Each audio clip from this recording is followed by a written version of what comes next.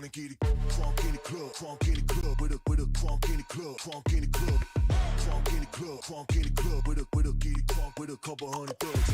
Crunk in the club, crunk in the club, with a crunk in the club, crunk in the club, crunk in the club, crunk in the club, with a get it crunk with a couple hundred thugs. Everybody round, everybody round, everybody round, everybody round here. Everybody round, everybody round here. Know we getting hype. Everybody round, everybody round, everybody round, everybody round, everybody round here. Know we getting hype.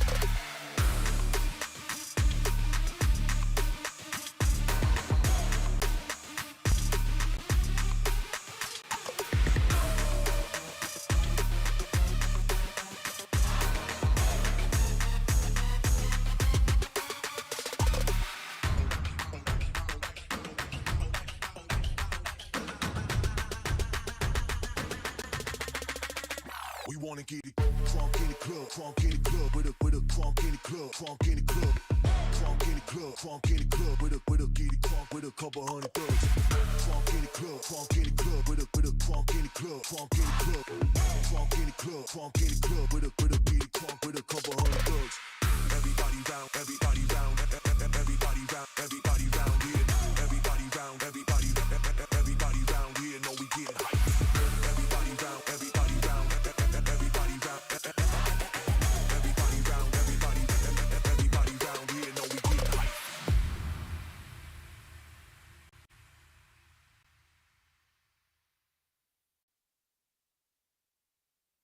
Get money.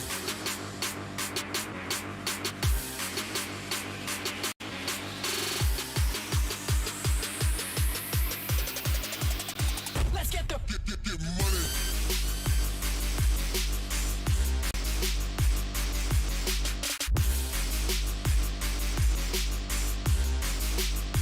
let's get the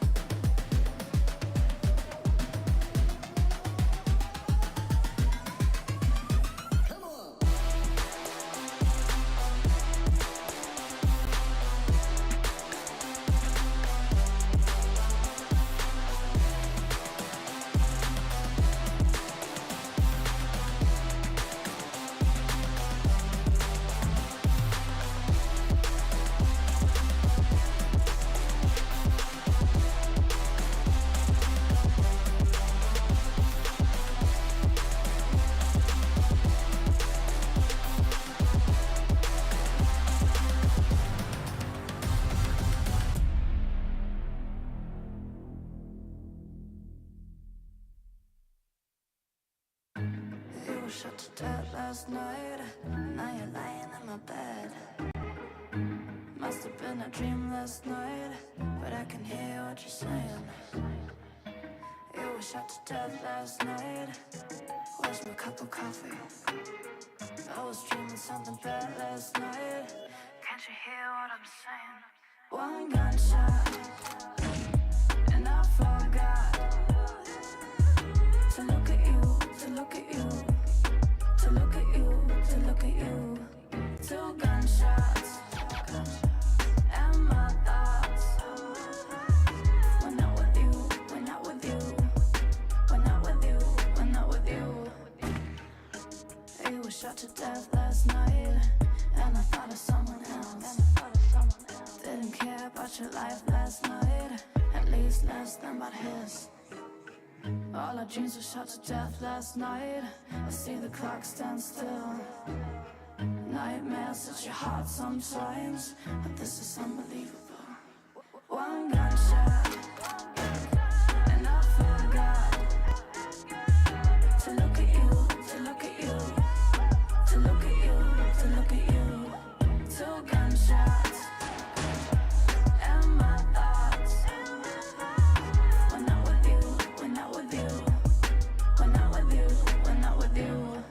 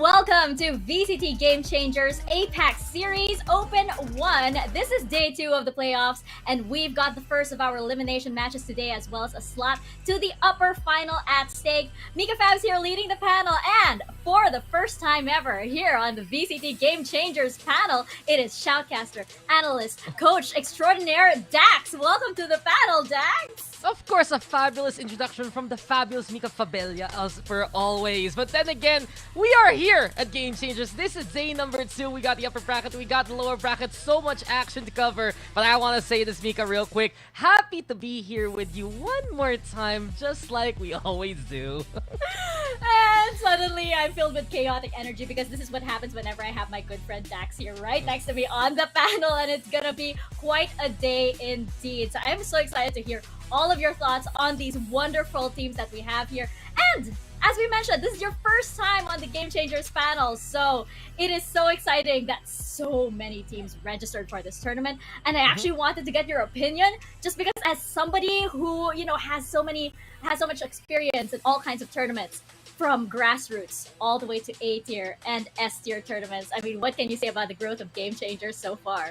Oh, you're making me blush here, Mika. Don't worry, I'll throw those compliments back at you, Miss International Talent. The thing is, though, we see it in the Game Changer scene, and especially here in the playoffs, there are a few squads that are absolutely notable, that are absolutely powerhouses, that have made waves even from last year and beyond. But there's some of these plucky upstarts that have said, okay, we can also compete. We can make it to the top 8. And while we did see in the upper bracket, everything settle in a way we mostly expected, it really just goes to show right now there is still a lot of fight right now, even in the lower bracket. And I'm looking especially like teams such as Global Esports as well as Capybara Gang to see that later on. Exactly. I mean, our upper bracket is spicy, our lower bracket is spicy as well. But before that, let's check out our tournament format right here. It is so exciting, Dax, that so many teams registered for this tournament. And we had over 70 teams for the Swiss stage, which is quite amazing indeed. And there's lots more for us to be excited about because this is just the first step in a whole year of Game Changers action. After Open 1, we have 2, we have 3, and we've got our last chance qualifier, and then all roads eventually lead to Elite and over the horizon, Game Changers champions, of course. And I think that, for all of these teams, there's just so much room to grow. They have this whole year. We've seen some exciting action just yesterday. Imagine that. And this is just a start for so many of these teams, Dax. Yeah, it's a big sample right now here in Open 1, start of the year, but when you move on, of course, to how the format works, keep an eye out on those dates between Open 1 and Open 2. Open 2 is all the way till June, and we're pretty much going to do the same old thing. See who's going to be the champion, there will be a leaderboard system, there will be points, and the top 6 teams on that leaderboard will qualify for Elite. But I believe, really, Mika, right now here in Open 1, it's such an open field. So many ways for these teams to say they can be that champion, but moving forward, consistency will be so important to crown who will be at the very top. Exactly. And that's why I'm so excited to see all of these teams. What are they going to look like at the end of this year? What is Capybara Gang, for example, going to look like at the end of this year? It's just, it's so incredible to watch, especially since we are on our second year. So there are so many teams from last year that are just developing so well. Of course, our prize pool over here, we have USD. I was so formal. Yeah, it's like you're telling us what kind. US dollars for each open, and we have $35,000 for our Elite. But more than that, it's a chance for these teams to get on that world stage. And I think that, again, building on what we had from last year, all of these teams, they're just growing so well. All these players are growing so well. We've discussed our favorites so far, actually. And Dax, since this is your first time on the panel here at VCT Game Changers, let's get your opinion on which teams are your favorites here. I mean, something might have changed from yesterday's matches.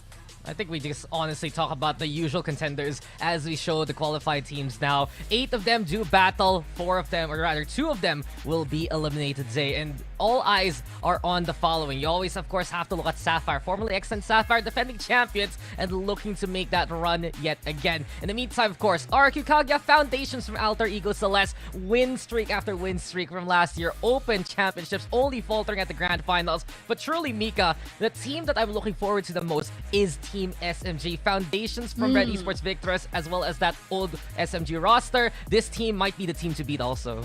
Yeah, I totally agree, especially since we're going to be seeing them a little bit later, by the way, Dax, so we'll save that for now. But they are looking like one of the powerhouses for sure in this tournament. I'm still hoping, by the way, for this potential. There's like a looming rematch over here between Sapphire and RRQ Kaguya. I love that it's just hovering over there, and we could get one of the best kind of like revenge match arcs here in APAC. Just imagine that if Sapphire and RRQ get to face off once again in Grand Finals. You can't be like this. Don't tell everyone the script. Don't tell everyone that was the whole spoilers plan all along. And another it? spoiler right now, some people are saying, especially on the power levels that we saw from yesterday, you see that matchup we mentioned a while ago, SMG versus Sapphire, that can be a potential preview of what the Grand Finals can look like if things go wayside for RRQ Kaguya. But of course, here for our matches here on this broadcast, we got a big Elite ready for action. Big Scythe versus Capybara Gang, and later on, it will be that matchup we've been hyping up, Team SMG versus Sapphire. But the first one there, Mika, that's an elimination match, so if you lose that, you are out of the running here at Open 1. Exactly. And, we'd be remiss not to talk about everybody's favorite Capybara Gang and, their admirable stand to RRQ Kaguya and RRQ's, well-oiled machinery during that, doing their best against them. I think that Big Scythe here, though, there's a little bit of a kind of like a hidden, of course, it's like irony because of their team name, but like it's a weapon hiding over there because their record in the Swiss stage is really, really, amazing. But talking about yesterday's matches, there's just no denying what a powerhouse Sapphire is, by the way. We've seen some of the fastest rounds, I think, on the Game Changer stage, thanks to this team. And unfortunately, Ghost Siren, well, they weren't really going as fast as they wanted. Yeah, it was more like stop for them, unfortunately. Only got 5 rounds throughout those 2 maps. And when you look at that game itself, Mika, it was just an absolute masterclass. It's that consistency that Sapphire was known for from last year. How they got better and better. How they beat that Alter Ego Celeste squad in the first place. And as you can see it here right now, there are big reasons why Sapphire was just so tried, tested, and maneuvered all throughout that year. Every single time they executed, it was just full-on chemistry, full-on synergy.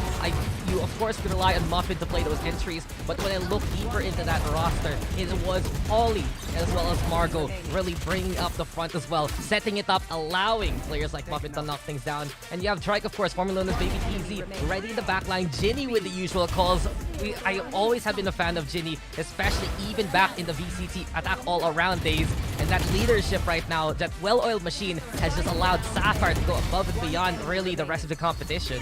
There are just so many fantastic moments from all of these players on Sapphire in that match. And I feel like, as I mentioned to Zach yesterday, I don't feel like they've even broken a sweat. This was just them, you know, just dotting the I's and crossing the T's.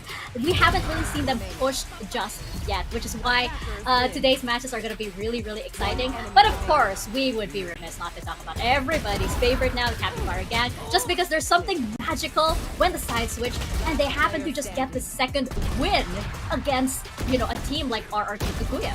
You want to talk about how the pressure can mount? You know, how things can get tested so early on. And if you expected this to happen to RRQ Kaguya, dropping the ball, unfortunately, on Fracture. They had that lead, but the adjustments there in the grit really Capybara gang, keeping them alive, moving Doso into the Pearl in that Ascent map. It was more of the same old form from RRQ Kaguya, but taking it to 3 maps, going the distance there for Capybara gang, it really proves that there is that level of competition. And I kind of have to ask that question right now to RRQ Kaguya. Are they still relying on the old foundations that they made them succeed last year? They've lost a member, they gained a new one, and it's still a strong roster, sure. But what do they need to do else to move forward and go above the rest of the teams in the upper bracket, especially?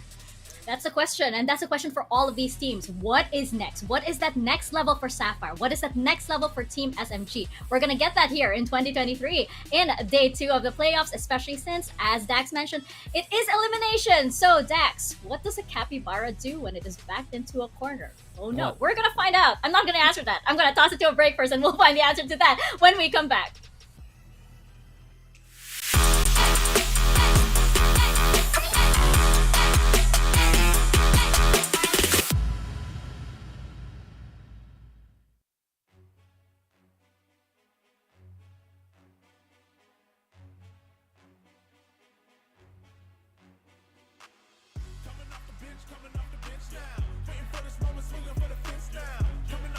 Coming off the bench now. Gotta get up, cause we're about to get down.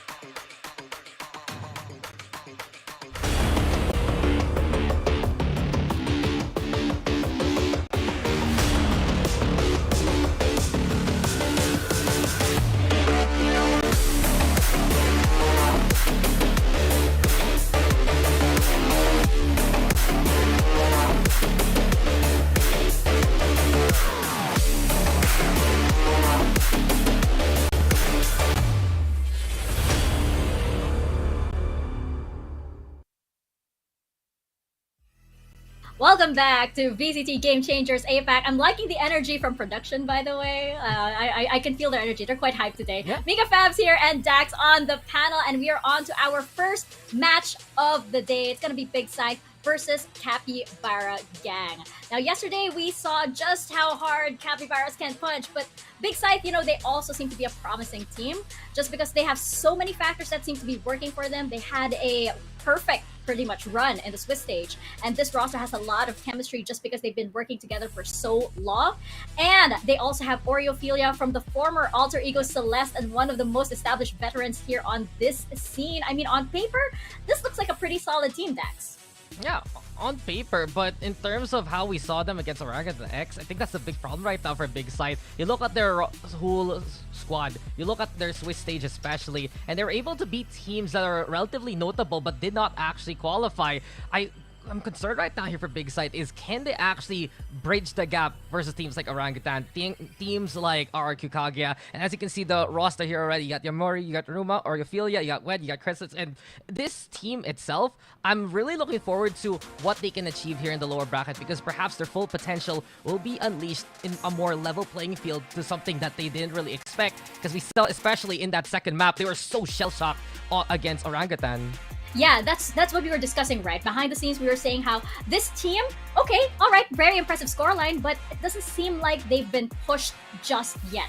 So now that they are up here on the first match for the lower brackets, the first elimination match that they have, definitely they're gonna be pushed to their limits. They're gonna have to dig deep. Whatever they've been practicing on in the Swiss stage, that all has to come out because they're up against Capybara Gang, everybody's new favorite team that stole the hearts of just everyone with just one fracture map. Other than taking such a good fight, by the way, to RRQ, they seem to have a knack for comebacks, and no matter how far down they are, they're just a team that keeps us believing.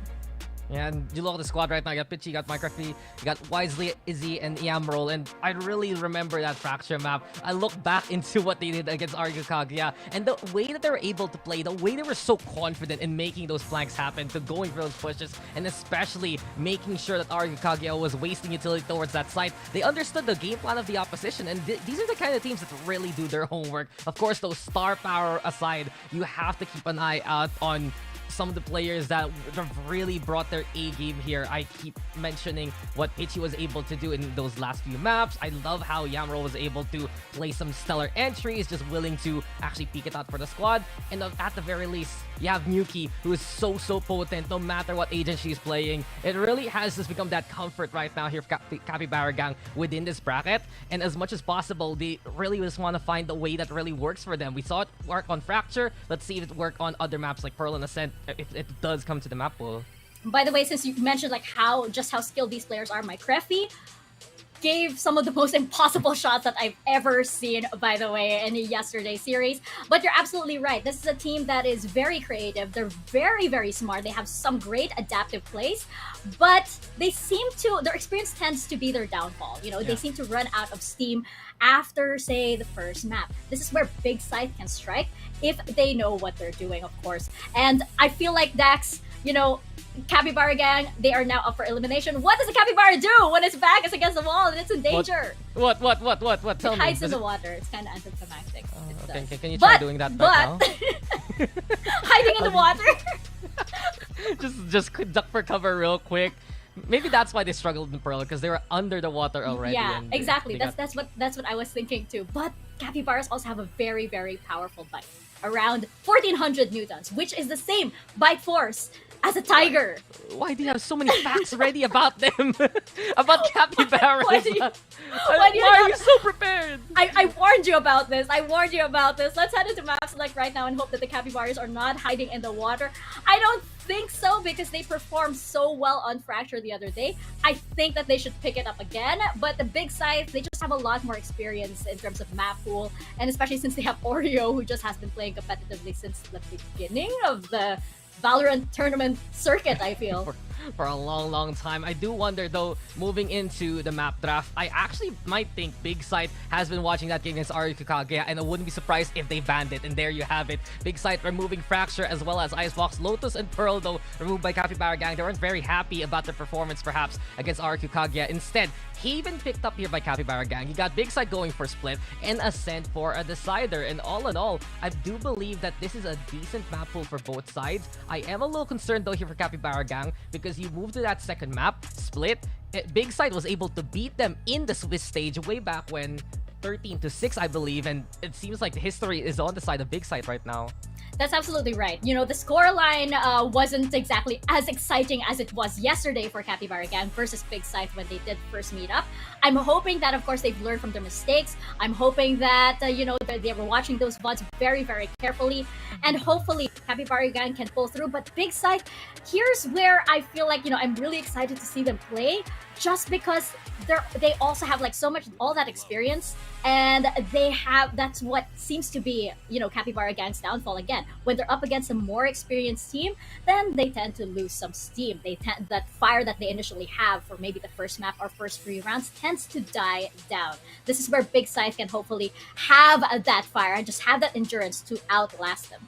It's a matter of the long run right now we're seeing here for Capybara Gang, and I do believe them picking up Haven first is a result also of not only their Swiss stage results, but what we saw against Orangutan X versus Big Scythe. It was a 13-1 scoreline. There was just no footing whatsoever here for Big Scythe, and if Capybara Gang can replicate the same success, just keep on going, keep gassing up Big Scythe as much as possible, then there's a big possibility for Cappy G to just go the distance and go into that second map still with that head full of steam. My biggest concern for Cappy G all in all here, Mika, is just their predictability. Later on, a team like RQ Kaguya was able to figure out the tendencies and what Cappy G wanted to do again and again, and they solved it, and there wasn't much behind that textbook after that. But against Big Scythe right now, who's also trying to prove that they're at that caliber, that they are at the level of teams like Sapphire, Orangutan, SMG, as well as RRQ, they need to do the same kind of system. They need to dismantle Cappy G bit by bit, force them to go back to their tendencies, or else, despite having that perfect run in the groups there, in the Swiss stage, Mika, it's not going to amount to much here in the open playoffs themselves. That's absolutely right. And for the side of Capybara Gang, I do want to... sorry, I have to point out the cat. It's very adorable in the back, hiding behind the curtain. But yes, on the side of Capybara Gang, I do want to point out that this is a team that showed a lot of potential creatively. They did, you know, tend to pick up on RQ's tendencies as well. They adapted very well to that on Fracture. But again, it's losing that steam. So here, as we jump into Asian Select, I am very, very curious to see Capybara Gang. They brought out the double duelist yesterday, so we know that that's something in their cards. I don't know if that's such a smart thing here on Haven, especially up against Big Scythe. So we're gonna see how well they do, especially since we have here pretty standard comp from the side of Big Scythe.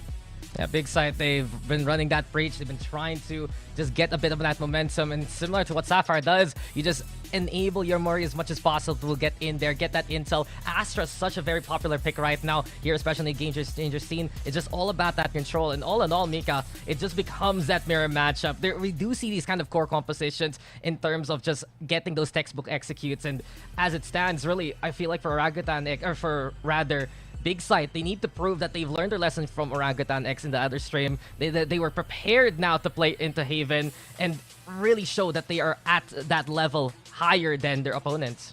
Well, let's see at what state we have our two teams for today. It's going to be Big Scythe versus Capybara Gang to start things off here at VCT Game Changers. Casters, over to you guys. Thank you so much, Mika and Daks. Beautiful work from you two, as always. And of course, Dax's cat making a little bit of a cameo. But now it's over to your casters for the day. I'm Zach, and with me here is the one and only gorgeous Ethereal Donut. And I think both of us, we are absolutely here to bring the hype for this particular match. Cappy G, as you know, I believe the casters were calling them yesterday. They've won all of our hearts, right, Donut? Yeah, definitely. I think their win against RQ Kaguya is something to watch out for. Despite Big Scythe winning 6-0 in the group stage, they couldn't stand against the team of OGT. Again, of course, OGT, they are synced, but with this newly formed team, Cappy G, right? They have so much more to offer. They have so much more to show us for today. That is the case, and you know the thing is, talking about map number 1, we are going to be starting off on Haven. The thing that interests me is the possible reason why perhaps this is going to be CapyG's pick. And like you mentioned, Orangutan, they were able to win super dominatingly 13-1. That's going to sting for Big Scythe on this particular map. And CapyG, well, so far the only time that they didn't pick it up, they were able to win it. So it's not only a map that they feel confident on, they also know for a fact that this is a map that Big Scythe looked super discomfited yesterday. Yeah, I mean, this is something that could be in favor of Big Scythe. They are familiar with this map, but it's all down to how they would use their agents. We have a mirror matchup, right, when it comes to the agent composition, but a Big Scythe, when it comes to utility, they did so well. When Tash Bunny and I casted the game, we were such in awe of how Ophelia uses the breach. This time, though, Capybara, CapyG, will they be able to at least counter all of those utilities that Big Scythe will throw at them? Remains to be seen. Right now, though, the Spike itself, along with the rest of the attackers, are looking to go in for this A site.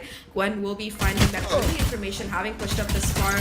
Is going to be trying to bait for Yamori here, but gets tagged up, and a lot of utilities being pushed in as well. Going for the aggressive peek. Unfortunately, it's going to be Yamro starting things off with that opener. Still going to be a player in the corner, though. Gets only one before being shut down by Peachy. The trade so far going in favor of Capybara gang with the player advantage. They seem to be advancing on this A side with the rotation from the defense. It's already coming. There's going to be a player towards short. Gets cleared out though. Peachy able to find that kill, and now it's all down to Ophelia. Gets three on the ground already, and it's just going to be a 1v2. The Killjoy versus the world here. 30 seconds left. Left to find.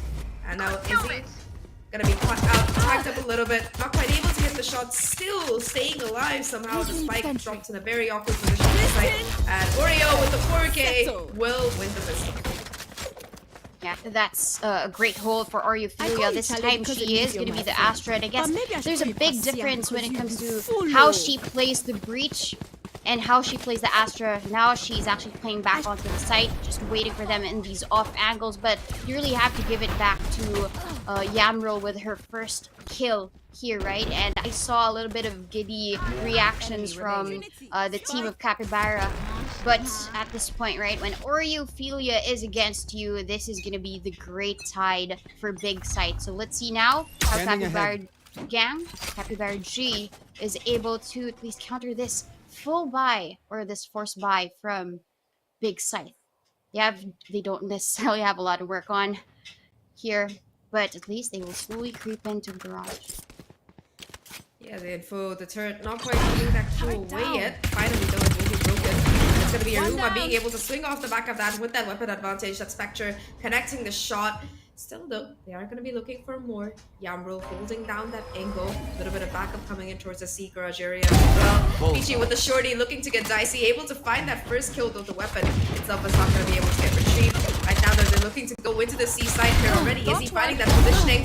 Aruma finding a second as well. Peachy with the shorty, though, still making work happen. It's all down to these last player here on the side as Aruma finds a kill. And Aruma with the 4K holding down that garage, switching over to C and finding these kills. That's going to be getting Big Scythe their second. They lose 2 players though, that's going to be 2 less Spectres that they have in this round. But that's still back-to-back 4Ks for the team of Big Scythe. Yesterday, how they performed against a fast team, right? When you talk about capricious, you mean speed. This time, if Capybara gang is going to be playing so slow, taking their time, I guess Big Scythe has a better response rate when it comes to that. At that point, right, they're grounded where their sight is, and that's what I admire about Big Scythe. When they play slow, they are going to be very deadly here as Yomori gets the first kill with this operator. I don't think CapyG were quite expecting that operator kind of materializing on this bonus, but Yamori invests, and off the back of that, like you mentioned, gets that first crucial pick. Suddenly, this bonus round looks very, very doable, especially if you're considering that there's already been C-long control taken as well. Oreo being able to retrieve that rifle might be the difference maker in this round. And now that CapyG know the operator is towards the C area of the map, they're going to be looking to rotate over towards this A side instead. Gwen already looking to go towards Heaven, holding down that line, considering that it was going to be Yamro, that duelist for the side of CapyG being shut down. No more being able to dash to site. When aware of the possibility that this A side is going to be where this hit is coming. However, no backup left, so it does look like Big, they're looking to play the C side, A side for a retake here. Cappy, they're looking to aggress now, pushing forward off the back of that breach flash. They have side control for free. Nobody gonna be really trying to contest it right now, as they should be able to get the spike down. But 30 seconds left. They are gonna be buying time with these shock darts as well, and now suddenly things are looking a little bit more dicey. Spike finally going down. Spike planted. But again, the operator has rotated and gets a second kill. Utility is the name of the game, and Capybara Gang, they get the kills, but Gwen takes one down, and that buy from Cappy G didn't really come into full fruition because of Yamori's operator. Who would have thought, right, during the bonus that you will buy up and you could afford that operator a big kill, especially for Iruma's swarm grenade as well. Those nano swarms can deal a lot of damage, and if you don't really care for where it's placed, then a lot of damage done as well by all of that shock bolts thrown at them. Good anticipation for where Capybara Gang will be planting the spike. I think at this point, Capybara Gang, they have to review how Big Scythe really plays these slow defense retakes, because if Capybara, they are not as good when it comes to the repositioning after the post plant, then Big Scythe, they really have the advantage. Information done through the shock bolts, a great stun as well, given there by Crescents. So Capybara Gang, I think at this point they can play back, but their guns really did not do so well. 2 kills for Capybara Gang, but Yamori with this operator as well. Yesterday, she was so deadly, and she gave a lot of kills using this operator. I think this is one thing that OGT wasn't able to counter just as good. But I think Go Ham by Capricious was the solution. So Capybara Gang, if they do play slow and steady, they're gonna get caught by this operator by Yamori. You know, I like those points that you brought up, especially when it comes to that operator. Like you mentioned, Orangutan, it seemed to give them a little bit of pause, even though they were able to win that 2-0 pretty convincingly, especially on map number 2. Map number 1, Yamori was able to do a lot of work. And right now, Cappy G, they just seem a little bit lost, especially considering that it's their map pick. Once they were losing that initial player, it just seemed to kind of fall apart from them. But however, you know, one of the points that Nika and Daks did bring up during that panel thing is that Cappy G, so far they've looked to be that team that really makes comebacks. Like if you look at the first half for them in all of their games yesterday, we had every single variation. We started off with a 10-2, then we had an 8-4, and then finally I think it was a 9-3. And all 3 games at the end of it, they were really close. And like we mentioned, they even managed to take away that first map from Kaguya, one of the favorite teams heading into this particular tournament. So they're the kind of team that seems to get going only when the going gets tough. Right now, their economy kind of in shambles. They are 2 away from that Rolling Thunder on Yuki. And talking about Yuki, I think that for this particular team, when you talk about experience, Yuki, Iznegi, or Izzy and Gambrel are that core that comes with like a lot of practice, a lot of experience in this game changer circuit. Yuki in particular, you know, like we mentioned, known for playing that duelist, was extremely impactful on that Reyna yesterday. But on this initiative role, there are days when she's just able to pop off. And I think that kind of performance is what's really going to be necessary from her and the rest of Capybara Gang to be able to kind of come back from this. Because 3-0, it's not that bad to be down, but they have to like reset their mental right now. Yeah, the mental is something that Big Scythe usually has intact, especially with the leadership of Ophelia, right?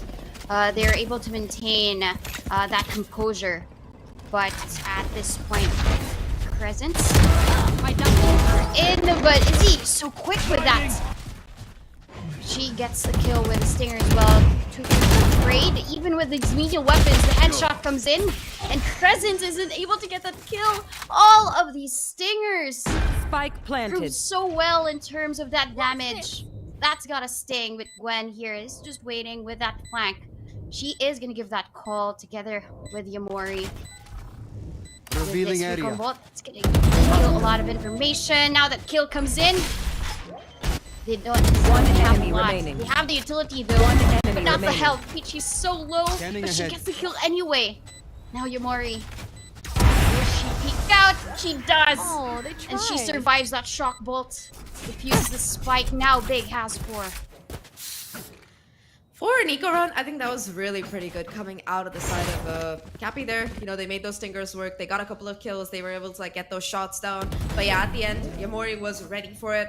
Being able to just hold that angle down, knowing that Gwen would have to push up and Pichu would have to push up and try to make sure that the spike was just not being stuck there. Really, really clever. And of course, that shot are not quite connecting, unfortunately. Now the Capybara gang, they're pretty close to a couple of ultimates. They have that Hunter's Fury online as well. 2 away from that lockdown. Bladestorm as well if Yamroll needs it for its spot. And of course, Nuki with that Rolling Thunder. Very, very close.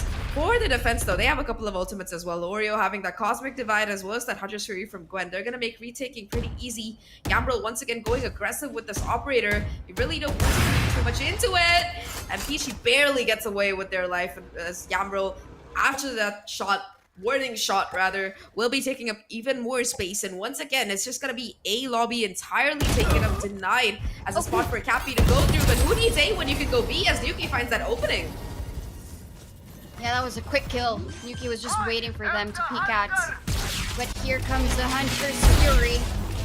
Oh my, he will be so furious because of that kill. The spike is exposed and Yamroll just wants to go back. We are going to be able to plant safe, but against 3, there is also a flank here by Yamori. Oops, my ult. There is a kill by Yamroll.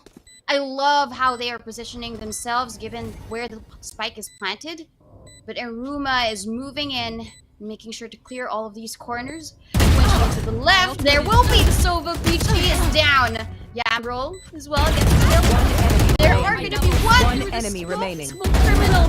Aruma with one to kill. Yuki actually takes them down, and Capybara, they rise from the waters. They're not afraid anymore. Yeah, Capybara, they finally found their footing. Of course, Yuki with that fantastic opener heading into this particular one. But more than that, I like how they took control of C-Link. There was that lurk coming in from Izzy out, of course, at the end of it. And Iruma wasn't aware of this positioning of this from Yuki. Didn't know that they had pushed the ball the way that Recon both spawning only that one player. It's just really, really nice fundamentals coming out of CapBG. Sure, they looked a little bit shaken up after they lost that bonus round, but off the confidence of almost converting that half buy that they had, they're looking pretty phenomenal right now. Once again, the economy in just a little bit of a rough spot, though. Even if Yamroll isn't going to be able to buy up a gun, she does have that Bladestorm to try and work with. 4 ults on the side of CapBG right now that they can really try to push this with. And if they can win this round, it's going to be definitely a kind of shift in the economy coming in, because already you can see Big Scythe being in that position, you know, having to decide whether they want to force up or not. So I think that if they can win a couple more, this round should be one that they can definitely convert off the back of just the economic and the ult advantage. But if they can keep that momentum going, if CapBG, we've proven that it's a team that can really like string these rounds together once they have that momentum slide in their favor. So they're probably looking to do that instead right now. Yeah, I really have to give it to Capybara, because even if Big Scythe has won 4 rounds straight with just 1 loss, right? Look at the economy. Only one is able to buy up the rifle. I think these rounds, even if Big Scythe are winning them, Capybara make sure that these are close. We get the kills. We didn't get the win, but at least we punished their economy. And I love that you mentioned the ult economy for Capybara gang. The question is, how will they use all of these ultimates, right? Because at least one of the things that you have to ask, should I use them all at the same time? Should we be able to at least create more of that staggered use and ensure that we have the Hunter's Fury for the post plan for the next round? But Yamroll here, instead of buying up a rifle, she's gonna stick with that stinger, and she was able to get 2 kills earlier on with the stinger, so that's why maybe this is her preferred. Well, it's her pseudo rifle, if I may. May call it that. If that Bladestorm runs out, definitely, I think we saw the kind of headshot she was hitting with the Stinger. I'm telling you, that gun, there's just something wrong with it. Every time I run into people, or even when I use it myself, it just seems to have this abnormally high headshot % rate. Like, I know that the headshot only does 67, but still, it's too creepy how I can just full running across the map, half the site.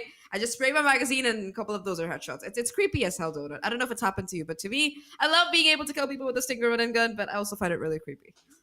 Yeah, cheapest SMG, by the way. But I think with how powerful, given the nerfs, I think it's still is overpowered, and that's the reason why during these save rounds, when you don't have enough to buy either a Spectre or a Bulldog, I'll just use the Stinger. Especially with how Yamroll plays, she goes ham within the site, ensuring that there is that element of surprise, get kills with the Stinger. And Big Scythe, I think, with how they play their defense, they usually hold these default angles. So maybe that's why Yamroll has a bit of information where they currently are, whether it's in the A site. But of course, with that recon bolt, it confirms everything. It's just that coast signal for Yamroll to get the kill dash in. Oreophilia's performance yesterday as the breach is something to actually talk about. Crescent's now is the breach for the team, but yesterday you could really see the full support for the team. Her utilities are on point. Every time she uses that fault line, stuns at least 2. And now that she's the Astra, she has more freedom to use all these stars, whether it is a gravity well, that smoke, and as well as the Nova Pulse. I guess she has more creativity as the Astra for the team. You know, Oreophilia, I really look up to her as a player because, you know, she was pretty much, even if she wasn't up there in the numbers for a Alter Ego last year, like, or even the year before that, like Canary and Ayumi have been, I felt like she was one of the more stable players, just being able to constantly set up the team, be there for those clutch rounds, and she comes with a lot of experience that she gained over her time with that particular roster. Unfortunately, towards the second half of last year, we didn't see much coming out of her because she was picked up by Orangutan as one of their players. We didn't see her playing too much because I think that Casper was stepping up, was able to get back from her sickness and stuff and play. And I think Oreophilia, after that gap, she seems to have come back in more than ever. I think her time on Alter Ego, she was purely that controller player. But on this particular team, she seems to have switched more to that flex role, like you mentioned, being able to just put up numbers on the breach. And Oreo, I feel like she's that support player that you always want on your team, just having your back, not only being able to use your utility for the rest of the team, but also just frag out and clutch when you need it. I think that she is one of those players that is that backup plan, always there in your back pocket to pull out on a rough time. And I really like that she's able to continue doing that role on Big Side. Gwen as well, I feel like these two are, especially Gwen, I feel like she's one of the more underrated players, part of like the Enigma Galaxy roster last year. Didn't really see her get too much time again because she was kind of in that 6-person role. Though towards the end, I think we did see her being able to get some playtime and kind of show why she's that person that you want. But for Cappy G, they don't, apart from Yuki and Izdeki, the rest of the team, it does seem to be a little bit less experienced. However, they're more than making up for it when it comes to enthusiasm. And now, as we head into this round, it is going to be a little, like we talked about, a bit of a broken buy coming in right now for the side of Big Side. Despite them having the lead, a relatively quick execute, looking to be coming towards the C side here. Oreo on the Astro will be looking to put it down. The attacker lockdown being invested as well in this corner. Yamro trying to find some space off the back of it though. It's in fact gonna be Yamori towards mid, finding that kill into his Neki. Huge kill with this flank coming in. And it seems like Capybara, while they've taken C-side, they're gonna be starting off with a little bit of a disadvantage when it comes to the numbers. Yeah, that lockdown gave them the space that they needed. But I think that was just unfortunate that Izu was caught up by that Vandal. It was initially Yamroll that they were aiming at. Just unfortunate for that kill. Yamroll here, she is still alive and she is stunned. Great fault line to try and slow them down. Even with an aftershock, moves them away, but Mikafabs gets a kill. Nuki! One enemy remains. She is just holding that Hunter's Fury. If there is a wall right, Yamroll is gonna push out and get the kill. Oreophilia is down and Capybara gang, they find their redemption after 4 rounds. Yeah, they seem to finally be back in the thick of things here. But, you know, Donut, about that particular round, what would you say was the best play coming out of these players from Cappy? Like, your favorite moment from that round? I think it's all about how they would respond to the utilities of Big Scythe. With how they use the aftershock, they already had an inkling where they could be. So using that and pushing forward the smoke. I mean, you don't usually do that, right? You hide behind the smoke. Ensure that you just wait for them to push out when you fake out a defuse, but that wasn't the case. Capybara gang They knew that there might be a push out for Big Scythe, and they just punished them anyway. Thank you for that quick breakdown. Breakdown though, it is going to be an assault onto this B side here. Yammer already being able to catch Gwen, who just ventures a little bit too far for comfort, finding that first pick and opening up the site for business. The retake setup is already on. Yammer though, still on fire, able to find that first kill. Yammer finally trading up, but it might be a little bit too late, as it is going to be the number of times going for these players from the side of Capybara. Unfortunately, the spike is going to be dropped to no man's land. Oreophilia being able to finding all the kills. In fact, it's going to be Yamori and Oreophilia, despite that initial advantage of numbers going to Cappy. The spike is not with them as they try to go for that A side, and Oreo just holds it down. Huge round coming out of Big Side there. For a second, it looked really dicey for them, but the moment that spike went down, it was just free.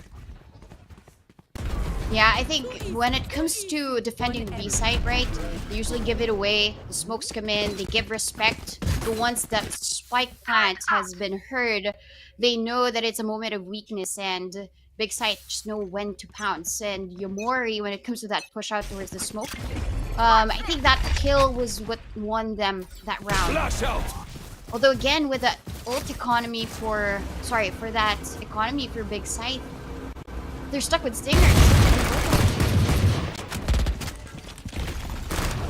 Unfortunately, not much for them to work with, though we have seen them get very close to being able to convert these 15 rounds. Gamble looking to push in, but Oreo will find that timing, holding down the side, being that anchor, finding so many frags here, and Oreo are looking to clean things up. Yamori will get that last kill. A stinger is all that she needs to be able to get it. And again, I like the spy coming out of both of these chests. That stinger kind of Blaze Storm combo, because at range, the Blaze Storm can really net you those kills. But you know, if you're up in someone's faces, there's nothing better than a stinger. And like Yamro kind of exemplified that in this particular round when she went in.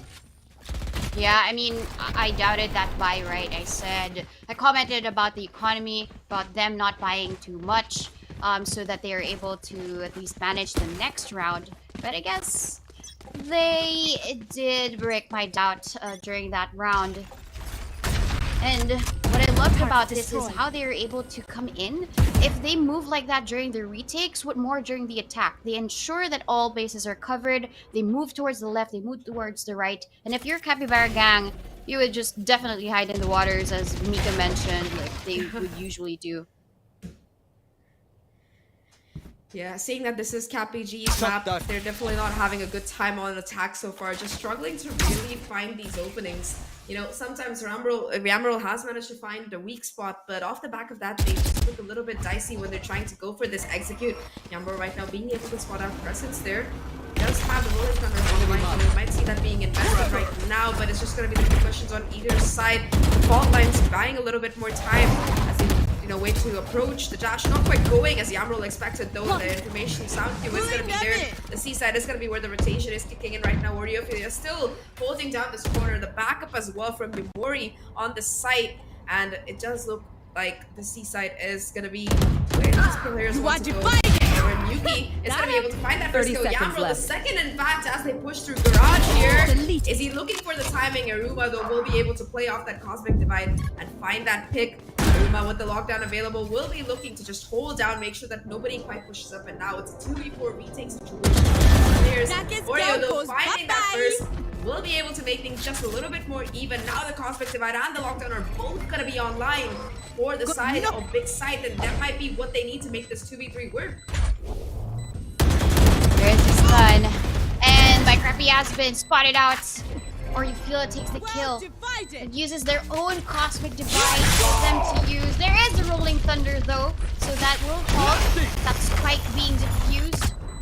Even that Aftershock to guarantee this win, and time is ticking, the pressure is on, but Peachy rises to the occasion for Capybara gang. I love that play. They did not fear them at all. They pushed forward the Cosmic Divide. And it was just all about the timing. Them using their utilities one by one for them to get and to protect that spike.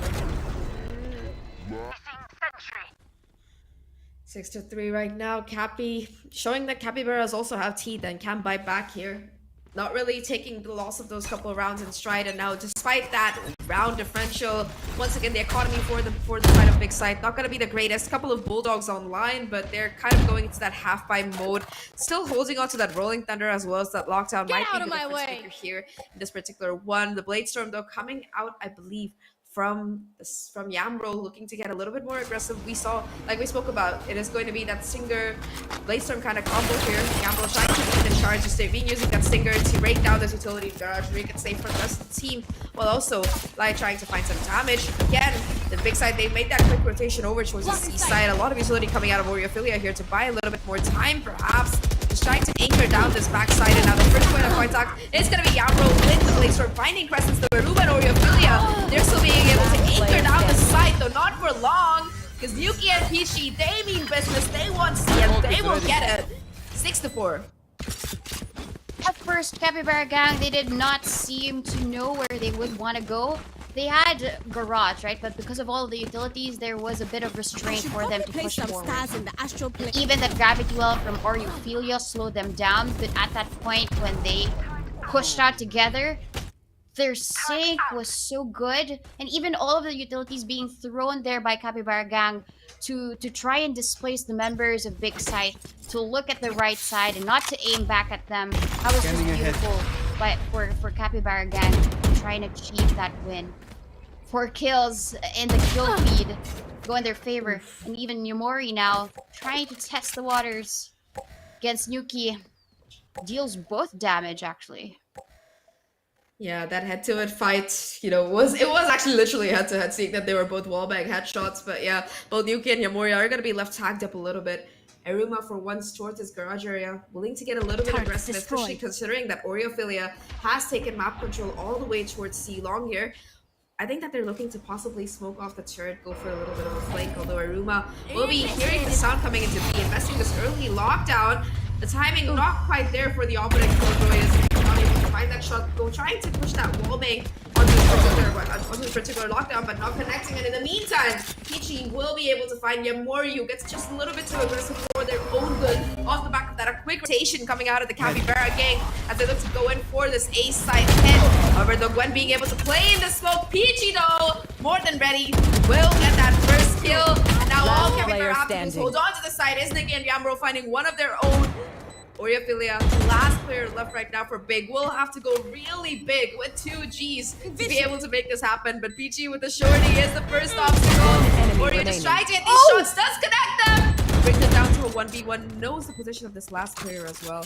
It's gonna be Astra versus Astra, although McCreepy has pushed out towards the other side. Oreo unfortunately not ready for it. Almost the 1v4 for Oreo, but Big, they will lose the round at the end. For me, that was Oriophilia's W. I mean, 1 versus 4. You would really doubt if you would win that situation, but not for Oriophilia. The first headshot was just stellar, but that lineup as well.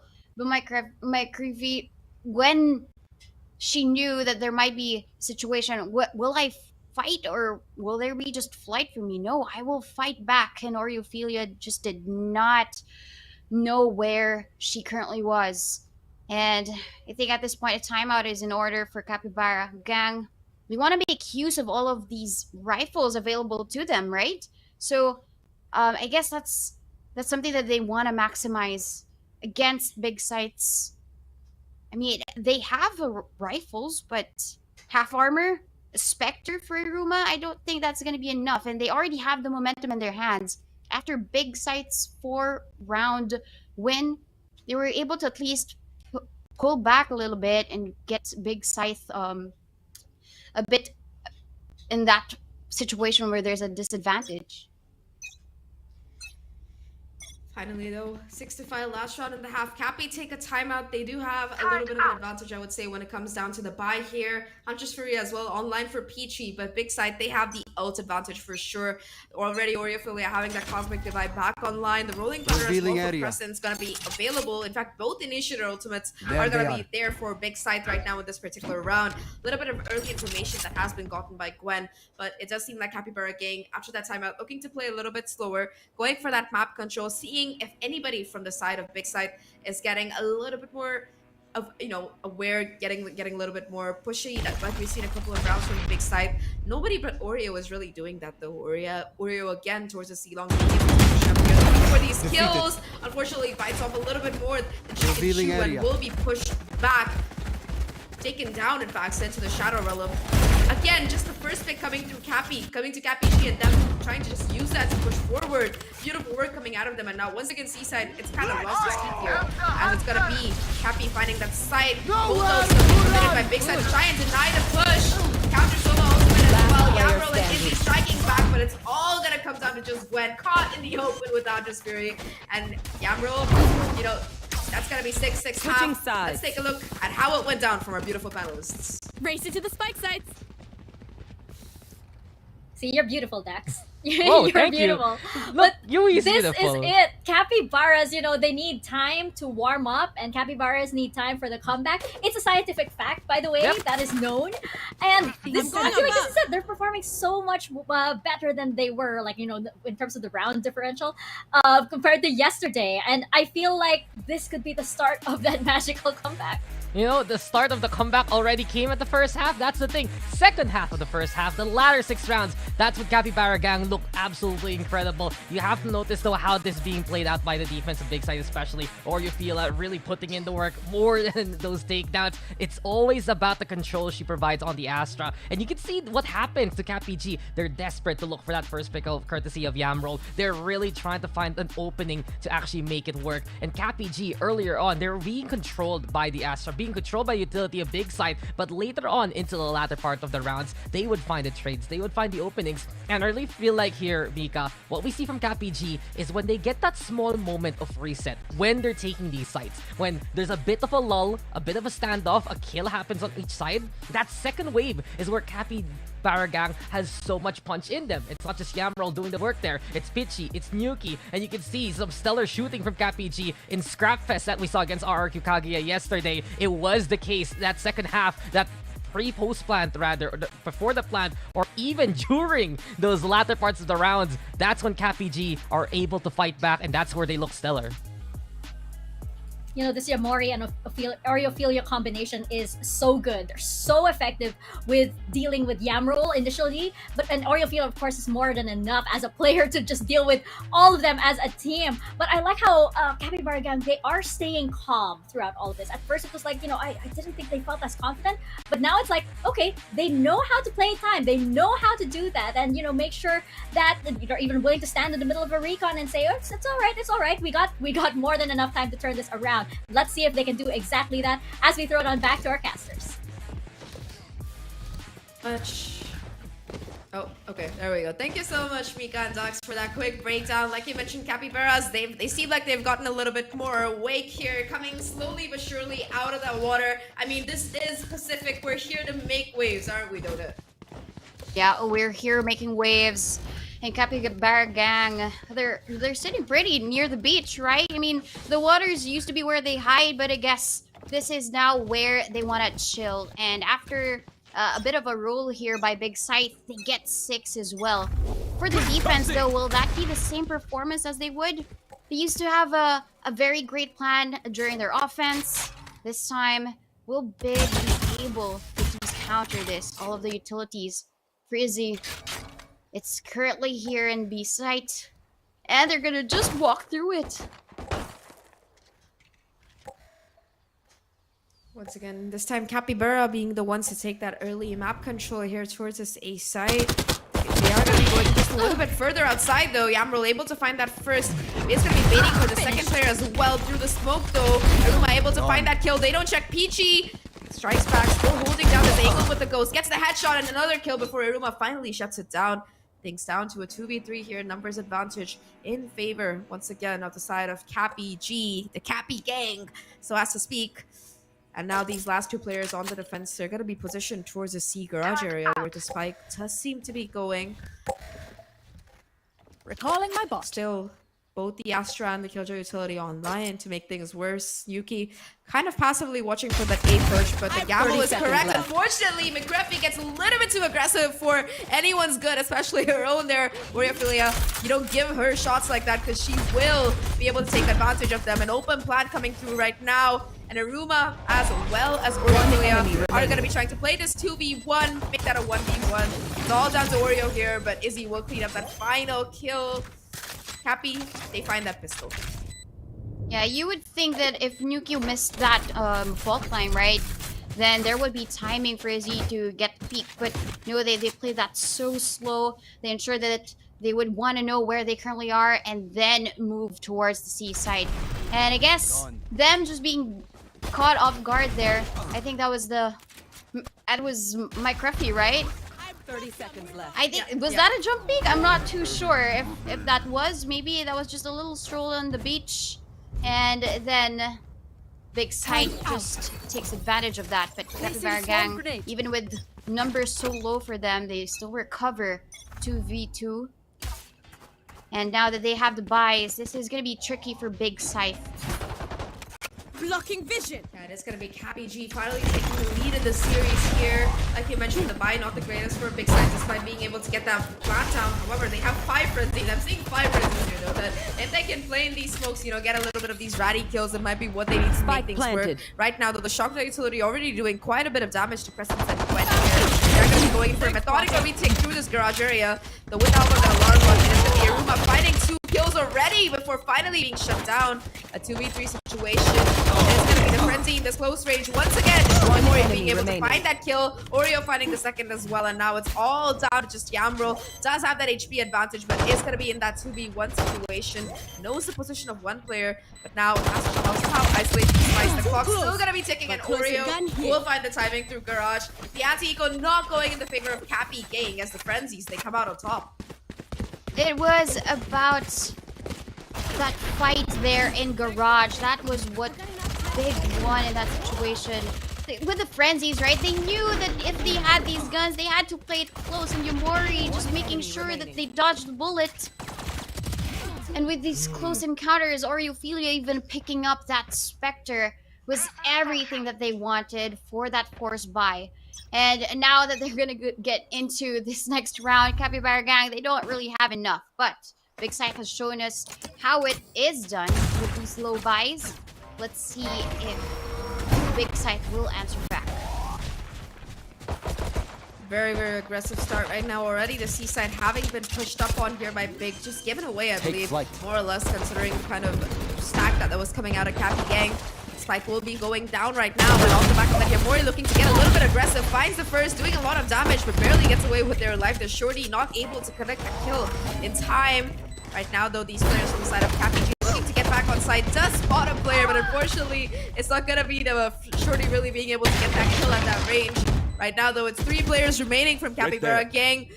Right now, the guns they hold not in their favor. Looking for a possible lurk kind of play that they've seen come out before from the likes of Aruma and Oreophilia. Doing some damage, getting that first kill.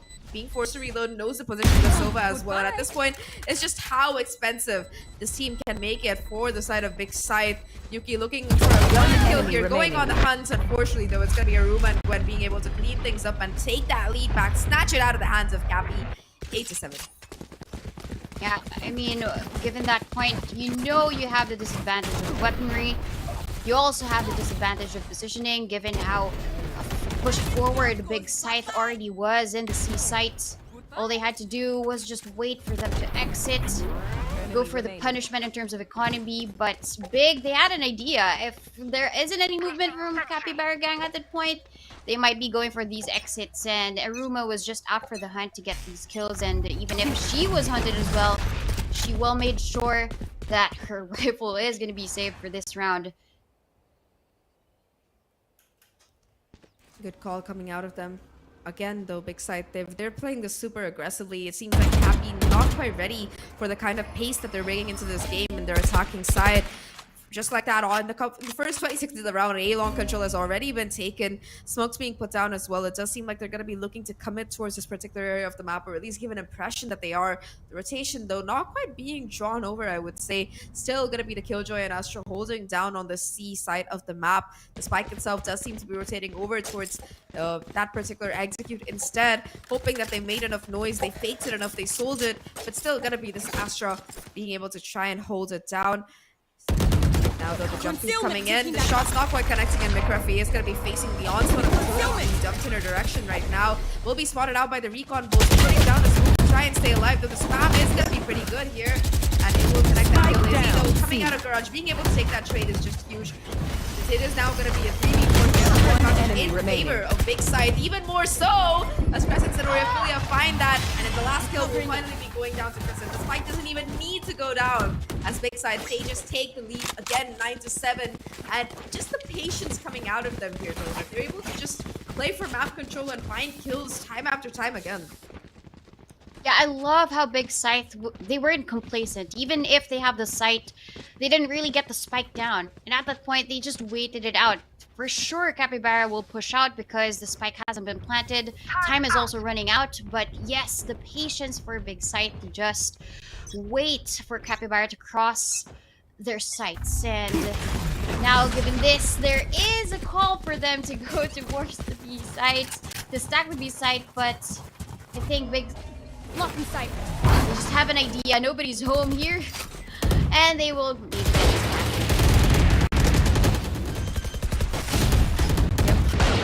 Spike planted. Nothing, no damage really being done, though. The same cannot be said, unfortunately, for Cappy gang. They went right through that smoke spray. It's going to be Crescent's finding her counterpart.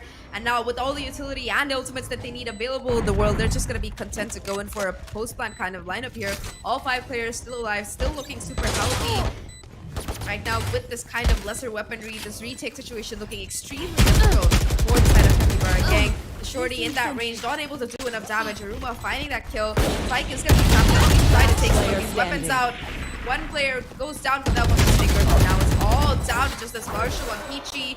Gwen more than ready for the push, and it is going to be big getting to double digits here. Looking like they're only 3 rounds away from stealing CapPG's map pick from under their feet. Yeah, Big Scythe, they know how to play it. They know that the economy was very, very low for Capybara. And that's the reason why they played back. They want to hear if ever there is going to be that diffuse, and then, only then will they push forward. They had a play of utility, but they didn't even use any of their ultimates. They relied on these duels. In Capybara gang, now they have 3 ultimates online. Now, the biggest question is, how will they use that Cosmic Divide? Will they use it early, or will they use it for the retake? Peachy's Hunter's Fury, we have seen a lot of kills using the Hunter's Fury for Gwen, but not for Capybara gang. And now that they have that variety of ultimates, now we want to see how they will respond. And I think that's the reason why they want to have a timeout, right?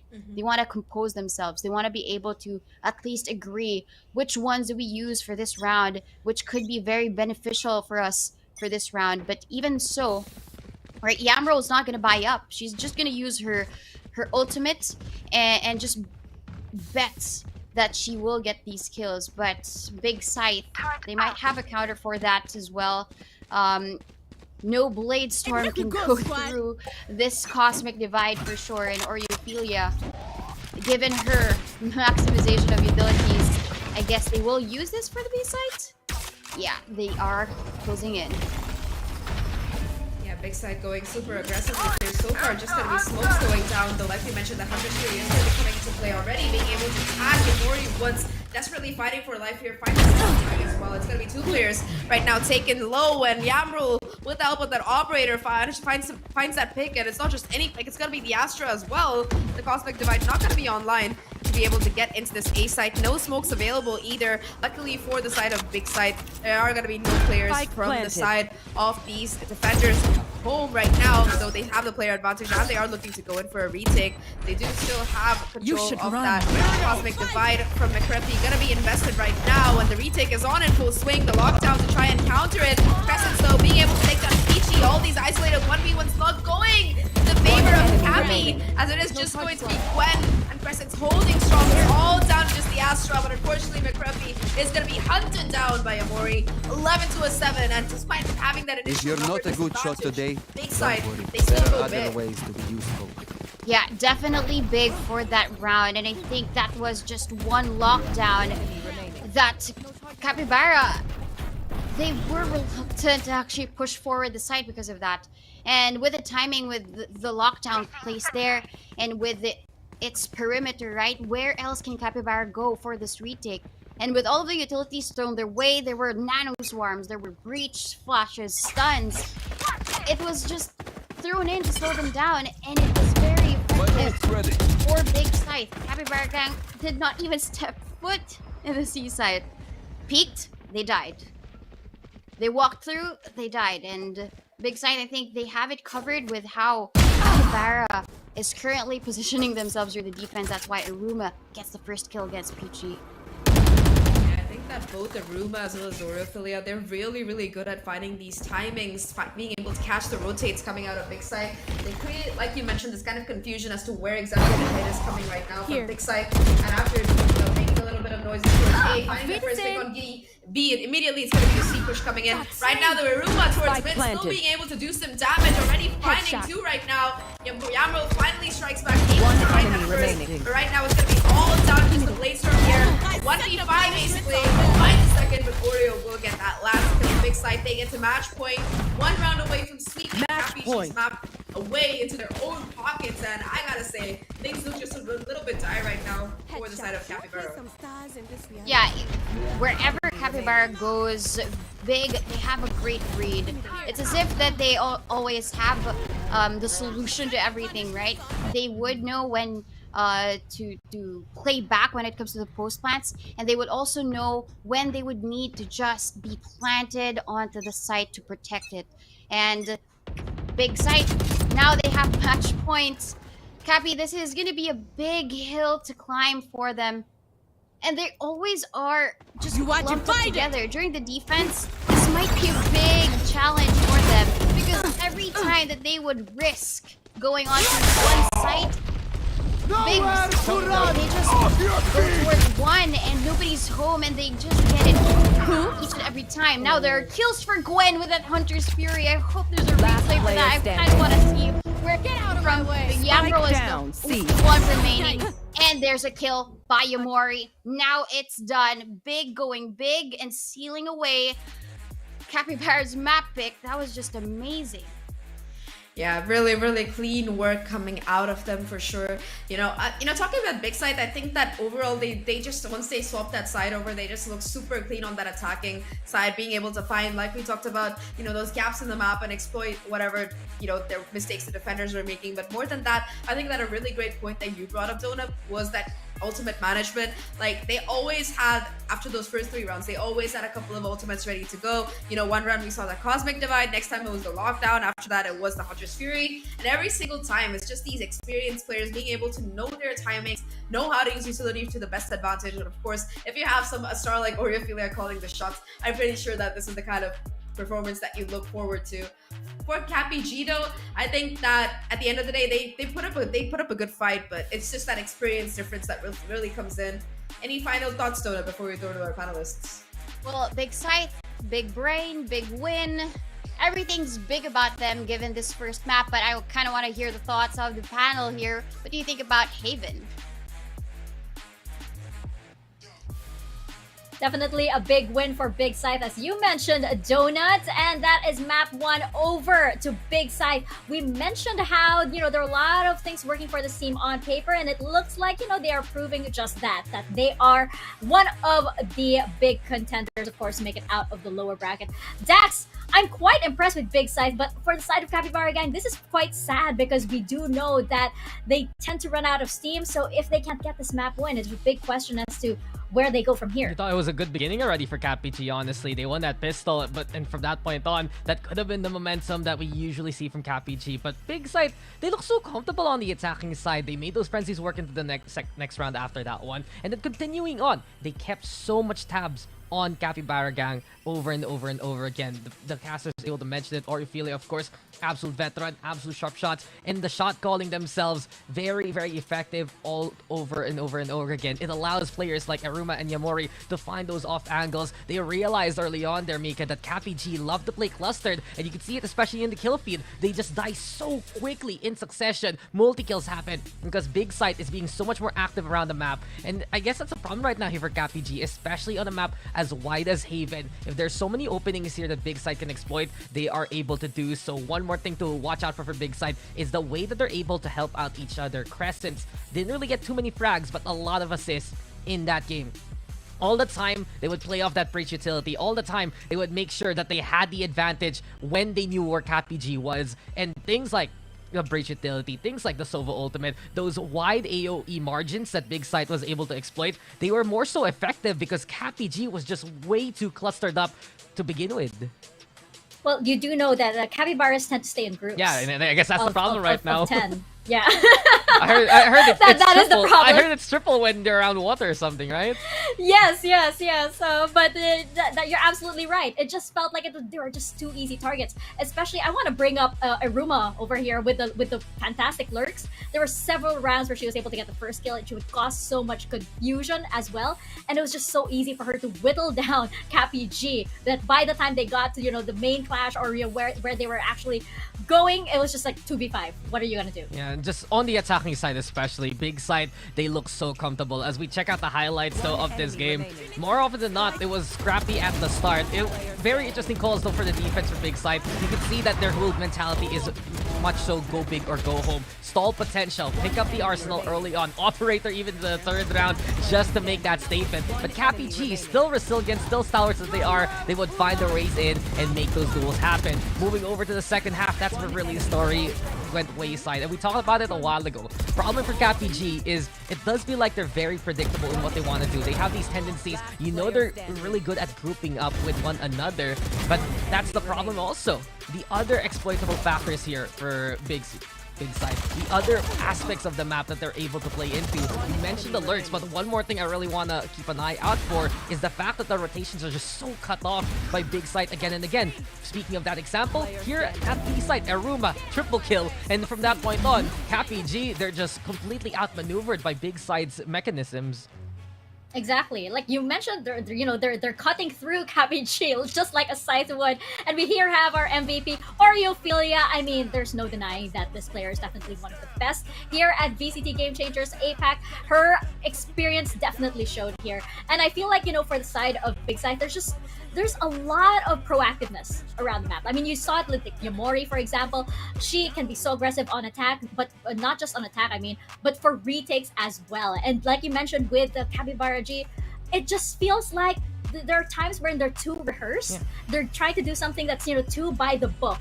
And then when it goes awry, or when it goes, when Big Scythe does something a little unpredictable, they're caught, they're caught unaware and they don't know what exactly to do. So we're gonna find out what exactly they will do on Split. We're gonna find out what their game plan is, because of course we do know that the spirit is willing for this Capybara gang, this Capybara squad over here. But Big Scythe, they are looking very, very sharp indeed. So we're gonna see right after this quick break. We head into map number 2. That's gonna be Split.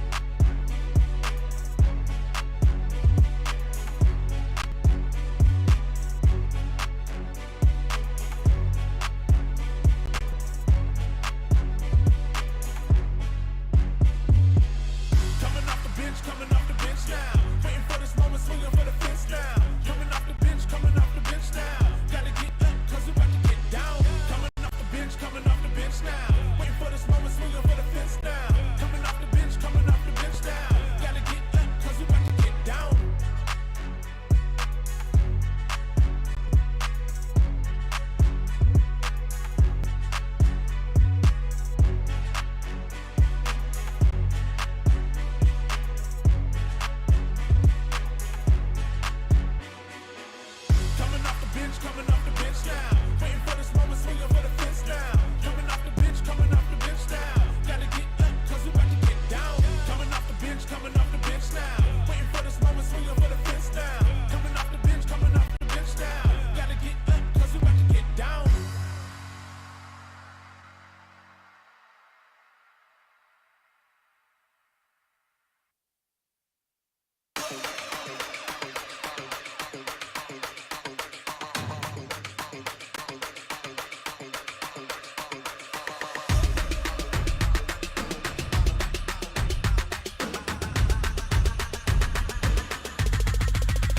We wanna get it crunk in the club, crunk in the club, with a crunk in the club, crunk in the club, crunk in the club, crunk in the club, with a get it crunk with a couple hundred thugs. Crunk in the club, crunk in the club, with a crunk in the club, crunk in the club, crunk in the club, crunk in the club, with a get it crunk with a couple hundred thugs. Everybody round, everybody round, everybody round, everybody round here. Everybody round, everybody round here. Know we getting hype. Everybody round, everybody round, everybody round, everybody round, everybody round here. Know we getting hype.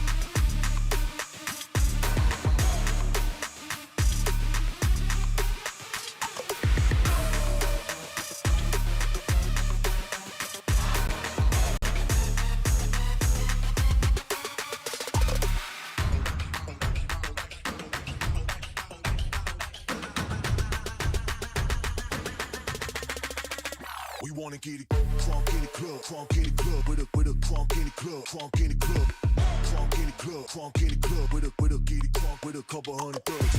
Crunk in the club, crunk in the club, with a crunk in the club, crunk in the club, crunk in the club, crunk in the club, with a get it crunk with a couple hundred thugs. Everybody round, everybody round, everybody round, everybody round here. Everybody round, everybody round here. Know we getting hype. Everybody round, everybody round, everybody round, everybody round, everybody round here. Know we getting hype.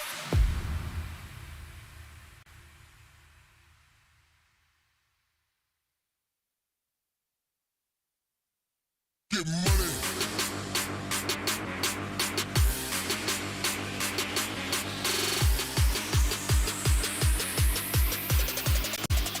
Let's get money.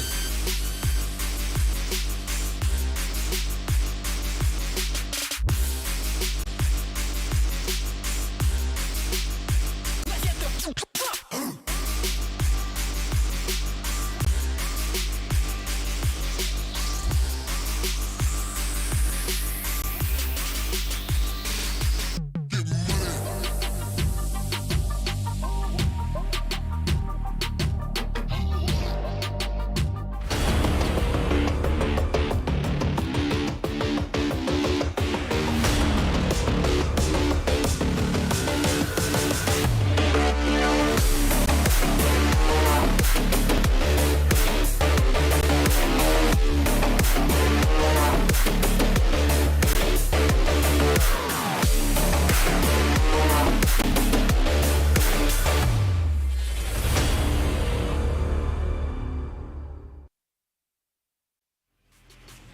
Welcome back to VCT Game Changers APAC. You're with Mikafabs, myself, and Daks, and Yui, right? Yeah, on the panel. he's there. Yes, He's- this is a three-person desk over here. He's a sleepy boy.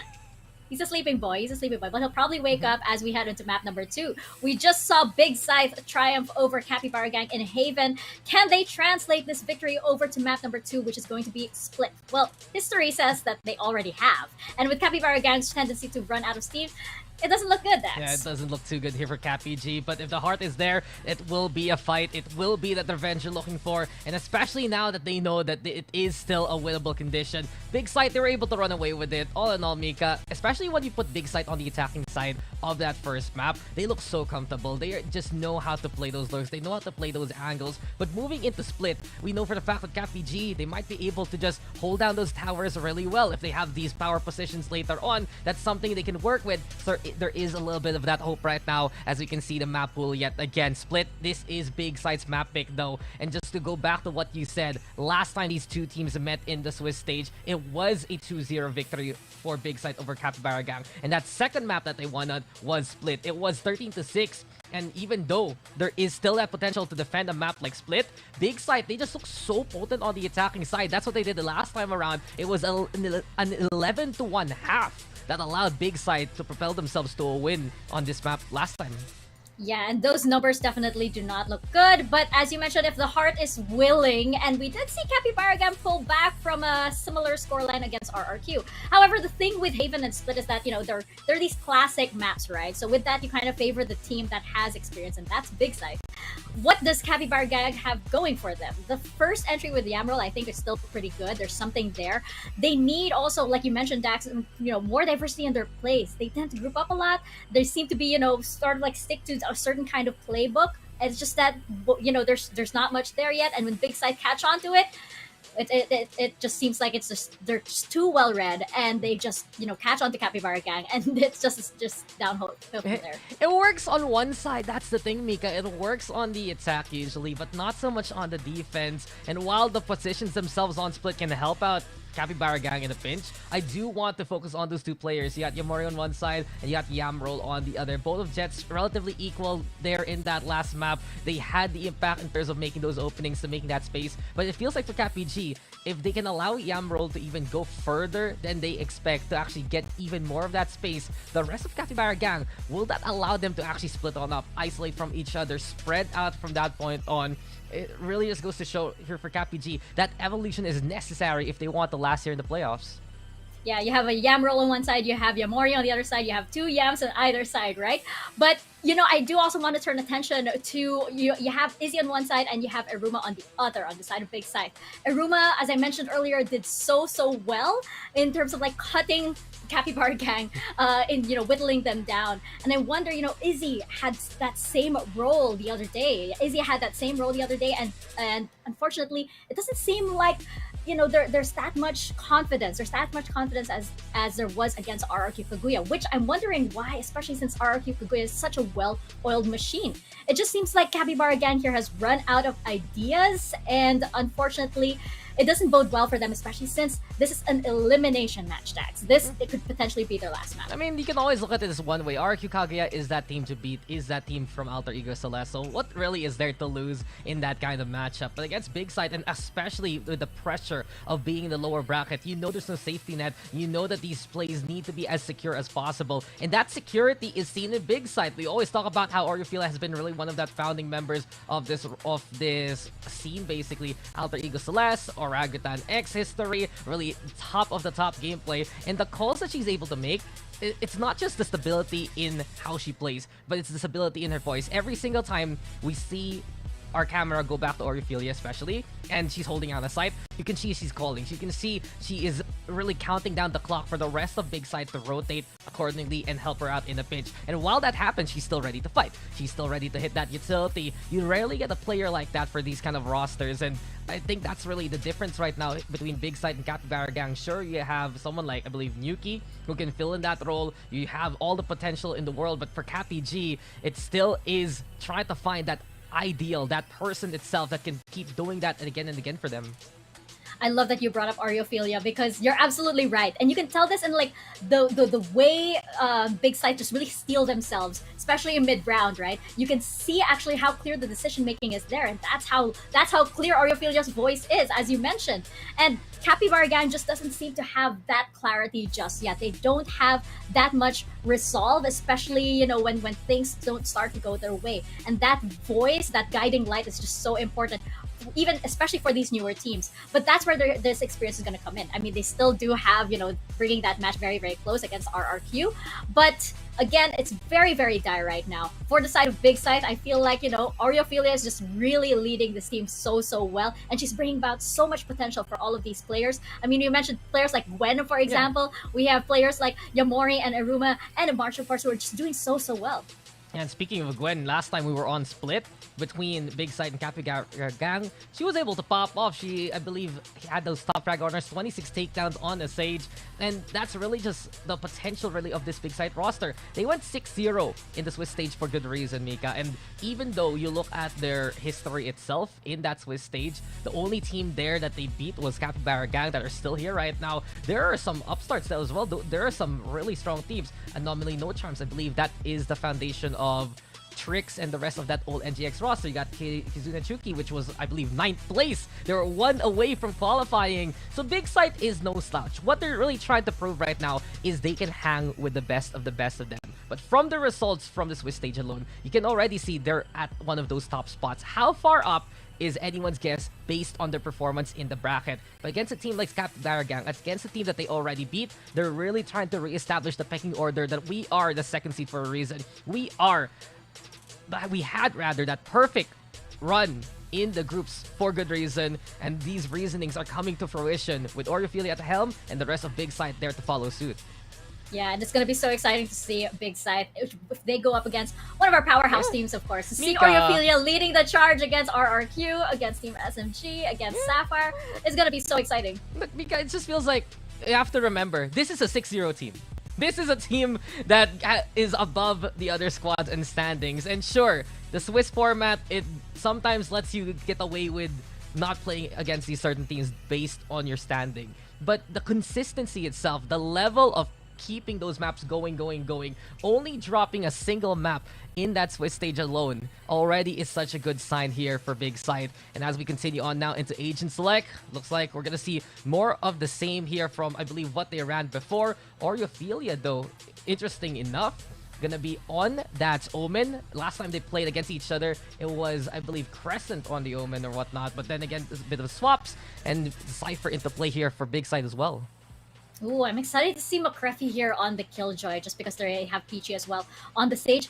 I really love the way Makrefi plays. It doesn't seem like, she had a bit of a good day, a bit earlier. Perhaps she can shake that off and come back, because, what she did in their previous match against RRQ was definitely so exciting. So Makrefi, hope you can pull that out of you, especially you're on my favorite agent at the moment. But of course, we're gonna see exactly if Capybara again can do the ultimate comeback indeed, as they inch closer and closer to elimination with a Big Scythe right at their necks. Let's head into Split. Casters, over to you guys. Thank you so much, Mika and Daks, for those wonderful facts, especially the fact that, Split was the last time that these two teams faced off. My name is Zahk, and with me here is the gorgeous Doden, and we're going to be bringing you the cast for this particular game as we head over to map number 2, which is Split. Now, I was going through the stats as well, Doden, and if you look at how this went the last time around, I think for the side of Big Scythe, the two powerhouse players, so as to speak, were Gwen and Oreophilia. Oreo in particular, like we talked about, great utility usage, phenomenal performance, but Gwen on that stage, she had stuff on lockdown, man. Yeah, I mean, when it came down to a Haven, right, we saw Gwen get 2 with the Hunter's Fury. It just really goes to show that she knows when to throw in her utilities, and now with Split here, for sure everybody else missed Split. We didn't really get to play Split last year. Now it's back. It's been one of the few maps that a lot of teams actually prefer. And given their experience in terms of countering Capybara gang, for sure Big Scythe will have a lot of advantage, given that they already know how Capybara gang plays. And right, they got a 6-0. Capybara gang, they lost that map for a reason, only because of what you mentioned, Oreophilia, and as well as Gwen. Is it the same composition that they played during the last match? I think so. It's pretty much going to be the same. Yeah, it is the same. It is the same. Both sides, it's the same. Yeah. So for sure, they will show us what they've got. Yumori as the Raze, but Yamril as well. Very effective agents when it comes to this map. So let's see how it goes. It looks like it's A. Yeah, really aggressive push. In fact, they're going to be trying to contest and take this A heaven area first. Already having taken it down right now. They're going to be putting down the wall to cross over the full surrounding of McCurfy on the side. Has to try somehow anchor it down, but unfortunately, we'll be able to get one before Irma shuts that down. At least that spike being dropped is going to give away some positioning. The wall finally broken, and it's going to be the quick retake attempts coming in. Peachy on the zipline, able to find some immense value there. With the frenzy though, it is going to be Crescent's looking for another, but Yuki more than ready for it. Suddenly it's going to be a 3v4 situation. When pushing out the Cyber Cage, trying to find the timings. Really able to connect one though as the reload kicks in at the worst time possible. And it is going to be Capybara King starting things off with that pistol. Yeah, that wall at first really gave them a lot of space. It seemed as if that McCurfy was working in an island with nobody else to help her out. But I guess that wall also was a disadvantage to them because they were now in isolation. While Capybara Gang, they all rotated towards the A site. They had a sense of comfort because of that wall. But they did not know that with Nuki as the sky, they would be able to get that information using that guiding light. And at that point, Gwen was just doing everything else on her own. I mean, against Izzy, right? She was already low. Didn't even get the kill and... I mean, the double kill at the point. So, now that they're gonna be going into mid, it's gonna be slowed down. No use of that Prowler at this point, but let's see. The wall is gonna be so hard to counter given they're using pistols. Here. Yeah, had to go through quite a few magazines there before they finally find an opening in it. Still though, off the back of that, they're looking to go into this B heaven. The jump peak spot from Yambro will be doing a lot of damage with the help of Big Shells. In fact, even connecting a kill. And off the back of that, Yambro is just farming up these eco frags. Knows the position of Oreophilia as well as the second grenade available. Yambro on track for the ace. Are we going to be seeing the first one of today? Is going to be the question. Aruma, the last player left right now, trying to clear a moment smoke, possibly find a kill. Does in fact connect, but Izzy will find that trade. The ace unfortunately denied for Yambro there, but still a really nice second round coming out of Capybara off the back of that raid utility towards the mid. Wow. Just as we expected, right? But what we really have to take note of is what you said, the utility usage for Yamrul. After the kill with the paint shells, a follow through with that boom bot, making sure that they clear all of the corners. Once confirmed, they get the kills. Ize is down, and it all was just... Sorry, it was the other way around. It was actually just Gwen getting all of these kills. Getting killed, I mean, at the very last second. This time, though, they're gonna be going B. Yamori tries to give her own utility. It's gonna be the players still fighting for the site, though. Crescent's finding two. Shut down. Peachy will be able to find 3 before finally being shut down. A 3v3 situation as the spike will go down. They got a 3v1, sorry. McCurfy, the only one left to frenzy in hand. Coming back. 2 players left to find. Oreophilia will be top back up off the back of the heal, and now these 2 remaining players from Big, they're just going to be playing towards his back side here. I think that McCurfy at least will be able to pick up a weapon upgrade. But right now, being able to isolate these fights is looking very rough. The spike not exactly planted for them, but they can double peek off the back of the tap coming out. Capybara, McCurfy trying to make this work. Will be swinging that corner, but the battalion is ready, and the firing squad fires. It will be Big finding their first round, but Donut, it was so expensive. They lose 3 guns. Yeah, first they were able to take a hold of the site, but it got lost immediately.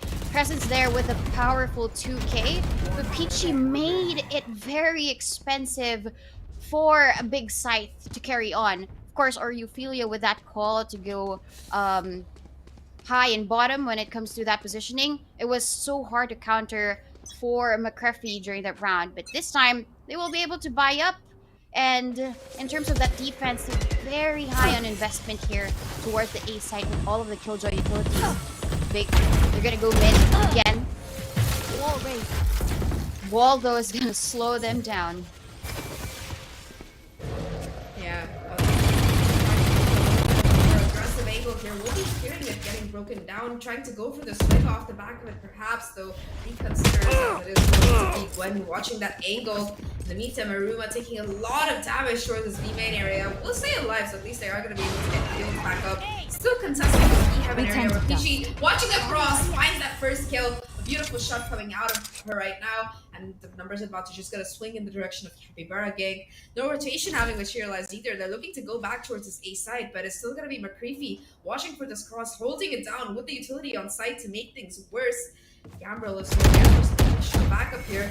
When going to put down the wall, it will be immediately broken, so it's not like it's going to be causing a huge deal of difference. At least the site is going to be free, as McCurfy will be playing for the retake here. Big should be able to get the 30 spike down, seconds left. but retake-wise, I think Spike advantage is with Cap. Yeah, I mean, Cappy has good positioning, but they're all clumped together. There is gonna, they are gonna be playing back because of that open plant. Enemy down. And Peachy here just close hug presence. The flash comes in. Zuma is gonna be ready for the kill. He does well with that, but Peachy responds. Last player Retake again standing. for her, but McCraffy is still alive and thinking is able to take down Big Brain Oreo and Big. You mentioned this, Capybara gang, they have all of the advantage, they play together, and with those retakes, it's very hard to contain. Big was so separated note from down each your other. What I observations, love then let's about run it again. Capybara gang's retake is, even if they're playing together, they would know how to isolate. And Peachy here, really the MVP for that round, 2 rounds straight actually, always getting these multi-kills at the stage. We pointed out earlier on Gwen was so great with all of the utilities, but we have to also give it to Peachy. Earlier on, she also played the Sova. This time, she has her ultimate online, and I'm looking forward to her getting most of these kills so that there are like triple resurrections in one round, in one game. I mean, the way Peachy is playing, yeah, I think it's definitely going to be a possibility. Really, really strong mid control coming out of Capybara gang once they managed to get their buys online. They were able to like just sort of ensure that every time Big tried to go for that mid push, they were punished time and time again, always getting the numbers advantage off the back of really, really good coordination coming out of Cappy G. And I think a major reason why that's possible is because McCreefy is just able to kind of anchor down that A side with her utility by herself. They're happy to play for a retake as long as they can go in with the numbers advantage. And I think it's working out great for them. Yeah, Capybara gang, you mentioned this, right? Mid control is their game. And Peachy here, with the timing of the wall, that's just going to be excited way. Well, not unless they do destroy it. 2 panels already broken. And I think they want to fight. Oh. Go get him. That is so lucky there. Yamro finding the kill with up of those paint shells. You're not quite aware that of the positioning because of the Omen smoke and how it was positioned. It is going to be that flash once again, giving away some information. Izzy though getting a bit aggressive going to the side, looking for more. It's going to be this crossfire that really tries to harm. Izzy though in the corner will be able to have that crossfire like we talked about, and Peachy and Izzy between them. That's going to be the meat grinder. They're churning out corpses for the side of Capybara gang. 4-1. Thing is though, this is split defense, so it's good that they're taking so much of the lead. Yeah, this is great for them, right? With all of the utilities placed towards mid, and even Peachy giving all of that control for Yamril in mid. Peachy just immediately rotated towards the B site, and together with Izzy, it was just the cavalry against Big Scythe. So this time, though, they really have to counter that. Now that ultimates are online from the shadows and even the neural theft, how will they use it? They are going to be taking 3 people towards the A-side. He's nowhere near them. Probably it's all just going to be a ruse. Presence is able to find that kill, and this judge, this positioning from Yamril is looking to be just a question of timing here. Falls off at the worst time possible, and Yamori will convert the kill off the back of that. Number advantage still in the hands of Big here significantly, I would say, considering that they are 2 players up right now through that cyber cage. Nuki being able to take a bit of a more advanced Spike positioning, planted. looking for these kills, but with that resurrection online for Peachy, I think that if they can get their raise back up, that might be the difference maker in this particular round. However, it is going to be the forcing Cypher down here. She will be going for the resurrection, but not able to get the kill, unfortunately. Huge there in heaven, being able to find both. That's all down to just Nuki here. A 1v5 gets that first, but Gwen immediately there for that refrag, and Big, they find their second. Yeah, Big Scythe, a great counter to how Capybara gang plays. they would usually rotate off of anything that they hear, whether it's gonna be mid, right? And if they hear somebody in B main, they immediately rotate and provide all of that defense onto one side. Now that they have split, right? And what Yamori was able to do is to try and be more aggressive, cover these spaces and these areas where they think that Capybara would not be able to defend. And that's the case. Once they have the ace sight, even the From the Shadows was used there. This time they only have one ultimate online, and that's Gwen's Resurrection. Time to Scout destroy. Like those boys that talked about ultimate already, like you jinxed Gwen there, immediately being taken off guard, unfortunately. Again, numbers advantage going in favor of Capybara, getting a huge kill. Peachy getting the Spike second down. kill. Now Nuki, with the help of his bulldogs, firing back on the A-side. Passes leaders will be using this. One enemy Last remaining. players are remaining and goes on the hunt here. It's all down to Rima. Sliver of HP left, tries to go for the pre-fire, but Peachy more than ready. Being able to shut down that mid control once again from Big Scythe. Capybara looking so strong. With how they play, right, their playstyle is stick-together team.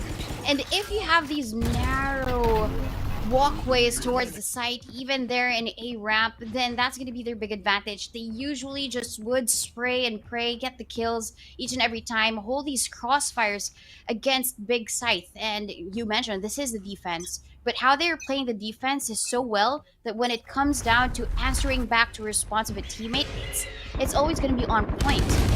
And, well, yeah, I mentioned that Gwen did have her resurrection online.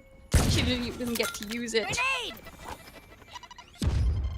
Yeah, no chance there, unfortunately, for that to come through.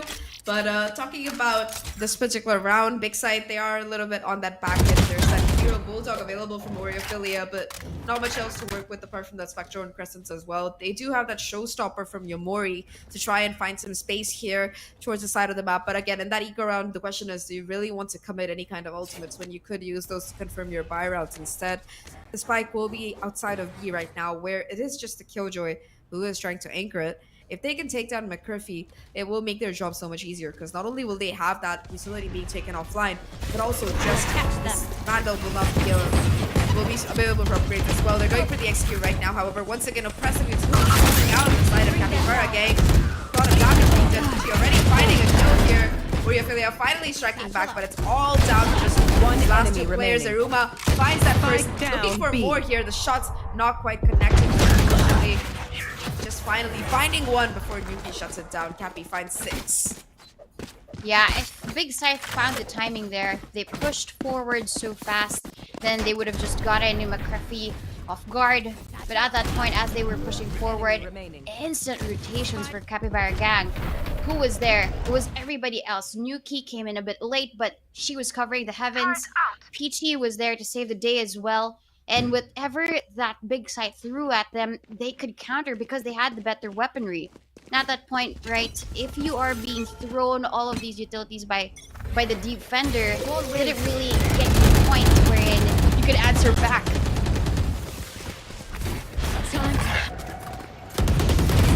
It's gonna be quick information found towards this B main area. Resurrection, like you mentioned, might be a possibility here for both these teams, but right now at least PG once again only one away.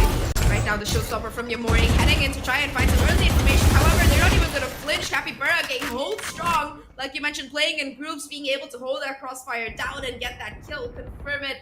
Aruma will be on that lurk in the meantime, looking for some more value on this ace side. It's just going to be the Killjoy though. McGriffin spawning out Aruma's position, and now off the back of that, Aruma will be trying to back away here. Yamro looking for a little bit of aggression, spots the shoulder of Wario, not quite able to connect the shot, and now it's going to be a rotation coming out of Big Scythe here. That's going to go towards this A area of the map. The alarm bot is going to be broken, and now Heaven Control has been taken. Still though, the turret as well as the remaining Killjoy utility is going to try to anchor the site here, and I don't know how much more that team can do. Yeah, not much. It's 30 gonna be seconds left. Free plant here. But the smokes have dissipated already. The lockdown is Spike also planted. available for McCreffy. So this is gonna be the big play utility for them. Unless they are gonna push forward. This destroy the lockdown, and Ophelia goes big with One enemy remaining. Aruma is so ready for that. Even with that resurrection, it's gonna be 1v4. PG does have a res of her own. All she has to do is try to find an additional kill here. Spots the first 1v1, not quite able to get the shot though. And now it is going to be Gwen on the hunt, looking for that final kill. Will confirm it. Despite being a player down, despite the lockdown being in play, Big, they take the round here after the back of that very inspired CT push, I would say. Really phenomenal performance coming out of it in that round. Yeah, it was a big recovery, right? There was at least a disadvantage when in fact Yamori pushed forward. She got killed, didn't even get a kill with the ultimate, but that fast recovery, and I guess the big brain plays for Ophelia to call it out. Let's go A, let's take up heaven, let's get space from them, and then when we're ready, we can actually push out. And the lockdown didn't even, I mentioned it could be a big play for them. It wasn't at all. Big had it covered. Yeah, Big definitely looking for some big plays here. Like you mentioned, they had that area more than covered, but in this round right now, they didn't invest that Night Resurrection, but they still do have some other ultimates that might come into play, in particular that from the shadows, in case that Spike gets dropped in a really pesky area or something. Once again, the economy for Cappy gang this time looking a little bit awkward though. Yamril with the judge, trying to play in the smoke. It's gonna come down to timing here, and Yamril finds that first, still managing to stay alive as well to boot. Once again, the smoke coming in. Yamril looking for a second, and in the meantime, McGriffy, they managed to push outside. Yuki for the backup as well. And now it's all down to just Lurk, Aruma, and a 1v5. Spike not in their control. Not much to work with. Neuralsoft one away from being online, though. I don't know if we're going to be seeing it. Positioning being held as well from the players. It's going to be the firing squad, but they're not ready. It's all down to just the Cypher and Yuki. Well, at least Yuki's ready on that off angle. Cappy finds 7 and Big's by. Don't sit down. We're not done yet. I mean, Aruma, I loved how she looked.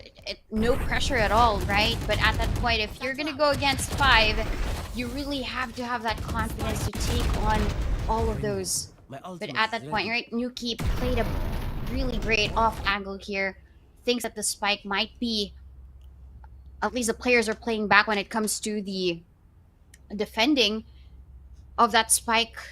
But Big, they're gonna go for a timeout here. They have been losing a couple of rounds wherein they just weren't as decisive enough when it came to the round. They would push forward, one would get killed, but then at the same time, all of the utilities being thrown at them. And I guess one of the piece of utilities that Capybara gang gives a lot of sense would be the blinds of Nuki and Izzy as well. Because with how much Yuki gives in terms of information, that's also the disadvantage of Big Scythe. Yes, Aruma does have the camera, but she's playing a bit back, or when she's playing a bit back when it comes to the use of her cameras. Even if, I mean, earlier was a case for it, right? There was nobody watching the flank for them. They had no information there was already a flank. And I guess Capybara gang, with the use of the utilities and the smart use of all of those guiding lights from Yuki, it seems as if that they're all knowing when it comes to the map of Split. Yeah. Go get it. I really like watching this particular map. I've kind of missed casting it as well. Like, I think our panelists mentioned, it wasn't there for a couple of months, most of last year, for the record. Right now, though, it is going to be coming back into style. Those little changes that have been made, especially, you know, to make things easier for the attackers, it seems to not have had as much effect as attackers in particular would like. Once again, a bit of a broken buy coming out of the side of Big. They are looking for mid control. Once again, Aruma getting all the space for free onto A ramps, because it seems like Capybara gang, they really don't want to contest it. They rather just try to go in for a little bit of sight holds. The crossfire between Yuki as well as being really a lot to tank with. Yuki though could be caught a little bit off guard. The armor will be taken down. Spike down Yuki in fact A. towards heaven here, able to find 2. I'm sorry I said caught off guard, Yuki. Please forgive me, but you're still gonna be able to go ham. Yammer was though with the other 2, and now it's all down to Tori. A 1v3 after that beautiful headshot onto the Omen. The spike gonna be dropped in A heaven though. Yammer and McCurry both gonna be lying in wait on top of it 30 right seconds now. left. I don't know if there's a gun that Yamro can really pick up either. The vent noise is gonna be made as well too. And a lot of utility just being spammed at Rimori right now. Not much damage being done at the end of the day. As I say it though, this actual strikes unfortunately, and now it's all down to Yamori. Surrounded on all sides, the firing squad waiting on top of that line, and Yamroll with the 3 will say very stiff and close out the round. Cappy finds it. Last round before the switch. Yeah, at that point, right, Yamori found a rifle. It could have been a silver lining to get that win, but with everything thrown at her, first the paint shells, second the boom bots, and then everything else, Yamroll just went ham when it comes to just stopping Yamori from possibly getting that clutch. And at that point, I think we were talking about utility usage. Yamroll has been so good with all of these raise utilities, and at the same time, the reason why they actually knew that there would be a person on site in A, I think we missed that a little bit, but Nuki threw in her guiding light. That's a confirmation that they might be going A. And Crescent's here. She's not gonna stop at all. She's gonna pull down that bird, that guiding light from the sky. With the economy in the place that Big has it in, it's gonna be Peachy with not just the Vandal, but also that Operator already starting things off, being able to get a kill on Crescent. Still has that Resurrection available as well, though Nuki not exactly in the spot where you can easily get that res. In the meantime, across the map, it is gonna be mid-control taken. This time, Peachy not there to hold it. The neural theft comes out as well, and now they know exactly where these remaining players are. It's not gonna phase Peachy though, goes on the hunt, but Yamori is more than ready. Will be able to connect that shot, and now it's all about player Izzy here, standing. trying to hold down the side. Gwen will be able to shut it down, and now it's just 1v4. Spike Close it planted. out. Recalling my bot. In a very tricky situation here. There's also the heal given to Aruma last round for the half, and all the heal is just waiting for her. Misses the first one, but you know, if you're Oreophilia, Switching then sides. you don't miss those shots. Well, what happened during the half? Capybara going 8 with that lead. What do the panelists think of this? Well, let me know, Mikafabs and Daks.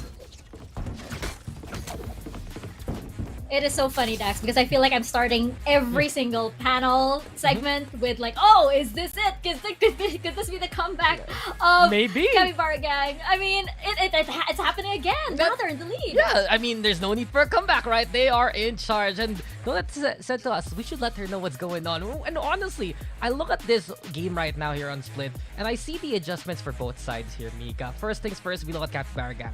I mentioned a while ago, before we got into this game, on the defense, their defaults will be very essential, and that's when they're going to be able to cluster up later on. That's what they did. They're a lot more, I'd say, standardized in how they're holding these angles, especially towards tower. There's a lot more discipline right now, and one thing to really watch out for here for CapyG is the fact that they swapped a few roles over and out compared to the last time they played against their opponent here in Big. Because you put Pitchy now on that stage, you put Izzy now on the Omen with Mike Curfy in. It has just been very effective. Pitchy has just gotten some stellar multi-kills over and out from tower, just leaping on the round, getting in position, some great stalls as well. And even though Big Scythe tried to do the same old thing, that's why you have Crescents right now into play Initiator. You put back Oreophilia in that more familiar controller role where it seems like she's really getting the hang of things, even more so to lead Big Scythe. It still is CapyG able to play the game that they want to at the very end. They find those first picks that is a bit more disciplined now because of how the map works, because of how they're stationed, and they're really maturing from it. But then again, you still see that CapyG style near the retake, that CapyG flavor. And when that happens, players like Yamroll, players like Peachy that I mentioned a while ago, they're ready to go for those takedowns, and that's where the ball gets really rolling the way of CapyG. Especially Nuki as well. They got some excellent kills also.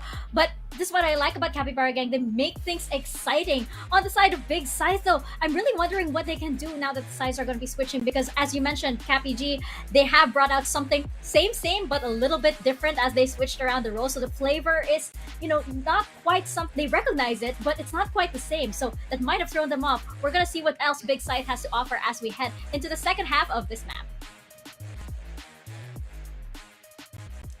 Thank you for that breakdown, Mika and Daks. Always a pleasure listening to you, especially Mika, when you go off about the Cappy gang, who are looking very good on this particular map, especially considering it's not their pick. 8-4 lead in the half so far, Donut. The thing that we need to consider, though, that this was their defensive side on split. They're gonna have to do this. They're gonna have to be as convincing on attack as well. And it seems like a lot of teams, they have kind of difficulty starting up, being able to find that momentum in this attacking half because of how utility really plays out on split.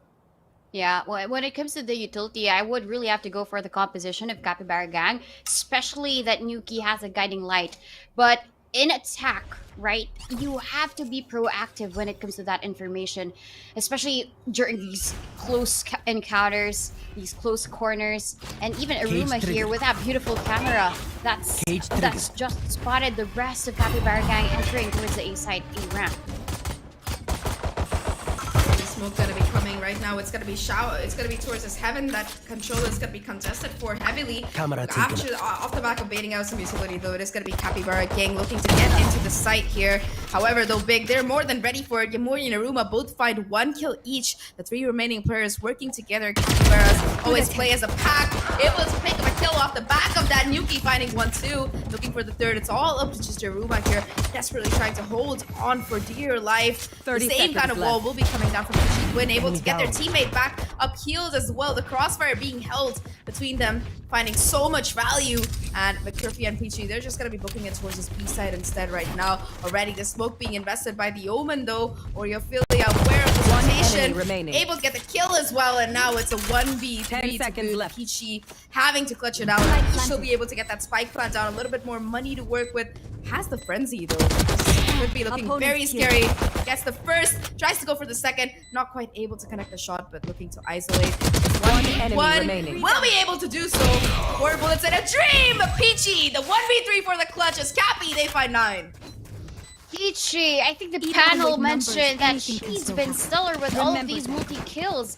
At first, right, when you talk about Big, with how much advantage that they had, and with just Peachy alone at this moment, she was able to isolate the duels even without the wall. She knows her movement, she knows her frenzy, and she's just really gonna be spraying Big down. An unfortunate round for Big Scythe, even if Oriophilia has caught one off guard. This time though, Peachy is really on the rise here to give glory to Capybara Gang. And Nuki, proactive information with that. Trailblazer. Well, let's see what Oriophilia is up to now. So gonna be that anchor for the side, although the Spectres will unfortunately shred her apart there. It is going to be the flank coming in. 3 players, I believe, on the hunt. All 4 backside here. But it's going to be Yuki and McCriffy, the duo, kind of shutting it down. And a flawless round coming in for the side of Cappy, getting to double digits here. And now it's Donut. The pressure is going to be on because this is going to be that last round where, you know, there's a chance for Big to be able to close it out. They have the weapons advantage heading into this particular one, but this is where they have to start making their comeback. Yeah, this is it, really. During the flank, they had a good idea, right? Catch them off guard. But there was a whole cavalry of Capybara Gang there just waiting for them to push out. And the sprays, right? Even if it wasn't a force buy for Capybara Gang, Big, they weren't able to steal and take away those Spectres. Even shred them to pieces during that round. This time, come back. Is it going to be strong for Big Scythe during this defense? Oh, that paranoia kicks in. However, the Yamrool able to get away from too much damage there without weapons. It does seem like Gwen, as well as Cousins, they look to get aggressive, but immediately fall. Those 2 rifles going to be picked up by the side of the Capybara Gang as they look to go towards AS as well. Yuki with the Vandal is someone that you don't want to mess with, and that's exactly why Yamori being shut down, not quite ready for that angle being held. All the time just on Aruma here. A 2v5 situation. Spam through the smoke will be able to bring Yuki down to 1 HP, but there is going to be that double healer comp coming out of the side of out of the side of Capybara Gang here. Should be able to get back up if necessary. Again, for the side of Big Scythe, remember, this is their full buy. They don't have the economy to work with. It might be better for them to just try to get some exits and hold on to these rifles in this particular round. At this point, Cappy's just messing with them. Yeah, they have full control of the A site. They're playing with their food. Probably a little bit of complacency for Big here. They thought that even if they had the stronger weapons, they would be able to take down Capybara Gang. But as mentioned, if they stick together, they're stronger as a team. And during the attack, this works well for them. They're just too quick when it comes to these reactions against Big Scythe. Even that first placement of that utility with that paranoia caught Gwen and as well as the Omen off guard. And Yuki, with all of those power positions, right, these off angles, you wouldn't really think that Big Scythe, that Capybara Gang had the ability, given that we saw them in Haven. This time in Split, where they lost against Big Scythe, they're proving a point here. 11-4, a really dominant performance considering that number one they lost this the last time they played. 13-6, and number two more than that. They're able to like really hold their own into this particular map despite it not being their pick. Right now though, once again, it's gonna be the onslaught onto this particular B site. Oreo able to find one before being shut down off the back of those paint shells. Yamori though, still being a presence on site. Hold it down, gets spotted out. Yamro won't be able to get the kill, unfortunately. The reload as well onto the Stinger. Will be able to pick up that upgrade. Yuki in position to be able to get these kills. Huge performance coming out of them. It's all down to just Izzy and Mikafabs right now. Enemy Situation. Able to find that first onto Gwen, and now the flank from Eruma. It is going to be the difference maker. We'll be going to tap the spike here, but not going to be ready for the positioning out of Izzy, who walks back around. Map point for Capybara Gang as they look to take this all the way to map 3. This is a great redemption map, right? During Haven, we saw the team of Capybara Gang lose their map pick. This time they're doing the same to Big Scythe, and it's looking a little bit grim here for Big because it seems as if even Eruma had the better weapon with a Phantom. It just the timing wasn't really quite right for her. They're going to be forcing this round. They don't have ultimates online unless Euphelia and Eruma actually use and collect all of these orbs. But Capybara Gang, this is solid form for them. Their reaction time, how they're able to at least do these quick adaptations to their plays, even if they play together, right? Once they get the site, they're all scrambled around. It's going to be quite hard to counter. Euphelia peeks out, smokes it. Again, we're being able to pull off that from the shadow step, being able to just find that kill, immediately TPing away once again, getting back to safety. The heal is going to be available, I believe. Never mind, Gwen's down, no heal, but at least they managed to stay alive. And in the meantime, the rest of the players, they look to get into Scythe here. 4v3 situation, numbers advantage, finally in favor of Big here, looking to stay alive right now. However, though, Peachy not able to find value with that operator. The spike dropped in a very awkward angle as well.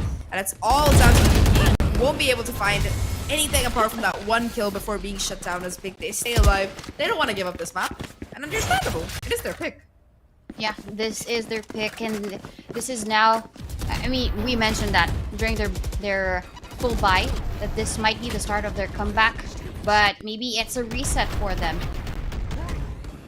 And Euphelia did so well when it comes to the utility. The blind comes in, and that's their cue to move forward into the site. They had the numbers advantage even before they moved in towards the B site.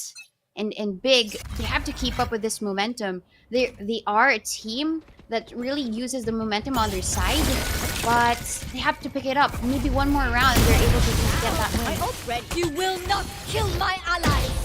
Resurrection, though, gonna be committed by Peachy here to get Yamro back up. I think at least that's out of the way right now. Things back down to a 5v5. Yamori still with that operator holding down the line here. If anyone tries to get to the spike, gonna be dropped a little bit towards the open, though I'm not sure if it's gonna be quite spotted yet. I think that the defenders know that A side is going to be where there is heavy presence, but right now it is going to be the noise queue completely cut out. Hoping perhaps it is going to be Big, hoping that there's going to be a little bit of a rotation back from Capybara again. You do see Fade move away, but aside from that, there are still going to be 3 players playing around this particular area of the map. Yamori with that operator, not quite able to connect the shot, though. The white peak's too much for her to really deal with, as it's going to be the cyber cage that keeps control of Heaven. And in the meantime, across the map, is going to be Isneki finding that kill. Really absolutely huge. When able to shut things down, though, and now it's just 3 players left for the side of 30 seconds left. Big, though, Will they anticipate this rotation? 3 people from Capybara Gang just running their way towards the B site. I was gonna say big site, but yes, they are currently there. There is the paranoia, but 10 seconds. numbers. The time isn't in their favor. They have to plant the spike now. There is a big distraction. Big uses that ultimate to get them down. Capybara Gang, it's match point, but still there is no win. Big are crawling their way back up. As mentioned, they have the momentum in their hands. And when it comes to all of these plays, right, Ophelia using that paranoia at first, and Yamori even using that showstopper to ensure that they have the round covered. The use of the utility is very good for Big Scythe for that round, but can they keep up? They have 6 more rounds to uncover and to pull out of their pockets. They do have the neural theft online, but Yamori didn't get a kill earlier with that showstopper. Let's see if she is able to get one with this operator, but they are creeping in towards mid. Unfortunately, gonna deny that op holds that we've seen successfully come out of this particular player before in yesterday's games. Still though, the wall from Gwen looking to buy a little bit more time in case this mid to B push is what the attackers are really looking at. It does seem like that's gonna be kind of the focus right now. Early mid control being taken like you brought up there. But the thing is, last round, if you look at it, Big Scythe, they forced a lot of ultimates through. They forced that resurrection as well as that showstopper, and now they're not going to be having them in their arsenal. They do have the Nightfall and that neural theft, like you mentioned, but aside from that, ultimate-wise, things do look to be in favor of Cappy Gang for sure.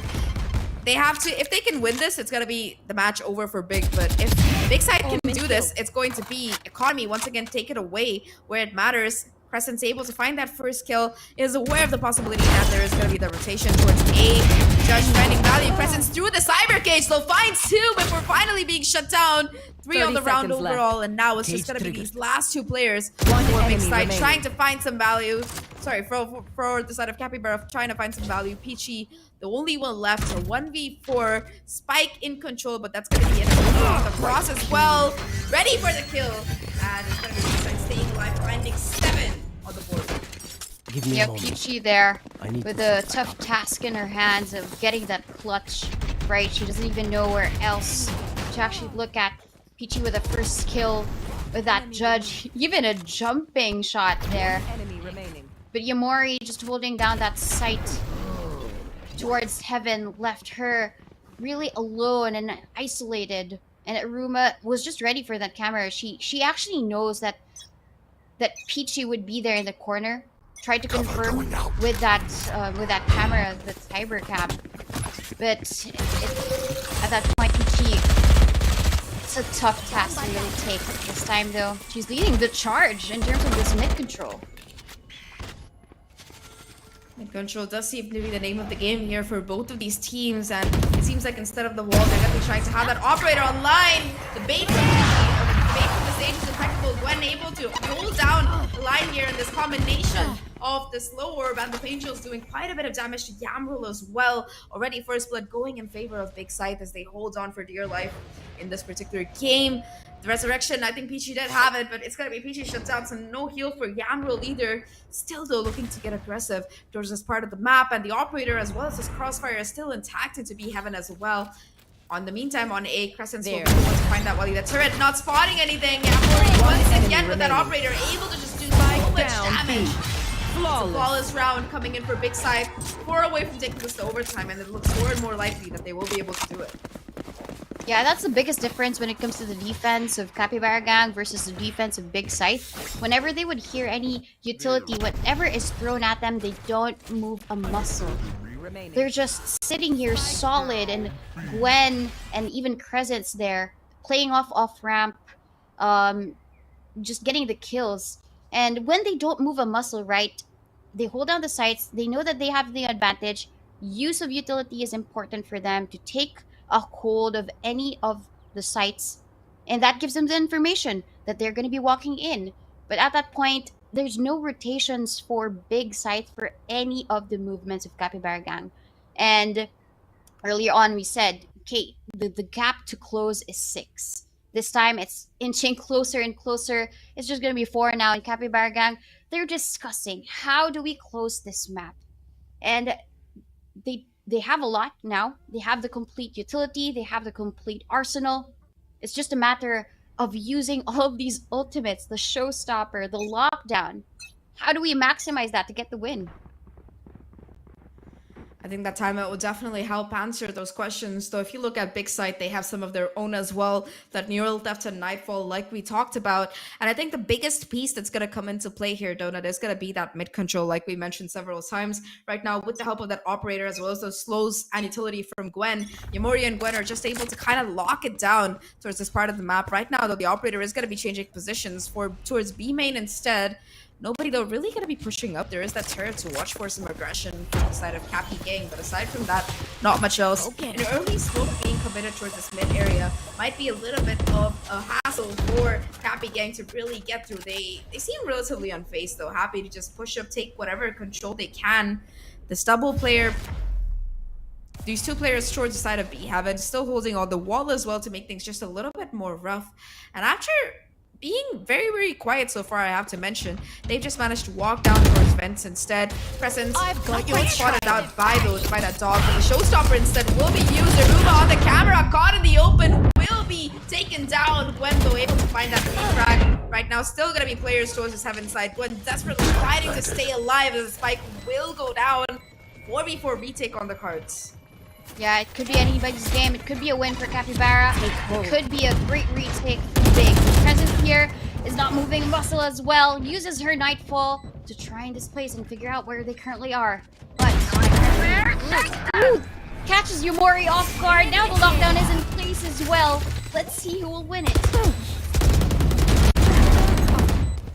Oh, Gwendo still sticking the spike here. Halfway done, but the lockdown is on the cards, like you mentioned. It's all down to just Oreophilia. 1v2 to close things out here, but there does seem to be no time, no place, no lives to work with. All Ori has to do is be able to get it half up, but the clock is out, and it's going to be Izzy shutting it down here for the side of Cappy Gang as they take map 2, split 13-8. A really strong first half, and of course on defense, on attack, they look just a little bit shaky, but at the end of it, they managed to close it out, and we're going all the way for the first series of the day.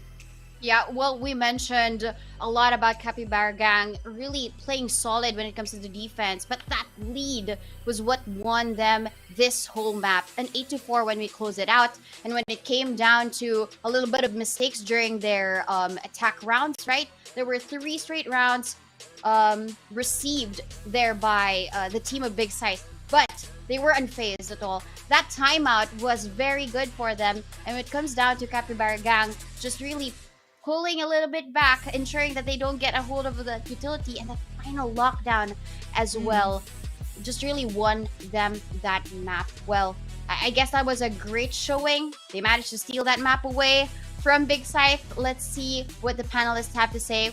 I want to hear their breakdown.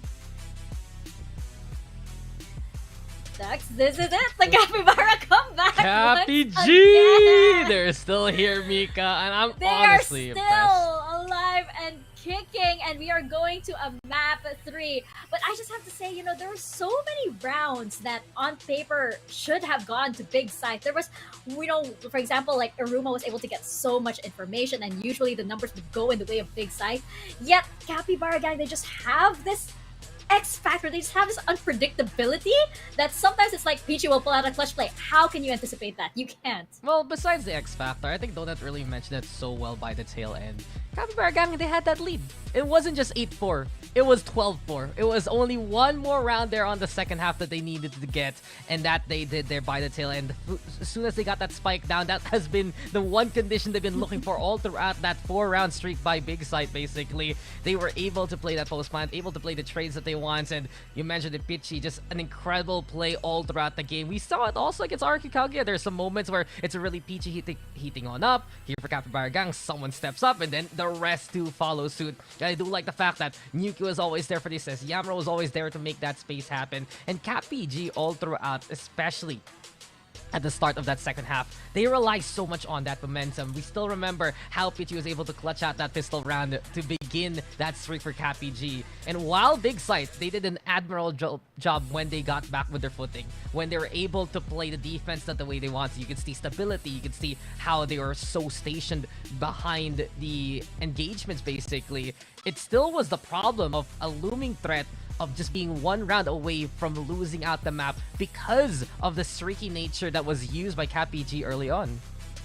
Yeah, it's just that pressure, right? It's like you know that the moment you make a mistake, the map could potentially go the other way, and that's exactly what happened. That last round, by the way, was so close, and you could really feel the leadership of Oreo coming through. There are so many team plays that were done for that comeback. And other than Oreo, I just have to point out Iruma really impressed me. She got so much value, so much info for her team, and it's just such good use of skills, not just for herself, but to enable her team, even if it's just cage, like add extra cover for Crescents or enabling her to get that 3K as we saw in one round. Yeah, I think for Iruma, she does basically idealize what Big Scythe wanted to do on that defense. The fact that you always have that looming threat around you that can set up a labyrinth as you move towards the site itself, it's just very effective. And when they rotate around, there's still someone else. And those kind of stations were very efficient for Big Scythe when they got the rounds going. But you look back at the highlights and you look at how CapyG played it out on the first half especially. One thing to always watch out for is when CapyG is able to call the group up and the separation. Separation at the start, group up near the tail end, and when they feel that momentum from all that grouping up, when they feel that they are just hitting those kind of shots, the confidence is there. That's the one thing we've always been saying about this CapyG squadron. When they're confident, they are sharp, they are ready, and they're here to fight for another map. Exactly, and that's exactly where we're going to go, but our MVP for here has definitely got to be Pichi. I mean, the moment that stands out for me for this player was that, you know, what was that time wherein, like, I think it was a 2v1 clutch, and she just basically just fired Frenzy wherever, and it just ended up getting around. Amazing player here.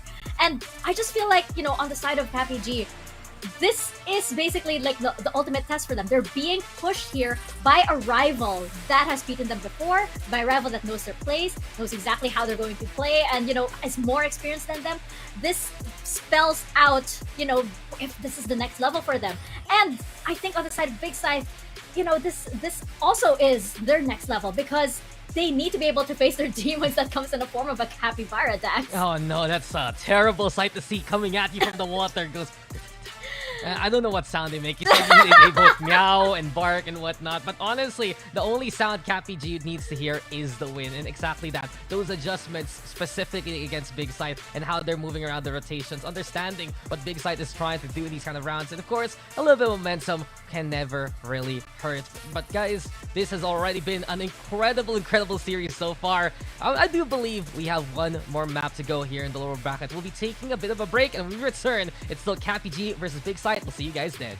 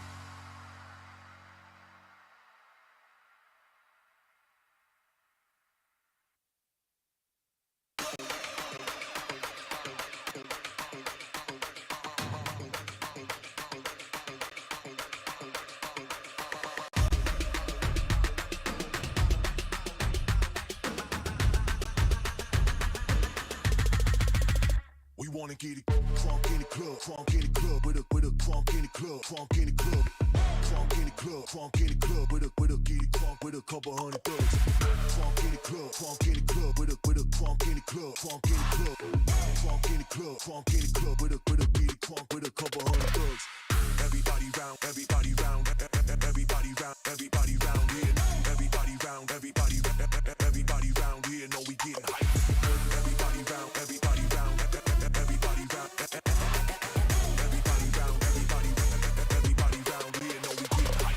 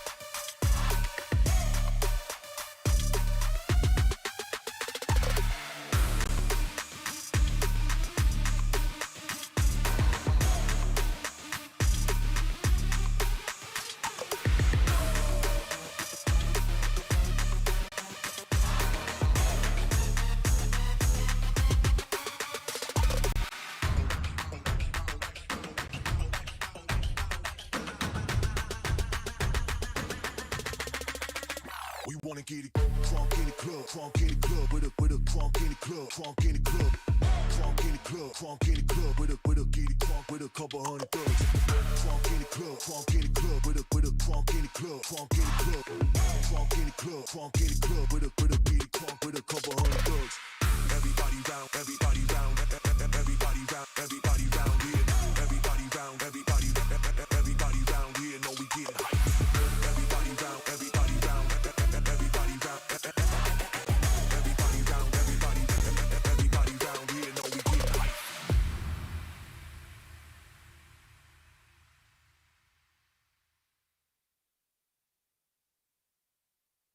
Get money.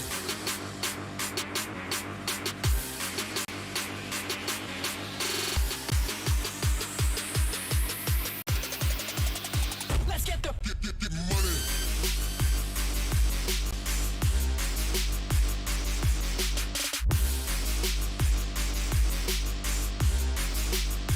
let's get the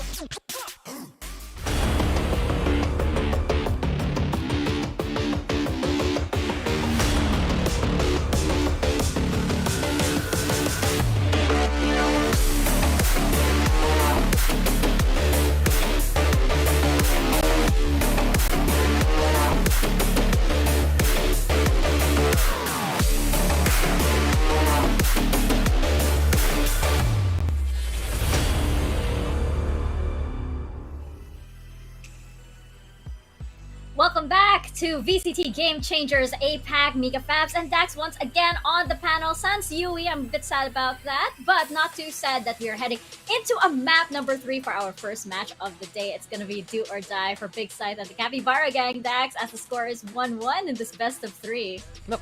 Yui woke up, Capybara gang woke up, and whatever sound the Capybara makes, I know you did the research in between the break here, Mika. No, I know you did. You have experience doing Capybara sounds on broadcast already. You know, when threatened, they sound like they bark like dogs instead, apparently. But Really? Yeah, so from a thrill to a chill, but we move now into Ascent for our decider. And interesting enough, both teams actually losing out the last time they played this map, so they're happy to let the center. They're both comfortable to play it, but both Capybara gang as well as Big Scythe have lost 8-13 to their opponents, RQ Kagaya as well as Orangutan XX respectively. So right now, this is a map that we've seen for both sides that there are elements that succeed. I look at Big Side, how they played against Orangutan X yesterday. It was more of how they execute on the attacking side. And really, Big Side as a whole, this team is so strong on the attack. I worry about their defense. On the other hand, for Cappy G, it's the same old what we've talked about yesterday, especially, Mika. It's just the predictability of how they play, and compared to Split, where it's a bit more, I'd say, safe to do what they usually do. Here on Ascent, avenues opened up towards mid, especially. Yeah, then this is where Cappy G, they made their last stands against RRQ, right? brought out the questionable Reina pick, the double duelist. Are they going to risk that once again against Big Scythe? That's a big question here, especially since this is do or die, this is an elimination match. And I think Capybara Gang, both of these teams really do want this. But Capybara Gang, I don't know, I just feel this kind of like this strange kind of X factor with them. I feel like it's because they are inexperienced. So it's like, you know, you can really tell that this is the first time that they're going to experience this kind of glory. Now you can feel it already here for Capybara Gang, that the fact that they're making these kind of waves already says a lot about them. Big Scythe in the meantime, despite what we've said so far, still there's expectations for them to move on, to move forward, and keep things going after a stellar Swiss bracket. But we're going to get into the compositions immediately here, Mika. And something to watch out for here for Big Scythe is the fact that they're gonna be running that KO here for Crescent. You got Oreophilia on the Fade this time. Gwen's gonna be on the Astra. So the adjustments abound, interesting enough, for Big Scythe compared to last time around they played this. On the other hand, no more Reina. It's KO for Nuki instead. Yeah, and I feel like that's a lot safer for them, especially since there was a lack of utility last time when they picked out that double duelist. I think, though, here on the side of Big Scythe, again, it's that experience that's supposed to come through. And against an IGL like Oreophilia, I don't know, it's do or die. And as we mentioned, Capybara, they tend to run out of steam. Oreophilia, though, she has been here before way too many times. We're gonna see which team pulls through as we head into Ascent. Aster, Zach, and Donut, over to you guys. Thank you so much there for that breakdown, panelists, before we head into this game. Right now, though, one fun fact that I like to mention here, Donut, is that yesterday, both of these teams, they lost 8-13 on this very map. Now, it is going to come out which team, you know, despite their loss yesterday, is going to be able to bounce back. And personally, that's what I'm really excited about heading into this particular series. But what about you? Yeah, I mean, Big Scythe, when it comes down to the game against Orangutan, they had these strings of hope when it comes to that comeback, right? I think they could be similar to Capybara Gang when it comes to the comeback potential. But when it comes to the use of the utilities in Ascent, I guess I would have to go with, a little bit in favor of Big Scythe, especially now that Oreophilia is going to be the Fade versus, of course, Nuki's KO pick. And Peachy as a Sova. This is going to be a huge difference now coming into Ascent. And with how they played Split earlier on, we said, okay, mid control is something that they want to achieve. And with Nuki's pick as the KO, I think they are able to do that. These flashes towards mid can catch Big Scythe off guard. But Oreophilia with this Fade, I believe that her haunts and her prowlers will just be on point. Yeah, I think in this particular matchup, if I had to give an award to any particular player as the best utility user, it's probably going to have to be Oreophilia, no matter what agent she's on. Right now, though, like you mentioned, it's going to be a pretty quick mid-control take and sort of split towards this A side.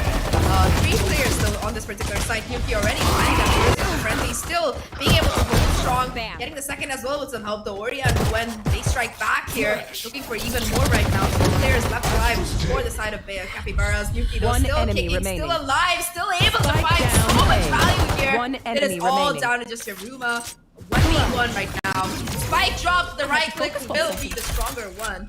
As BIGG, they find their first round. Yo, Donut, it went down to that wire at the end. Yeah, I mean, Aruma, when it comes to that clutch potential, she has that. Oreophilia missing her shots and the movement of Nuki with a flash as well to catch them. Aruma just maintained her composure. She knows that somebody's towards heaven. She knows as well where Nuki would be hiding. And I guess that's the biggest difference when it comes to that 1v1. Who will actually prevail? Well, precision is there for Aruma. And I guess that's the reason why when it comes to this map, her killjoy is going to be something to watch out for. That 0 points going to be instantly broken. Not giving away too much information, and in the smoke, Yamril kind of looking to try and get a successful right click off. It does seem like Big Scythe, they're not going to be pushing it through. In fact, it's going to be 4 players revealed off the back of that taunt from Oreophilia. So much valuable information garnered, and off the back of that, they're just running for the A side. They want nothing to do with this gamble stack sort of coming out. Peachy might be able to find the timing though. Does get on the smoke and does in fact manage to do quite a bit of damage to Aruma. Unfortunately, the classic against the Spectre, the kill won't connect, and just like that, the A side has been taken. The spike will be going down as well. A full 5-on-4 retake here for the side of Capybara, but there are no weapons for them. And already, player in the corner being taken down. Trades are going to be quick though, and it's just going to be One enemy able remaining. to find him time and time again. Aruma, despite only having 20 HP, able to find the third on the round, and it's all down to just his Neki looking for some more damage. Gets two somehow, but Yamori will finally shut it down. It is going to be big finding the round, but they lost so much here, Donut.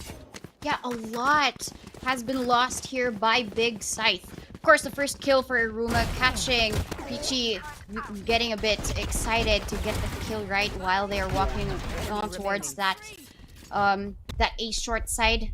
But Izim was the one who made it so expensive for Big Scythe. The amount of utility though for Big when it comes down to that push, right? Even Ophelia throwing in that seize ensures that there's a lot of damage done when they would spray down. But Izzy knows not to go any forward during that point, and they were able to at least get what, 4 guns away during that round. And Big Scythe with Spectres, just Sheriffs, they are able to buy up, but I think this wouldn't be enough against Capybara's buy. Yeah, it's just gonna be Mikafabs alone on site here. Not gonna be spotted out though. It does seem like they're aware of this position. Gonna be caught right now in this corner. They're able to find the kill though without his weapon advantage. Now just fighting to stay alive here. Is aware of the possibility that Spike planted. Player should just main right now as Pig. They did get that spike down, so at least that's gonna be something in their favor. Weapon advantage still in the hands of Pig, but in Pig, in the hands of the Scrappy fights that are available right now. How much more they'll be able to find. The trades are still working out in their favor. All down to just Gwen here, only a sheriff in hand, and Yambro will be more than willing to swing in and clean that particular player up. Big, they get their Capybara, they get the first shot on the board, being able to hold on to 3 rifles as well. But for Big, it's not too bad either, because they got that extra money from the spike plant. Yeah, and I think the only one who whose credits are shaking is it's going to be Presence, right?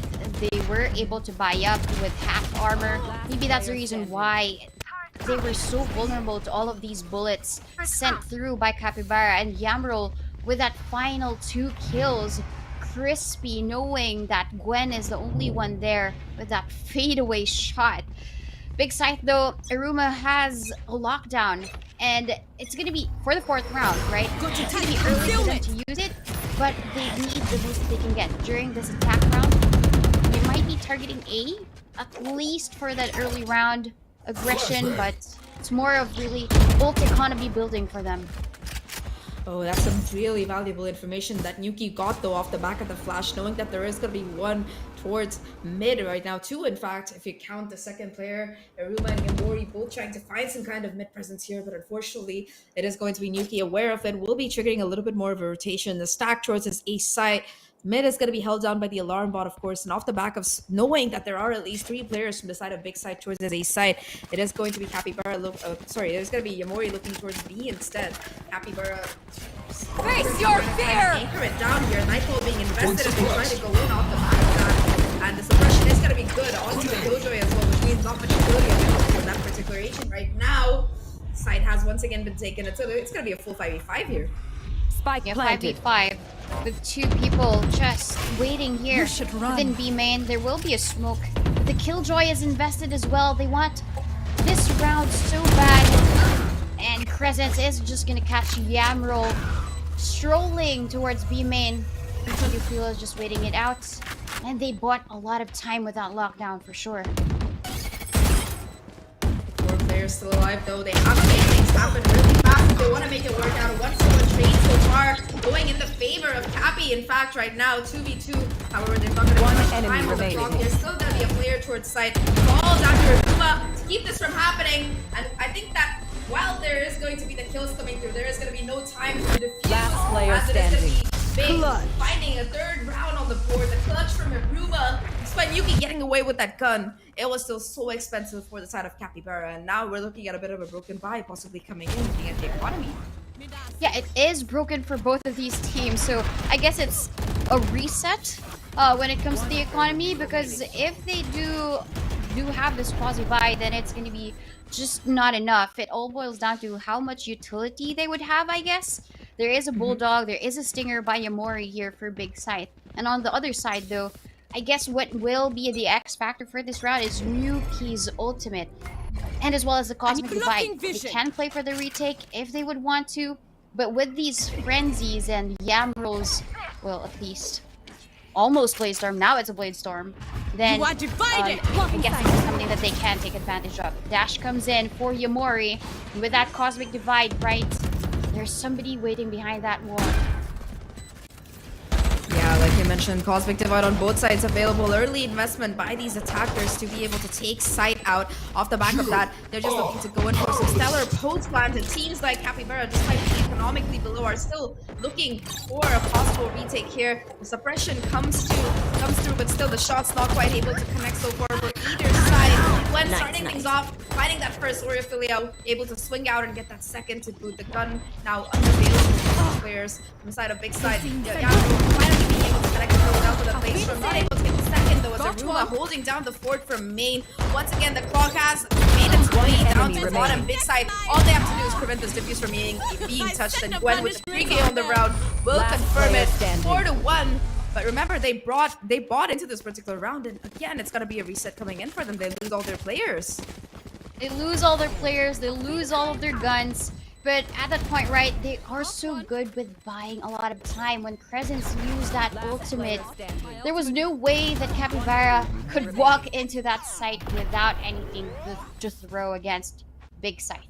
And at this point, right, now Nuki has everything online. It wasn't as expensive for Capybara Gang, but how will they use all of these ultimates? Nuki has thrown in that knife, and it does capture 3. Grounded. Nuki pushes out with the help of that flash. The Hunter's Fury as well from Peachy being there for the backup, just backing up these players on this catwalk area, finding 3 kills. And Big's attack suddenly seems to fall apart here. 2 players remaining, Gwen and Oriofilia, the 2 most experienced ones on the team by far, looking to try and get this round, snatch it back from the jaws of Oblivion. It is going to be Gwen spotting out that first player, Izzy.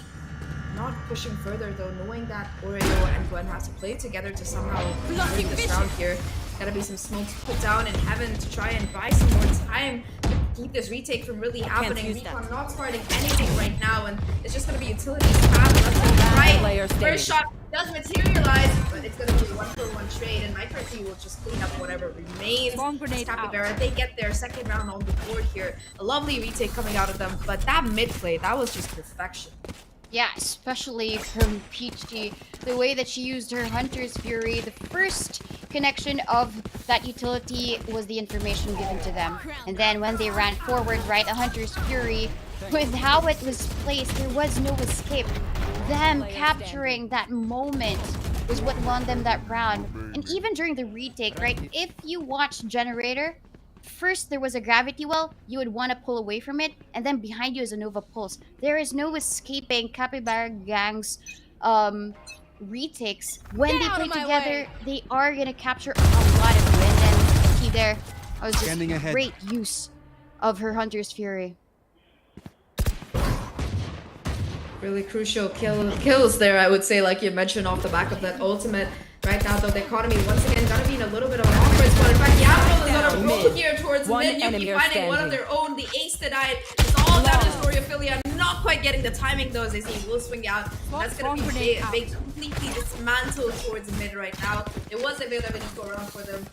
Only Frenzies and a couple of pistols to work with. On this full buy though, the only ultimate that they're really gonna be having in their favor is that Nightfall from Oriofilia. While Cappy and Gang, they still have 3 left. Love that you call them Cappy and Gang. They're all Cappy. Yeah, Cappy but gangs, no cap. Yeah, I mean, there are 2 Capybara teams, but if you call them a gang, right, they're always going to be together. Nuki as well with... actually, we haven't seen Nuki use her ultimate. She's saving it for a round that matters the most. Probably this could be it, given that the Nightfall is available for Oriofilia. Yamori here is just checking. They tried mid earlier, it didn't really work for them. So they're playing it slow. Oof. Ruma though able to connect that shot, taking down Nuki. There is a huge kill considering that's gonna be no more flashes and no more ultimate available right now for that particular player in this particular round. Yamori though is still looking to find some more damage towards B main possibly. Smokes are gonna be committed towards this A side by Oreo. However, it's more of a red heading here, a bit of a fake. Gwen trying to kind of sell it through, pushing through. This turret goes off. That's gonna be some information that has been taken, as you know, Gwen will be able to break it. In the meantime, BXP is on in full measure. PG with the help of this Gary is still able to find some value before being shut down. Towards the backside though, Izzy is unprotected, unchecked, will be against by sneeze, and off the back of that Oreo, more than aware of that possibility, will connect that kill. A 2v4 retake right now for the remaining players from Capybara gang. Mikafabs does have that long time, however, they're gonna have to One enemy remaining. Positioning. And Mori will deny that, and Gwen finally on the lurk will find that last kill. It's big. They reassert dominance as their buy kicks in. 5-3. Yeah, with just one person faking the push towards the A site, all their eyes are set on A, and what they failed to see was the rest of BIGG. They were running towards the B site. Yes, there were kills by that Ares, but the security of BIGG site when it comes to the utility is what also won the round. Izzy needed to be checked there by the back just so they can safely plant the spike. And at that point, right, Yamroll, when it comes to how BIGG plays slow and steady, Capybara gang, they don't necessarily know how to counter this. But when it comes to those fast pushes for BIGG towards mid and garnering mid control, Capybara gang usually wins all of those rounds. So this is now a big difference when it comes to the BIGG play style. They slow it down. They make sure to get all of these information first, and then they will strike. And I guess this is going to be another fake here. Yamori is going to try and bait everything out. Murphy though still gonna be having all that utility, and again you can see that kind of placement of that nanoswarm exactly where the dash is here. You got nanoswarm for Yamori, takes a lot of damage off the back of the positioning of that utility. It seems like there's been a little bit of adaptation on that killjoy setup from McCreefy, already finding immense value. Right now though, it's gonna be the Cosmic Divide invested towards his A side instead. Once again, BIGG, they pull off a big fake here as they get that A side completely for free right now. Aprilia leading the charge, 30 seconds down the side. However, the opponents, they're going to be putting down their null command, trying to push through the smoke, finding that first kill off the back of that. Yamori and McCreefy as well chiming in. It's all down to these two remaining players who are forced to wait. Defender lockdown goes down. Pick out one player. Is he aware of the possibility that it's probably going to be 10 seconds left. Finds it first, but it's ready for that trade. And this Capybara gang striking back, finding their fourth. The thing to remember though, this is going to be Cappy's defense, and this is supposed to be a defense-sided map, so the more they find the better. Yeah, the more that they find better. It was just unfortunate that there was a halt in that spike plant, even if there was a Cosmic Divide. Number one, there was lockdown placed, and that's why they decided not to push through with it. But at that point, there was also the null command by Nuki. I mentioned this before, that she might be waiting for the perfect round to use it, and with that combination of both the lockdown and as well as that null command, BIGG, they didn't stand a chance. Yeah, they just got demolished there, especially off the back of Nuki being able to push in with the help of the null command. Right now though, they're going to be trying to detect where exactly this operator is. Just get spotted out, and off the back of that, it's going to be a 1-for-1 trade. Both KOs finding a kill apiece. Number advantage, so still going to be favoring neither team. The weapon advantage certainly going to be in favor of Capybara gang. Yamro still with that operator, trying to hold down this mid position alone right now, as the rest of the team, they look to get a little bit frisky across the rest of the map. They are looking towards this A short area while their killjoy is on lurk, but it's going to be not one of the two players lying in wait here. Preston shut down by PG. Eruma again though able to strike back. Has a lockdown online, gets a second shot as well. And just like that, the A side is going to be just a little bit more vulnerable. Yamroll though waiting for this lurk, will be able to capitalize off the back of it. 2v2 situation as Cappy, they try to go in for the retake here. The Blaze Storm is going to be active as well for Yamroll if they want to try and pop it. Both players positioned towards this A main area. Side has been quickly cleared. The Haunt not going to be finding any value as Yamroll with an arsenal is being held back right now bit by bit. The Prowler connects, and that's going to buy a couple more valuable seconds before they finally advance. However, though the shots are still good right now, Yamro doing as much as possible. It's all done in Storyophilia. Only a classic in hand connects the kill though, and now Yamro once again in a very untenable position. Enough time, it seems like, has been bought for that spike before it ticks down, and Yamro, the best they can hope for is to hold on to this operator, as it is going to be big, converting the round. Storyophilia and the 1v2 hold strong for the team. When we talk about Oreophilia's utilities, yes, it's good for the kill, but it's also so good when it comes to buying time. The amount of utilities she threw at Yamro just to prevent her from dying, that's such a great way to survive that round. They didn't just survive, they won that round. First, the Haunt. Second would be 2 Prowlers. And then the Seize, just to confirm a little bit of vulnerability, and the time was spent for Capybara gang. They were able to save up this operator, but it wasn't enough to get the kill. The Blade Storm was spent as well. It does seem like Capybara will aware of the responsibility coming in through the spam. It is going to be Yamori detects an action down here. The Odin is coming in huge right now for the side of Capybara gang. They are able to find a couple of kills here with Yuki as well. The Odin finding some value. Apart from that, it is going to be isolated on Scythe here. Unfortunately, Spike down, B. push in off the Last back of that. player remaining. Aruma and Crescent and just Aruma 1v3 to clutch out, and unfortunately, it's going to be a Killjoy that's coming out of them. Capybara, they strike back. They were prepared Last for that round in the lockdown half. play, and they just countered it so beautifully. Yeah, how my Cruffy was able to get away with that, right? Slipping through that smoke and pushing forward towards the stairs of B. They thought it was going to be a safe plant. Yes, the rest of the members of Big Scythe, they all died trying to enter, but it was also down to Oreophilia to get that spike down. And because of McCreffy's just slipping through, ensuring that she defends her site, that's such a great way for them to win it. And even Yuki there sacrificing herself, just ensuring that she deals a lot of damage first through all of the bullets that she sent through. That gains her a lot of assist for that round. Cappy, though, they're going to be calling a timeout. They know that they want to finish the half off strong. Numerically, statistically, they have the advantages here when it comes down to weapon economy, still being able to hold on to that operator as well as that Odin in this particular one. One thing to consider, though, is looking at the ultimate economy, it does seem like things are a little bit stacked towards Big Side. They have that null command on Crescents, 2 away from the Blade Storm for Yamori as well. However, for Cappy G, we might be seeing that Hunter's Fury coming online the way Peachy has been playing. Only 2 kills necessary on that particular front. And in this last round, if Cappy can end it at 6-6, they're going to be feeling much more happy about it than, of course, a 5-7. Because once that side swap happens, it's going to be a lot of pressure on them to try and get these executes really going in their favor. However, Yuki and Yamro, they proved yesterday they were able to kind of find a lot of space and entry. With this, the question is, yesterday Yuki was on Reina. Today she's going to be on that Jet instead. That might be the difference right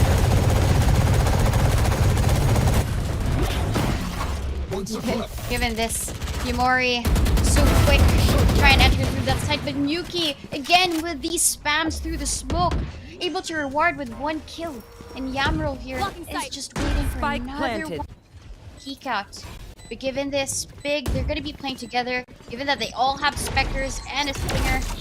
Seize comes in as well to try and stop this push from happening, but Yamro, everybody's glowing, Presence is 1 down. And then there are more One enemy trying to remaining. cover. Now it's just 1 left, and Peachy deals with Oreophilia.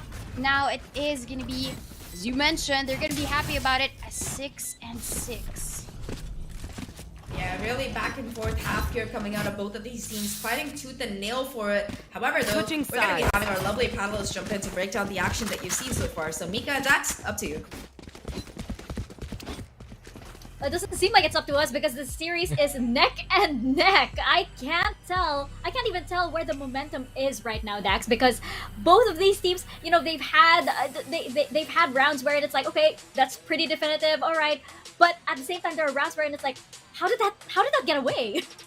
How does it even happen? How is that the priority? But Tooth and Nail, I have to say, has been the way of the game. 6-6 scoreline here, Mika, because we've seen the strengths of both Capy as well as Big Scythe come to fruition. You look at the start of the game, Big Scythe, one of the strongest things that they were able to do on the map, like I said, is those executes, how they play towards main, how they play towards the side. It is just so streamlined that it effectively gives them so much space to work with. But then Capy, they realized, okay, middle is an opportunity for us. If we can find the duels early on there, we can actually control how Big Scythe is able to mobilize towards our objectives. And especially with the numbers advantage, that was an early sign for Capy in getting back into that game a while back.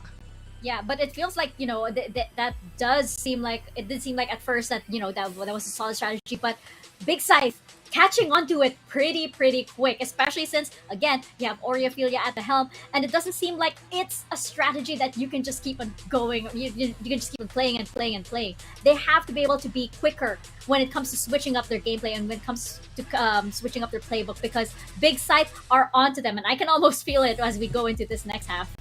Yeah, then you loop back to the other adjustments. After that, it seems like they were playing the lurks instead, pull away that attention, use the middle for that opportunity later on rather than being that main force, and rely on post-plant utility to get that win. And then finally, the loop continues, the cycle's there. The answer from Capy, they said, okay, if we can let them get on site, we can just swarm them around yet again and play the same old style. It's really just again and again, bit by bit, dominoes trying to stack one up between Capy as well as Big Scythe, and it's why this game is this close to begin with.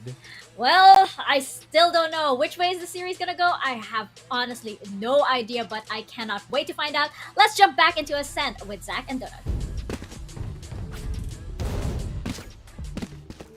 Thank you so much for that breakdown, Mika and Daks. We're gonna be back into it right now. 6-6. It's a pretty close half. Donut, what do you think? Yeah, with how Capybara really likes playing mid, right? It really immobilizes the team of Big Scythe. But with how methodic they can be in this map, They're not that especially equal. during defense, I guess this is something that Capybara has to really look out for and really have to counter. If they peek out mid, they don't see anything else, then it might be, you know, Big just trying to go for a big lurk. But at this point, they are going aggressive for information. They are trying to get a hold of a main. Yeah, looking for some real value here, I would say. Haunt not quite catching anything, so off the back of that, perhaps Big are looking to get just a little bit more, at least half control of that orb present, kind of farming up that ultimate. If you look at the presence of these players, though, it's gonna be a pretty heavy stack towards A. They've left B alone to just a killjoy. Turret already spotting out a player. They're gonna know that the site is possibly looking empty right now. The 0 point narrowly dodged. That turret is still gonna be active. In fact, though, it's gonna be a bit of a fake here as the dash comes through, not quite materializing onto site, and they're looking to go back towards a short area of the map. The timing, not quite the greatest for the side of Big Scythe here. A lot of damage being taken by Umori as they are forced to fall back. No target. There'll be a full rotation though towards this particular area of the map, and it's all going to come down to the KO players to be able to hold down the fort here. Yuki going in for a reload at the worst time will be punished, but Yamro is still connecting these shots right now.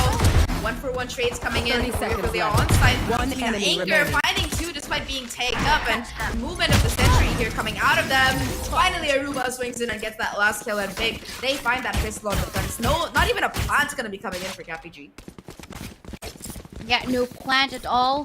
Oreophilia was just dancing around those boxes, ensuring that each time that she peeks, she gets one kill. And her hiding behind that while her teammates are rallying behind a short, right? It was a distraction, and that allowed Oreophilia to get a lot of these kills and string a lot of these kills and damage towards the members of Capybara. And at that point, right, when it comes to Capybara gang, using the fakes against Big Scythe, as mentioned, Big Scythe, they already have that in their heads. They already know how to try and counter that. And Yumori here taking that space yet again in A. They have more shots here in terms of getting these kills. They have the better weaponry, but there's also Gwen here waiting for them in A short. Here. They know that as well, because that recon bolt is going to reveal exactly where that particular player is. However, the Oreophilia will be the one to find that first blood. Again, just being able to be that huge player on that fade, playing much more aggressive than you'd expect. Finding the second as well, looking for even Spike more. So it's going to be down Aruma who confirms those last couple of kills.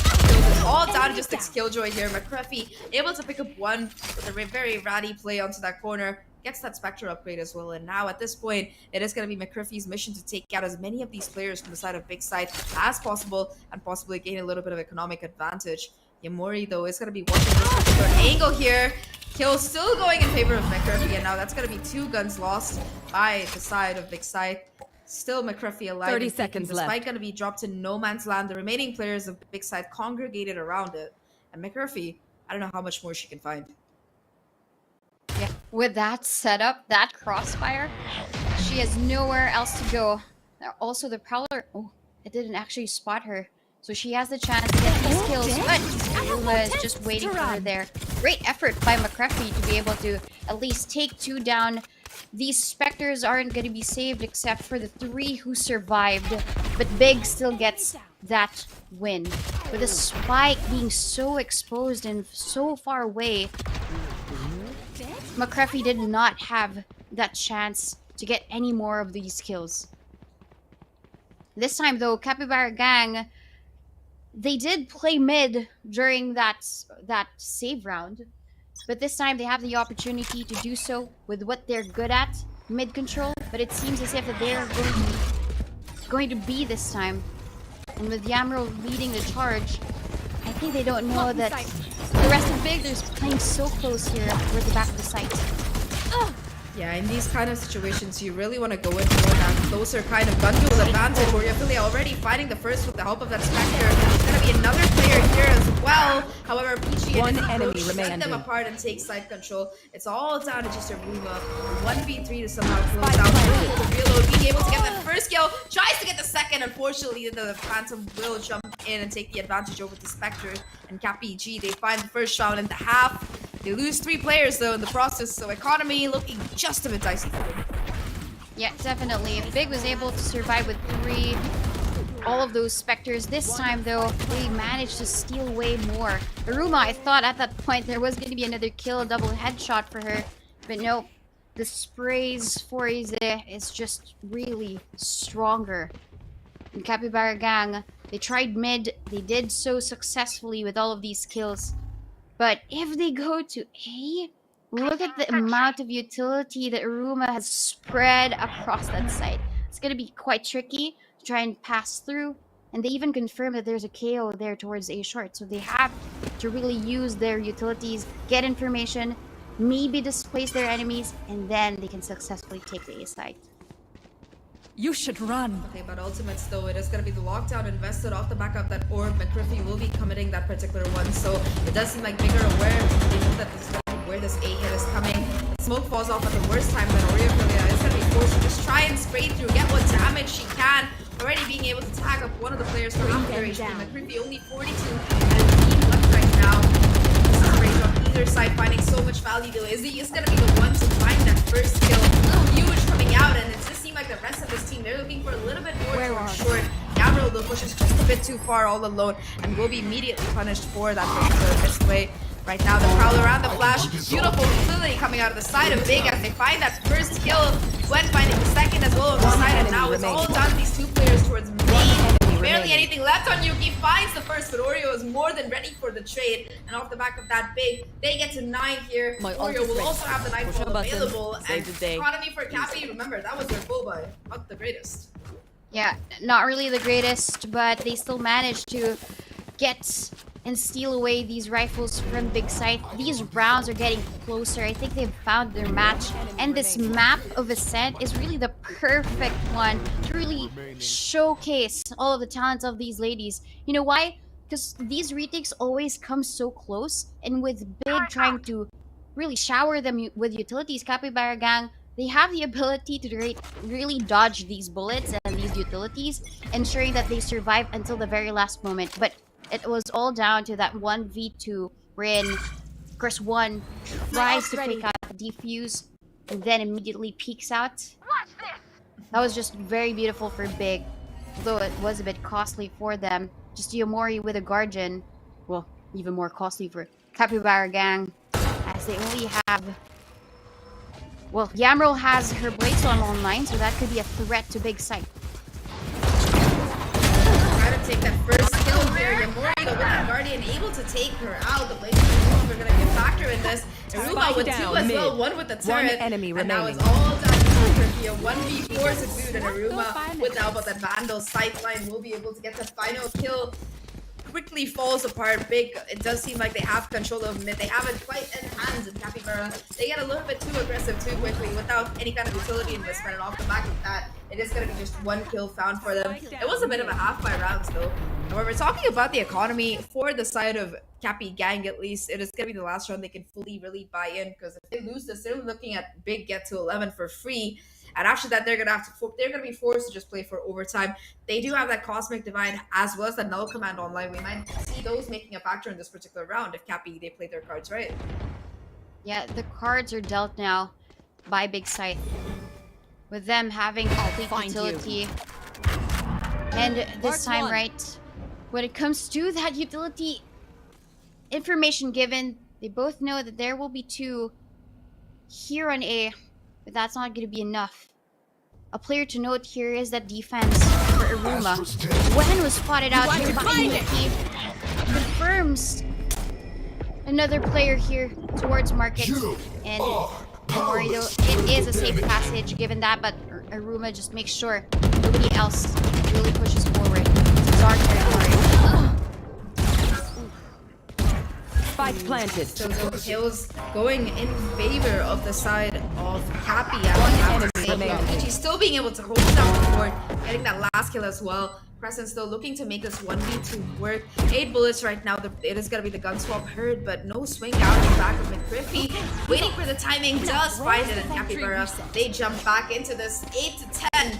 Remember, this was their chance to come back into this, and they managed to do it with style here. All it took really was 2 ultimates that, like we talked about, that Null Command and Cosmic Divide both being pivotal to be able to get into side. And of course, this play from Yamrul to be able to push out and just find the timing and get those 2 kills. Huge work from Yamrul. Definitely. I think that was just really a safe passage for them to get to the B site. Although a little bit dicey there for Nuki as she pushes forward without really checking that specific corner. Big site now. They are the one that's dicey, given that they only have to use a Stinger, a Sheriff, for Gwen. But Yamori's the one pushing forward, but Yamrul just shuts her down. Another push forward, Crescent.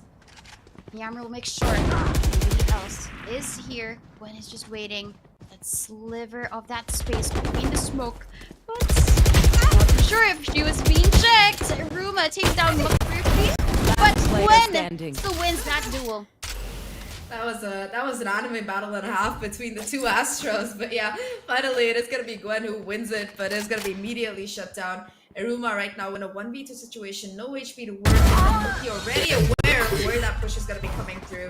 So, of course, that final kill will be confirmed, and Cappy, they get to 9 here. We're looking at a possible, we are looking at a comeback here, Donut, and more than that, we're looking at some really phenomenal gameplay coming out of both of these teams. It's neck and neck right now. Neither one wants to be eliminated, because remember, this is an elimination matchup. We're in the lower bracket right now, and whoever loses this best of 3, they're going home, at least for this particular open one. And like our panelists mentioned, with the amount of time that's left between now and the next couple of months between Open 2, it could be a huge difference maker, whoever makes it through right now and gets those additional placement points, at the least. Yeah, it's all down to that pressure, right? In Capybara, the panel said they are the queens of the comeback. But with Big as their opponent, I guess that's going to be a tough shell to crack. Iruma here doesn't really get detected by that knife, and oh sorry, that was Crescent's knife, and I think they're just really having fun. Even if there might be a loss, they're still enjoying their time here together. Big Scythe though, that crossfire is gonna be deadly with those killjoy setups as well. Gonna be ready to pounce, and Crescent with that, even with the flash, that's so beautiful.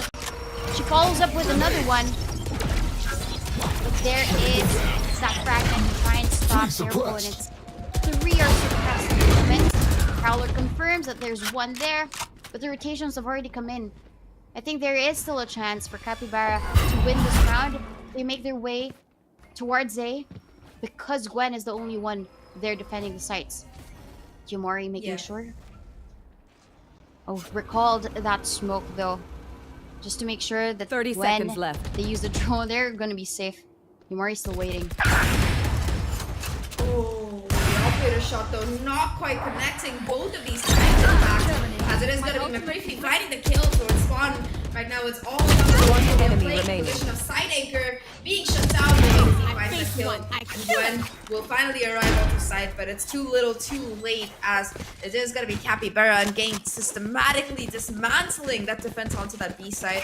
You know, I realized that you called it that A side was a little bit more empty, but they looked so prepared heading into this particular one, like especially once Yamori gave away the position of that operator, it just kind of fell apart for the side of Big there.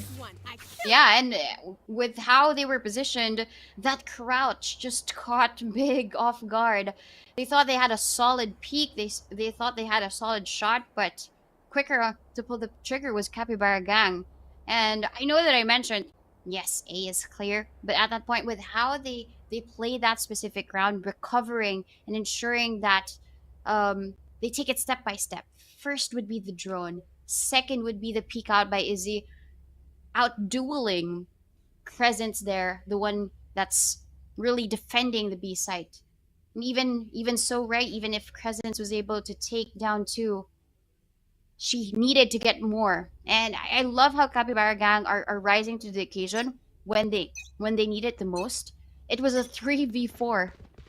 But Big Scythe, they still lost to Capybara Gang. Well, right now though, timeout being called. Timeout was just called by Big Scythe. Economy not really there for them to work with. There's just gonna be sheriffs across the board with the exception of that one stinger for Yamori. No Bladestorm either to try and work with because I think Yamori did use it the round before last. They are looking to get just a bit aggressive though, but again, the position's being held from Cappy G. They were expecting this kind of push coming out, this kind of hero attempt at a play, and immediately they get to punish, find the timing and get that first kill. The remaining defenders are going to be falling back right now, trying to desperately hold on for Deer's life and Deer's sight. I don't know if they're aware that they already managed to walk forward though. Ophelia is in fact going to be playing this position towards Generator, finding 2 with that sheriff. Absolute gangster work coming out of this one. And now it's all down to these 2 remaining ones. Numbers advantage still in favor of Big Scythe, even if the guns aren't, and the spike is going to be dropped on site. McCreefy on the lurk might be the difference maker here. Position not known. Hunter's Fury invested, and Crescents will be able to possibly try and shut it down. Not connecting either shot though. McCreefy's position going to be known as well, thanks to that turret. And right now, it is going to come down to a question of timing, a question of whether they can manage to really confirm these kills. McCreefy, in fact, investing that lockdown to take back the control of the site here. Crescent's gonna be detained, possibly getting stuck as well, if not careful. They might have to clear her, check her out. McCreefy converts that kill. And now, these last 2 players, they're gonna be safe on site. The shots coming through. Oreo still managing to do some damage here. Looking to connect that last kill. McCreefy, 25 HP and a dream. Has to reload as well. 15 seconds left on the clock. No time to get that plan down. And all they have to do is play for the time. Oreo Philia, 3 on the sheriff. As they win the round with a thrifty. Yeah, that's gonna really boost up your confidence, right? If you win a thrifty round, and especially with how Oreo got those skills, there was no support, right? Because Crescent was detained at that point. She was immobile, she couldn't use any of her utilities, but she just waited there by short. So Oreo, she had to step up during that time. And with her being just so crispy with these shots with the sheriff, just really proves that even if we have a thrifty buy, we can actually take down the gang. And after that thrifty, of course, they are rewarded with a couple of rifles. Now the lockdown is available for Iruma. That was both Iruma and Oreophilia's work during that specific round. Headshots galore for both of these ladies. And at this point, right, Capybara, they need to be able to take down both of these ladies first. Because Iruma, she's been having a great time as this Killjoy. Look at her KDA, 26 and 15. She's been stepping up more during the defense. Of course, as a Sentinel, you love playing the defense. But Yamril as well here on the other side for Capybara Gang, ensuring that she takes a lot of space. Sometimes just enough to catch Big off guard. And Yuki as well stepping up as the KO. Great, a better performance versus what we saw from her in Haven. Right now, though, all of these players on the side of Cappy Gang, they're going to be investing everything they have into this particular round, starting off with that Blaze Storm, as well as rifles across the board here. Already, it is going to be early control taken. That Prowler giving away the information that it's going to be where this is at. Don't check their corners, unfortunately, and Yamori will be the first casualty on the side of Cappy and Gang. 4 players still left, rifles still on the line, but at least first blood, it goes in favor of Big. And they're willing to concede the space for now, considering how much they got in exchange for it. When it comes to ultimate economy, nothing else really in the pockets of these players from Cappy. Right here. So they are one away from that Cosmic Divide. Eruma getting the information that there is going to be some kind of mid-presence playing for that retake. It does have that lockdown on Loy, needs to stay alive here. And right now, Big, kind of slow it down. Well, we've seen them slow down earlier on, right? Capybara Gang. Numbers were in favor of Big Scythe, but they were able to recover. And guess what site that was? It was the B site now. And Gwen is going to be left here. 30 seconds left. Covering behind that smoke.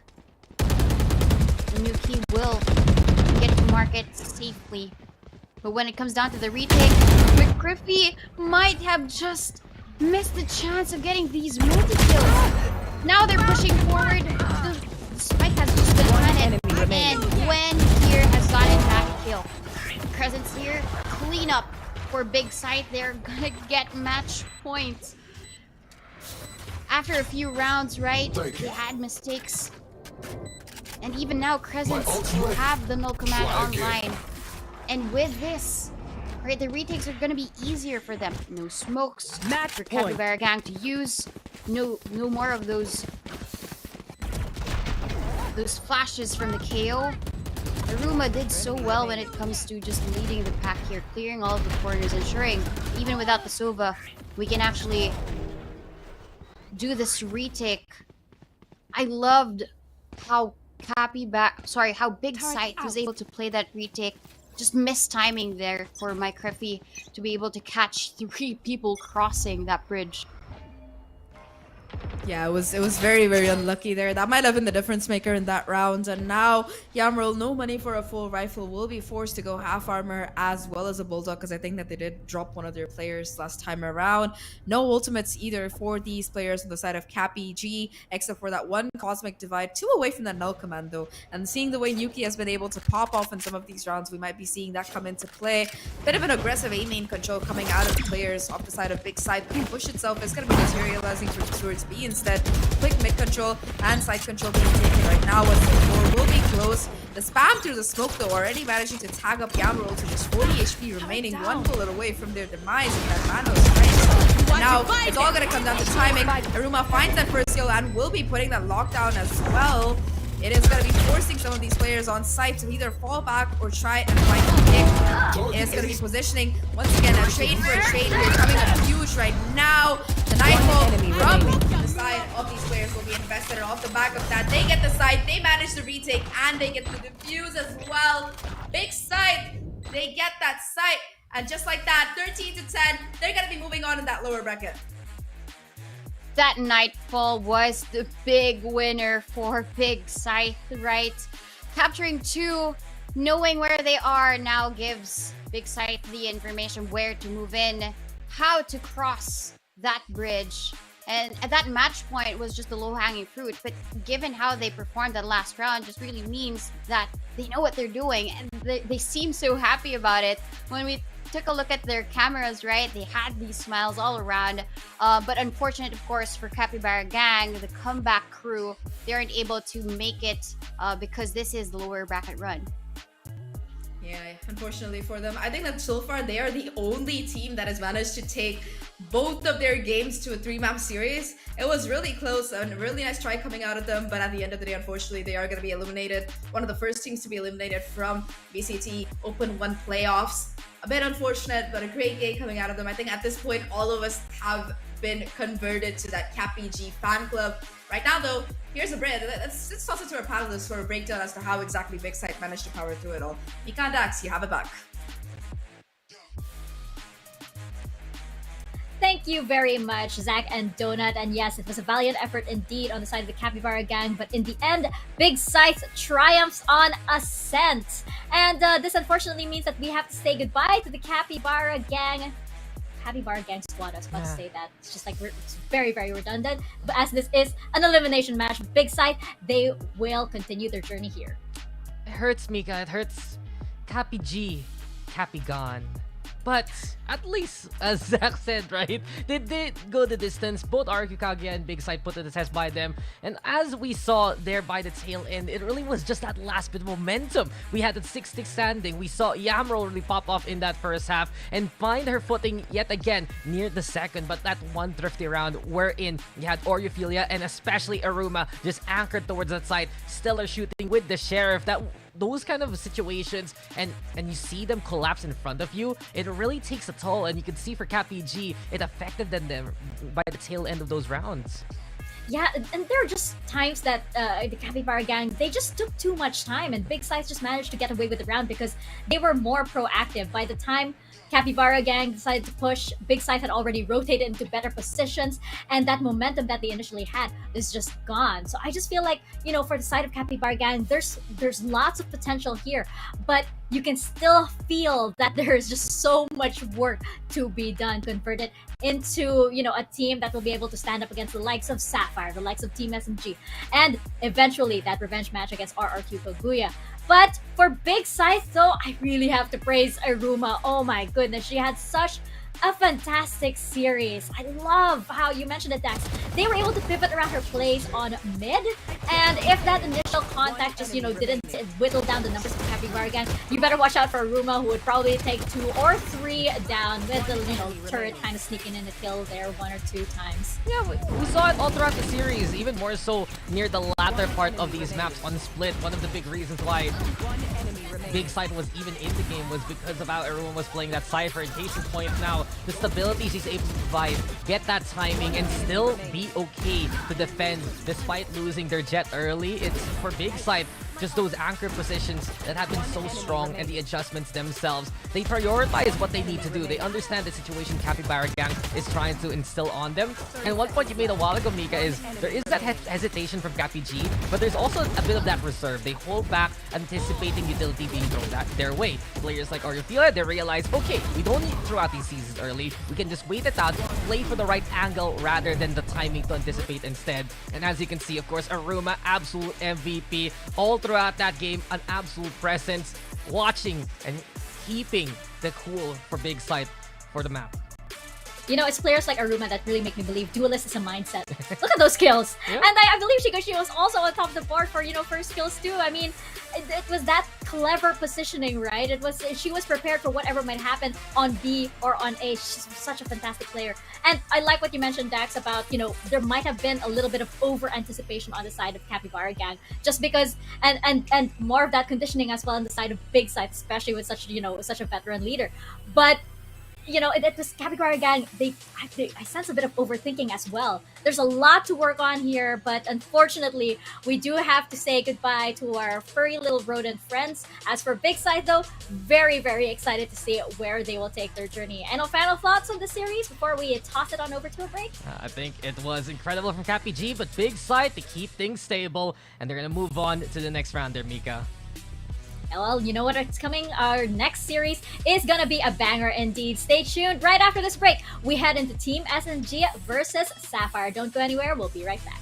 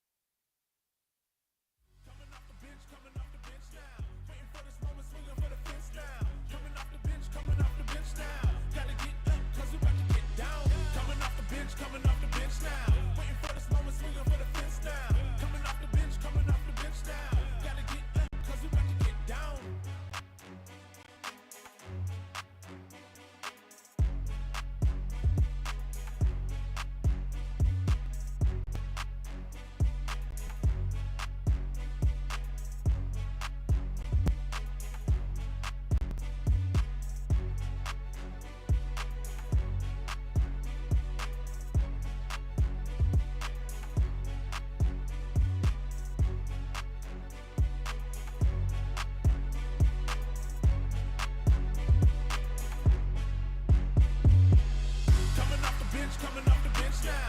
Waiting for this moment, swinging for the fence now. Coming off the bench now. Gotta get up, cause we about to get down.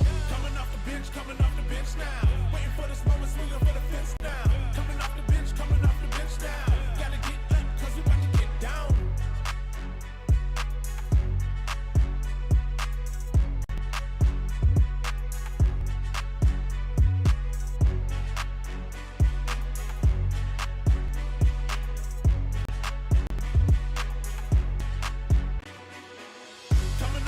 Coming off the bench now. Waiting for this moment, swinging for the fence now. Coming off the bench now. Gotta get up, cause we about to get down. Coming off the bench now. Waiting for this moment, swinging for the fence now. Coming off the bench now. Gotta get up, cause we about to get down.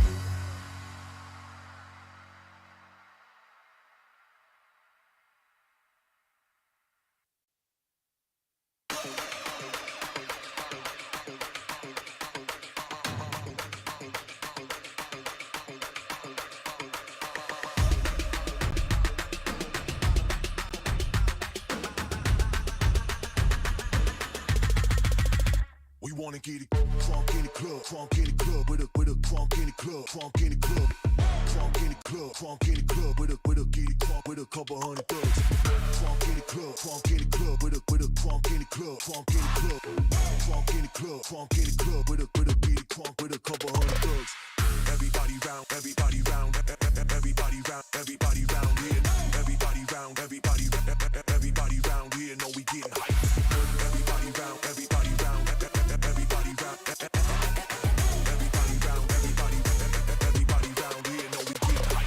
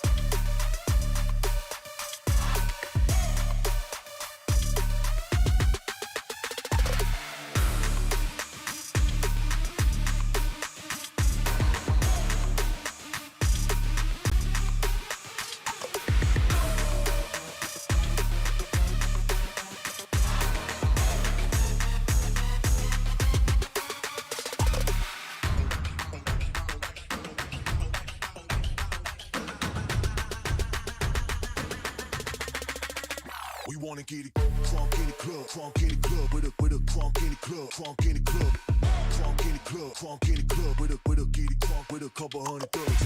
Crunk in the club, crunk in the club, with a crunk in the club, crunk in the club, crunk in the club, crunk in the club, with a get it crunk with a couple hundred thugs. Everybody round, everybody round, everybody round, everybody round here. Everybody round, everybody round here. Know we getting hype. Everybody round, everybody round, everybody round, everybody round, everybody round here. Know we getting hype.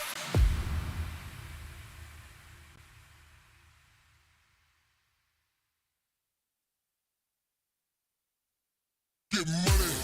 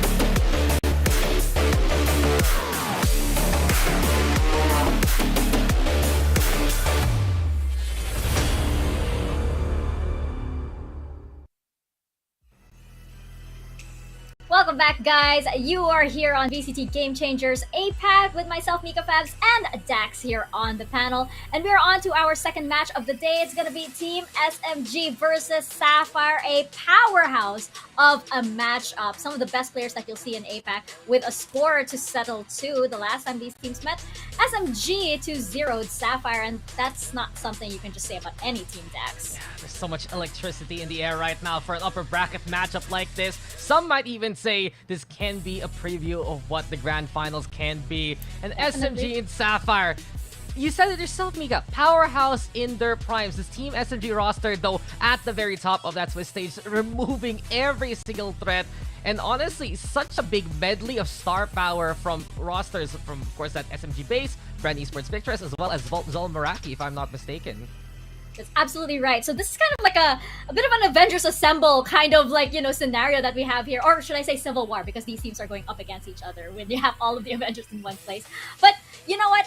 We saw Sapphire earlier. I'm eager to see what is going on with this team. Let's find out more about Sapphire from their IGL herself. Ginny, I know you're a big fan, Daks. We have a special video here. Check this out. จินนี่โตขึ้นมาเนี่ยจินนี่ก็ตั้งเป้าไว้ว่าอยากพาทีมให้ได้แชมป์โลกสักครั้งค่ะก็เป้าหมายของจินนี่นะคะในตอนแรกช่วงที่จินนี่เป็นวัยรุ่นก็คือจินนี่คิดแค่ว่าเราอยากพิสูจน์ให้ทุกคนทั่วโลกได้เห็นว่าแบบผู้หญิงผู้ชายเนี่ยไม่ต่างกันในเรื่องศักยภาพหรืออะไรอย่างเงี้ยค่ะแล้วก็อยากจะทำให้ทุกคนได้เห็นว่าเราเนี่ยคือผู้หญิงที่เก่งที่สุดในโลกอันนั้นคือตอนเด็กๆนะแต่นี่ก็ตั้งเป้าไว้ว่าอยากพาทีมให้ได้แชมป์โลกสักครั้งค่ะ She was one of the only female players in all of APAC competing in a mixed team back in Counter-Strike and also in the early days of Valorant. Now here with X10, she's the leader you need to try and build back in.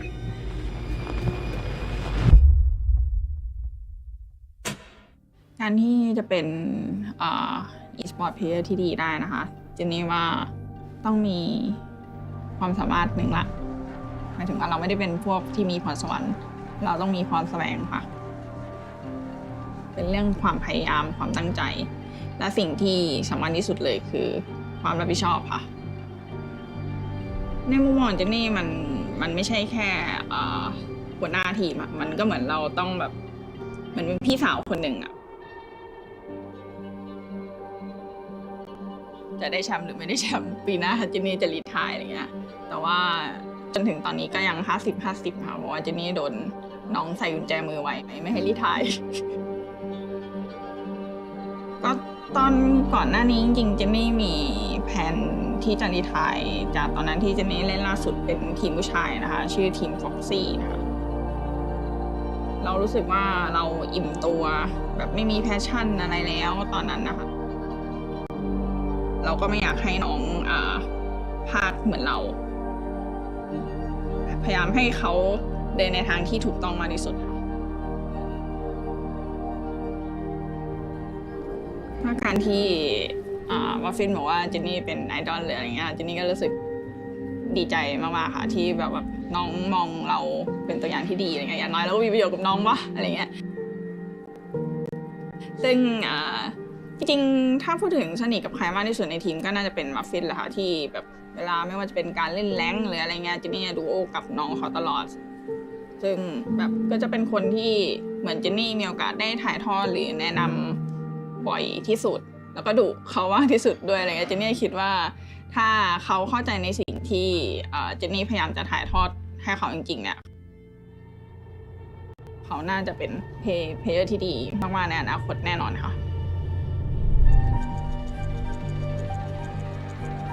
เวลาที่จะเริ่มแข่งในแต่ละเกมส่วนมากเจนนี่จะพยายามไม่คิดเยอะค่ะคือแบบว่าก่อนแข่งเจนนี่จะฟังเพลงหรืออะไรเงี้ยทำให้หัวสมองเราโล่งปลอดโปร่งพอเราแบบว่าพอเริ่มเกมเจนนี่ก็จะโฟกัสแค่ในเกมแล้วก็ทีมฝั่งตรงข้ามเลยว่าแบบเราซ้อมมายังไงเราจะต้องเล่นแผนยังไงเราจะต้องแก้แผนเขายังไงอะไรเงี้ยค่ะคือเจนนี่ก็จะโฟกัสที่เกมเยอะเลยค่ะ Ginny is still alive. She'll find that trade back, and now G2, they've lost all their control of mid with Ginny redroning. This needs to be miraculous. It has to be ingenious, and Ginny's got it through the box.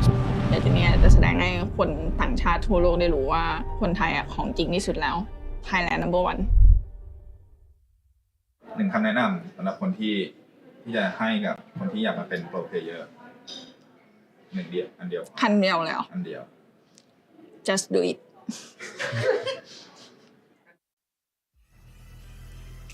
Well, I cannot put that into better words. Just do it. Just do it. At the end of the day, you know, it's all up to you. And what a way to introduce Ginny, right?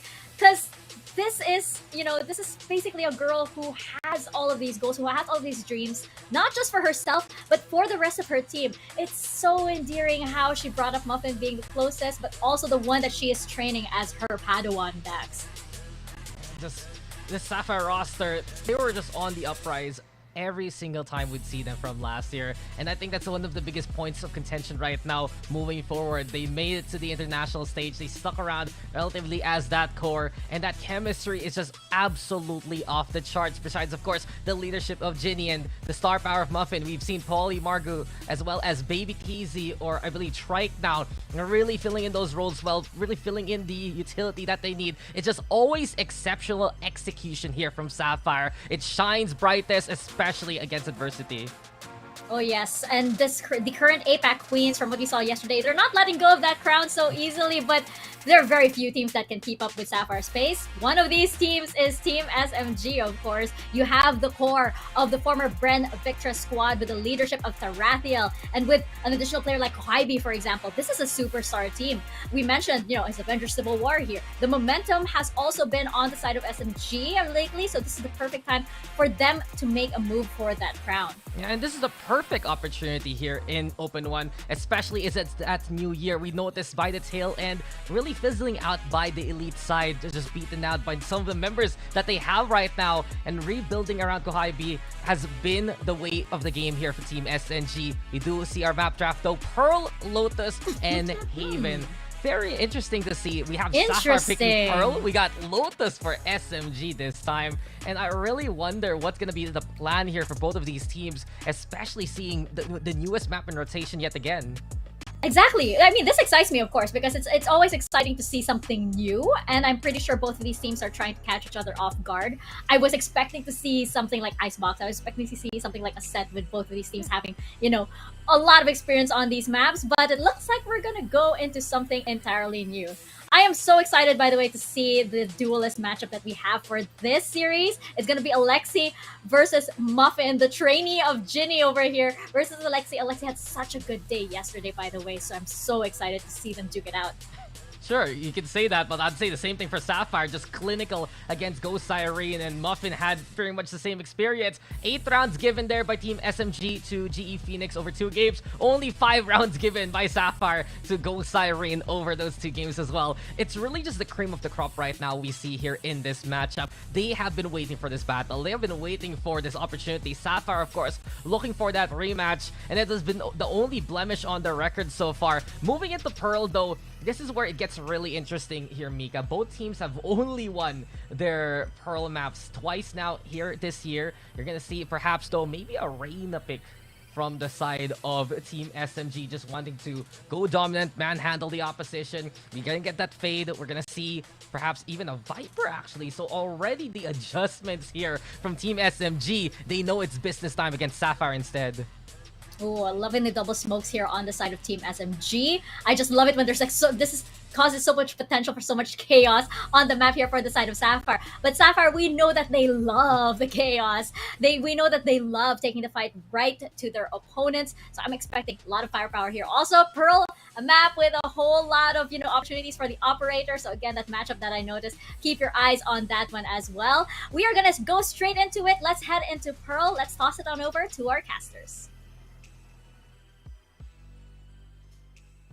Thank you so much once again, Mika and Daks, for filling us in on both of these teams. Like you mentioned, possible grand finals matchup here. It's going to be me, Zach, though, back for casting this. What is going to be possibly an explosive series? I'm calling it now. It's going to be fire. And with me here is the wonderful Donut. So, Pearls, what are your thoughts here right off the bat?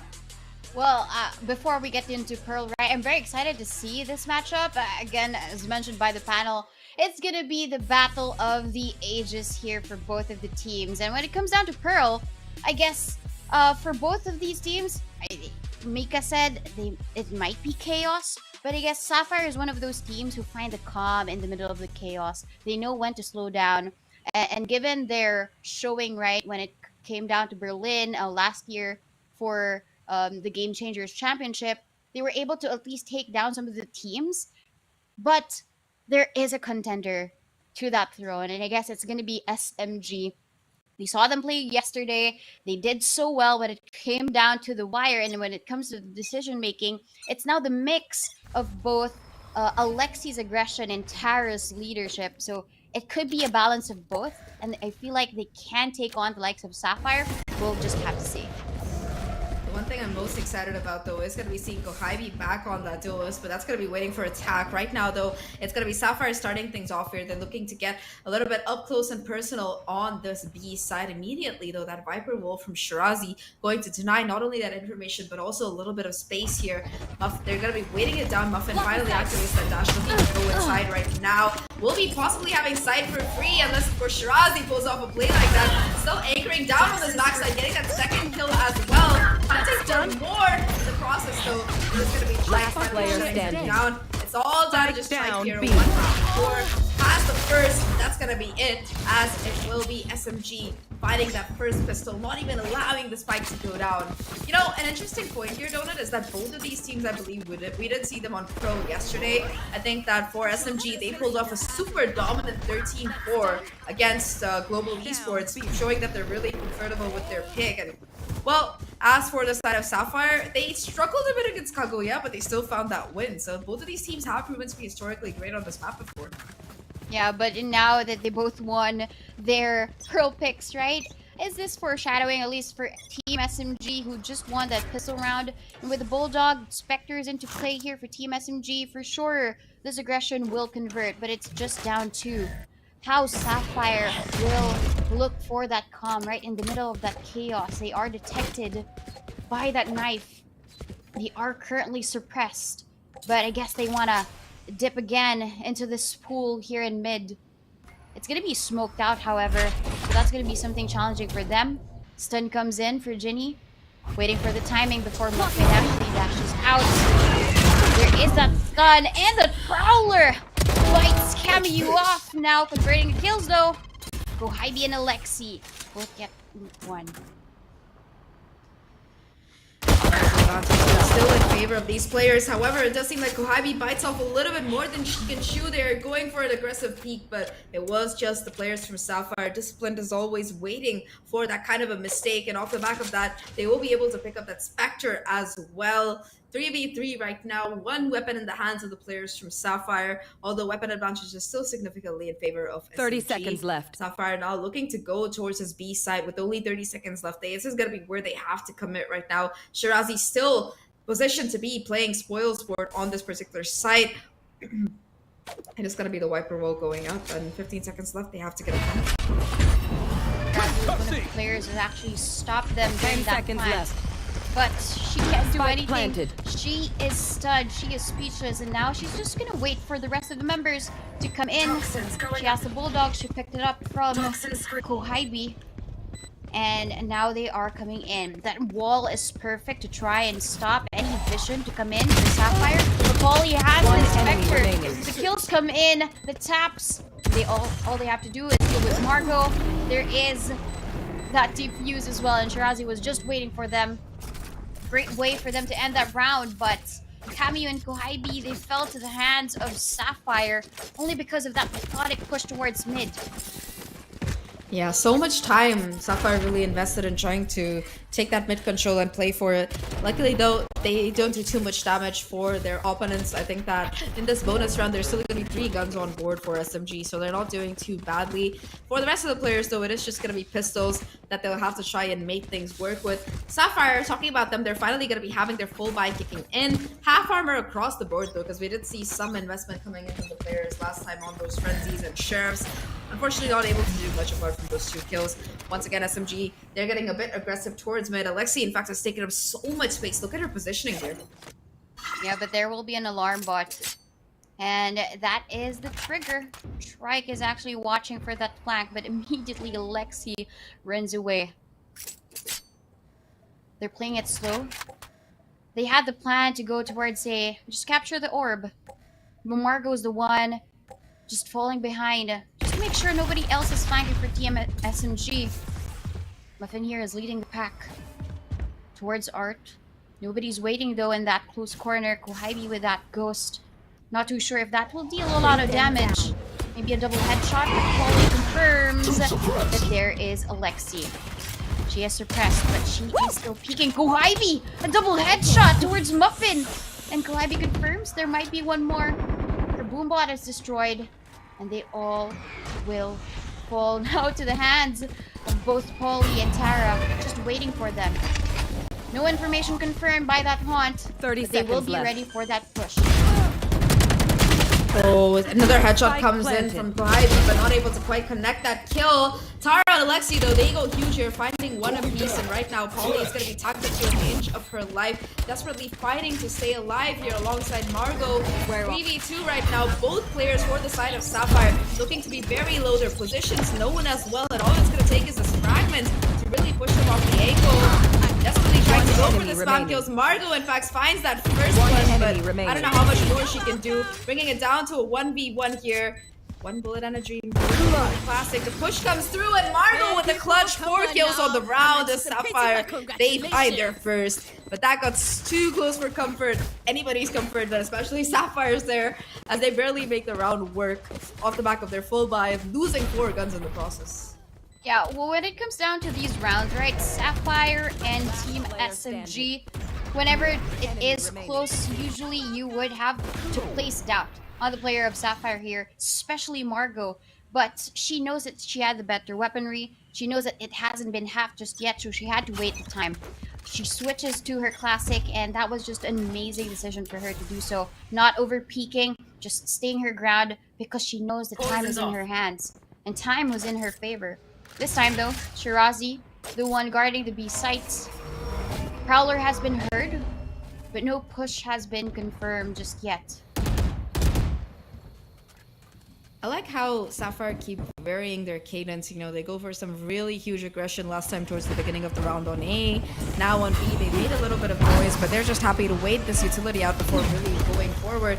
Muffin again being able to take up that crucial space, clear out backside. Will be looking at a 5v5 retake if these players aren't careful. The swing from Camus almost finds so much value, but Shirazi and Alexi will strike back here. Null command activated as well for Alexi, who was able to get that positioning off the back of that kill that she found onto Scythe. It is going to be a 4v3 right now. Number advantage towards these players from the side of SMG, and the spike hasn't even gone down. In fact, it's going to be Sapphire going for a quick rotate towards the opposite side of the map. It already seems like Tara has the read here. We'll be trying to go in for this information, and here 30 all seconds these left. players coming in along with their smokes. At the very least, Sapphire, it does seem like they'll be able to get plant. Although if they're not careful, Tara's gonna find so much value here. It's gonna be Alexi though, tormenting too, and it's all down to Ginny, the IGL, the leader for this team, to try and close it out in this 1v3. Only able to find 1 though before Kohaibi shuts her down as SMG. They find 3. Yeah, the position there of Tara, no smokes, and she was able to at least spot out 1, but Shrike got killed. An immediate trade though for Alexi. The first kill for her is here, but her double is what won her this round. Ginny tried her best in order to fake out a plant, but Kohaibi just popped out of that smoke to get the kill. A great responsive trades here for Team SMG. That's the perfect counter to a team like Sapphire. They always would play together. Their utilities are also on point, but when it comes down to playing as a team, SMG always has it. Like this. Tara was able to get 2 kills, but Shrike responds, and this is gonna be glorious for them. Pick up weapons too. Yeah, that Spectre is going to be snatched by Ginny, and now they're going to be having all 3 of those ultimates online to try and make this round work with. Once again, after creating that much noise towards that A side, they're going to be looking to rotate over to B instead. Cosmic Divide invested as well by the side of Sapphire as they just run for a side here. The Viper Wall does come up, but it seems like Ginny is aware of the possibility that it's probably just going to be a kind of a red heading as the spike will be planted. Right now, the Rolling Thunder is going to be online as well for this IGL, and all they have to do is really go in for a successful post plant here, considering that they have that Nano Storm available as well as everything else. Now, in fact, it's going to be the third ultimate coming out as well in this particular round, if I'm not wrong. Lockdown to buy just a little bit more time and space. Shirazi, though, with that Viper play Spoil Sport, if that does come down to try and stick out the defuse. Once again, just the patience coming out of these players on the side of SMG as they look to try to make this work. But when your spike is ticking, you just don't have the time to make it work with. Once again, it's going to be this flank that makes the difference maker. Margot able to find that first. It's all down to just Alexi. And with no time, it is going to be Trike getting the third on the round and shutting these players down. Sapphire, they strike back.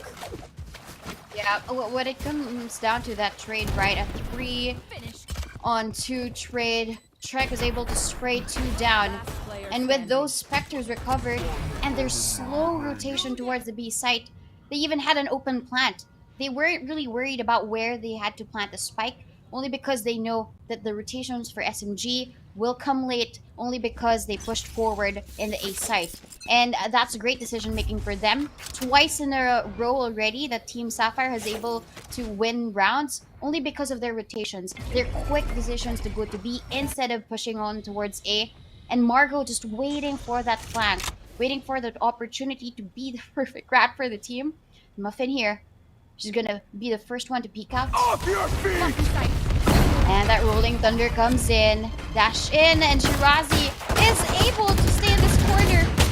Vulnerable are the players, but Sapphire, they still get the kills. Zahk is able to get Daks down with the weapons. The Sheriff, though, gets a headshot. Camu gets another one. Behind her was Ginny, waiting for the perfect moment to peek out. An expensive round for Sapphire, but SMG, they pulled a little bit back there. I know they didn't really have the best type of weaponry.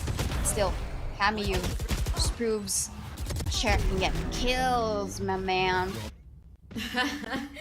Yeah, I think I'll be finding some incredible value off the back of that. We'll have the Nightfall ready. In fact, SMG, they're gonna have 4 ultimates to try and work with. Alexi also only 2 away from the null command. The buy finally back in their favor as well with those rifles on board here.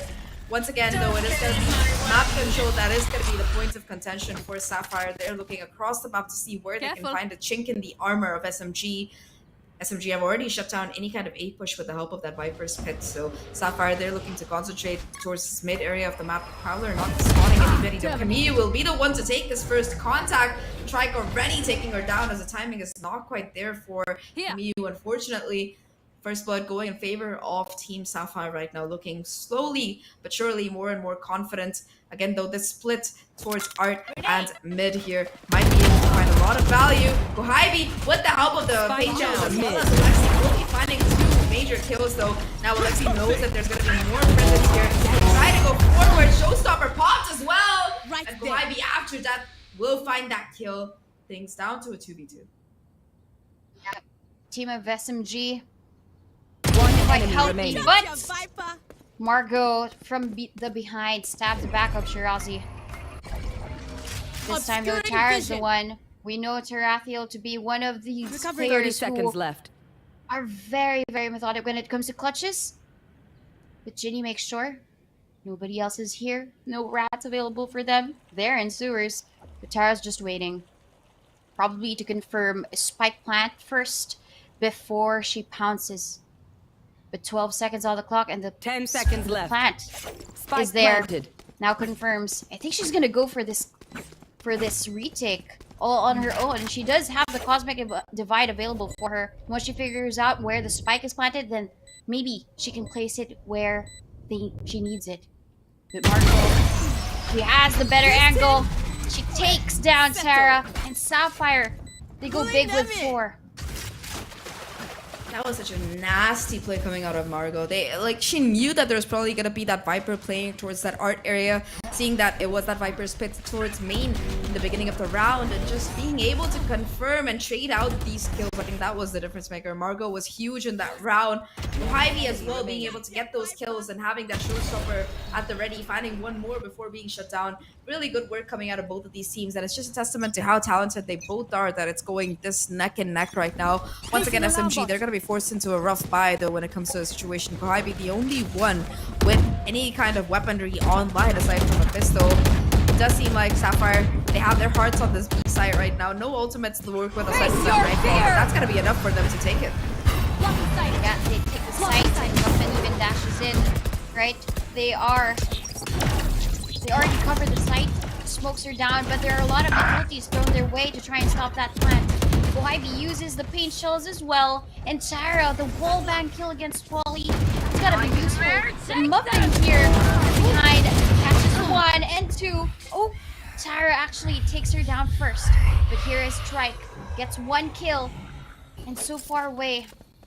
They rotate yet again. They know if they can't take the site, they immediately move fast towards the A site.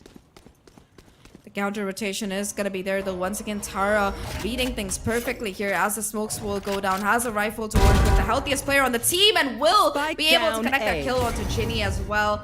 Now Sapphire, they are a player down 30 in a seconds bit of left. a rough spot, and Tara trying to just buy some time here, Spike planted. wait for the rest of the team to come back. It's all gonna come down to timing. As if you look at the position that Margot is holding, it's gonna be a super aggressive angle. We're gonna have to be very careful about clearing this. Margot finds 1. Shirazi gets the trade, and now it's all down to Trike, and Trike will be able to clean things up. It's gonna come down to the wire at the end, despite SMG being on an eco round. Yeah. It's gonna be Sapphire winning once again. I love that these rounds are very close, but at the end of the day, right, it's all about the timing. When it comes to Margot with this aggressive angle, right, and Tara just waiting behind that smoke, waiting for it to dissipate before she actually gets the kill. But unfortunately, Margot had the better position, and she was just looking the wrong way. And timing was everything. Trike was able to at least read where Shirazi will be pushing forward and walking toward, and she just caught her off guard. And when it comes down to Sapphire and how they would aggress, I think they've already captured how SMG would usually play it. Early rotations for the defense, and then they rotate towards the opposite side. And I guess that's what Sapphire has in store for this specific map, because it might be a long way, but they do it so quick, but yet so carefully. That's why they're able to plant up the spike. Tara, however, got 1 kill. It was against Ginny. The quick smoke. That's why Sapphire was able to plant down the spike safely. Yeah, they do have it in stride for them.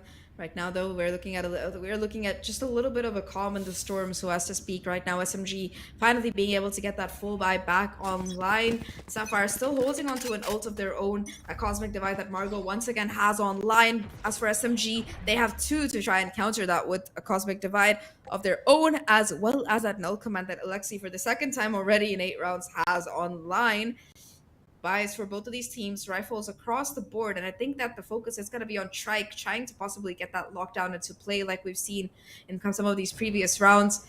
Once again, Sapphire, they're happy to play for this map control, making a little bit of a sound towards mid, trying to possibly bait some mistakes out at the side of SMG, as they've done in so many rounds in succession before. Shirazi has managed to move over towards his A side, will be that obstacle standing in their way of a successful execute, even as that smoke goes up to deny them further information. Between Tara as well as, I believe, Shirazi, it's going to be very difficult to try and keep this site ready. And it's going to be Shirazi holding down the angle. The flash not quite connecting in time as she finds first blood here. Polly there for the backup as well, though Ginny finally able to strike back and find one of her own. Things still down to a 4v4 situation here. Null command already being popped by Alexi, and Trike right now. This is going to be where this battle is really decided. Trike finds 1. But again, being shut down, though Ginny is there for the refrag immediately after. 2 players left for SMG, trying to make it work out through the gap. Alexi will be able to push out and find that first kill. Tara committing that Cosmic Divide as well, but Ginny is last player standing. Here. Look at the positioning of this player right now. It's all down to Tara. A 1v2 to clutch out. Cosmic Divide denying crucial information as to where these players are, and Ginny being able to push out just sees a little bit of the Astra here. Not quite connecting the kill. Nevertheless, the block has made its way through, and it's going to be a firing squad on the other side as Tara gets shut down, and Sapphire, they find 6. Yeah, it was just too bad. They didn't really know where the spike was planted. When she used that Cosmic Divide, she didn't know that it was just a bit placed outside of the Cosmic Divide. She was able to at least diffuse and make it to half But at that point, right, when you are revealed, at least a portion of you is revealed, then you give away the information. Well, the spike was already read at that point, but the placement is everything. We all know Tara to be that type of person that would know where and when to throw her utility. But without that information where the spike was planted, it was just really their demise for that round. Once again, economy not in the greatest spot for SMG. They're slowly but surely losing the kind of momentum on this map that they had in those first couple of rounds. And as for Sapphire, they're able to bring it back in style here for real. It is going to be the Pain Shells trying to at least buy some time, but lockdown will not be stopped. And off the back of that, Muffin is able to just push in and try to go in for some frags here. Scythe has been vacated completely, respecting the lockdown SMG. They're going to be giving it up. Tara, with the help of this Guardian, will find the timing and gets that kill. Muffin, though, looking for more, gets a second already. And now it's all down to these remaining players. Look for you trying to find some of their own. Though the Rolling Thunder, it's going to be invested by Ginny, and they're able to find that kill off the back of that. Let's see. The 1v2. I think that they're going to know exactly where she is. And off the back of this, at least we'll be able to pick up a Vandal. Ginny only 30 HP. This is still a winnable clutch for Alexi if she plays her cards right. The flash connects, though. It's not going to be the push through coming in from Ginny. From Alexi off the back of that. Still trying to isolate these duels here somehow. Has to check their corner. Has to find the timing. And Ginny will go down, and Alexi almost gets the clutch, but 18 HP will keep Margot into this. And it is going to be Sapphire finding number 7. Once again, Donut, it's these eco rounds that look the most scrappy, especially for SMG. Yeah, I mean, Team SMG, when it comes down to that eco, right, even if you don't have the best weapon, you can still make it happen. Although that Rolling Thunder was perfect. 2 people dazed and confused. When it comes down to the spray, Ginny was at the helm. And Alexi there, she knew where another one would peek. It was Margot at that point, right? Margot knew. The Prowler has been confirmed now for this round. Go Hybe, she's a little bit aggressive. 3 people here walking towards the restaurant, but they confirmed there's nobody else here. So the rotations can come in here. In B, Shirazi, and as well as Cammy, they have to be ready. Execute is coming because Shirazi does have that wall and Molly available to buy some time. However, though, once again, the utility onslaught coming in from Sapphire is too much for these players on site to contend with. They're going to be forced to fall back, giving up control of not just the main side, but also backside to Sapphire. It's going to be a full 5-1-5 retake right now. No lockdown either because there's no killjoy for SMG, which is going to make things even more difficult. They are looking to just methodically try and retake some control here. The Pain Shells for Hybe starting things off right now, though. The Crossfire is too much for these players to deal with. Hybe will be able to find 2, but it's going to be 2 more. 3, in fact. And just like that, it's a retake for SMG that successfully works out. Hybe going huge in particular. 3 kills, clearing out backside by herself. And off the back of that, the rest of the team, they find enough value to take this round finally. Yeah, Go Hybe with all of those kills. That was the start. That was the trigger for them to be more confident, to try and take on these duels. And with that specific POV that we saw, each one was dancing left and right, and Go Hybe was more of that information play. Okay, I can confirm that there were 2 behind those pillars, and each one, Shirazi was able to take a kill, Camu as well. And this now calls for a timeout for Team Sapphire, only because, you know, Team SMG, they're built on momentum. They are built on heat, especially with each one of these players, right? Starting off as a duelist, and then taking on roles, learning each and every agent, and then finding their own place. And against Team SMG, if they are on heat, this is gonna be one of these threats for Sapphire. So this time I was called just to have a quick talk, right? What is the best possible solution in trying to stop this momentum for Team SMG? I'm actually very surprised that they used their timeout, because back in 2022, even if it was in abundance, they didn't really use it well. The timing was off. It was already a big lead against their opponent, but this time, if they're using it, even if they have the lead, I love this quick switch up for them this year.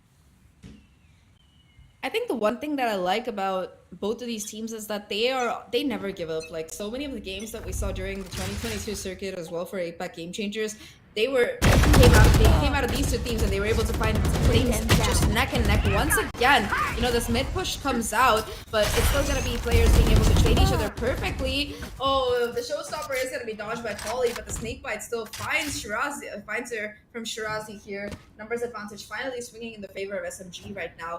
The last three players for Sapphire trying to find some value where they can work, but unfortunately, after getting that advantage at SMG, they're kind of falling back here to try and defend these sites, with the exception of Kohaibi, who was forced to play a little bit aggressive to maintain this art control and try to get some early information. Alexi, this is going to be the point of contact here. Timing has to work out. Muffin will already be spotted out here. The flash is going to be perfect, but only one kill coming off the back of it. Muffin pulls out the blaze from it. Last shot in the half. Kohaibi still finding down mid, though, and it's all down to just Muffin here. The Pro CG of Ginny, as we did see in that video. But now in 1v1, Scythe helping no man's land as well. And for Kohaibi, it's gonna be too easy to cast the jet on that up trap. SMG, they bring it back to 5. Switching 5-7 for defense from this team, considering they don't have a killjoy. Not bad at all. Yeah, the rounds are close. The score is close, and I'm very excited for the switch up for this half. But before we get to that, I'll let the panel break it down for us. I'm pretty sure they're excited to share their thoughts, so let me know, Daks and Mikafabs.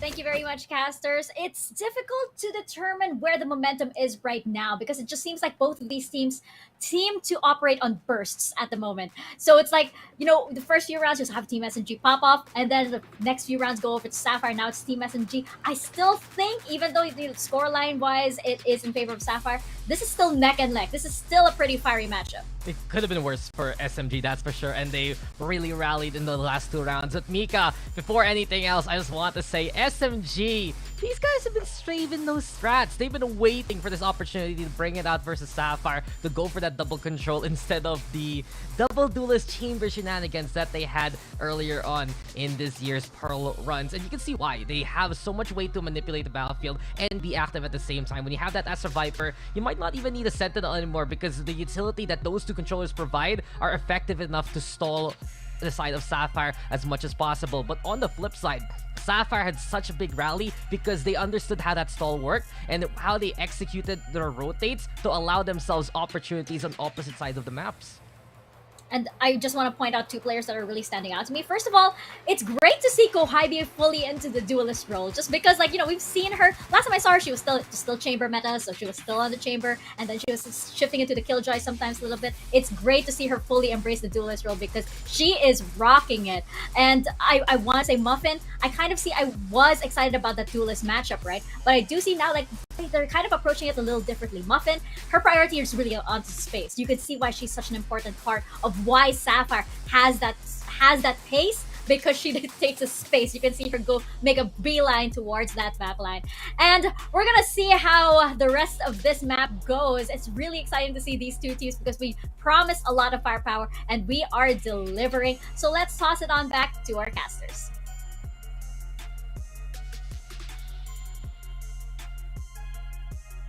Thank you so much once again, Mika and Daks. Really nice insights coming in, especially those points that you made about Muffin there. Right now, though, it's going to be the side switch kicking in. Sapphire are going to be on defense right now. They do have that Astra utility as well as Trike on that Killjoy to try and hold on. But for SMG, you know, Donut, this is a really, really aggressive team comp. They can not only sell fakes with that double controller, but also just such firepower that Alexi and Kohaibi have been bringing up in this map so far. They're going to bring the heat here.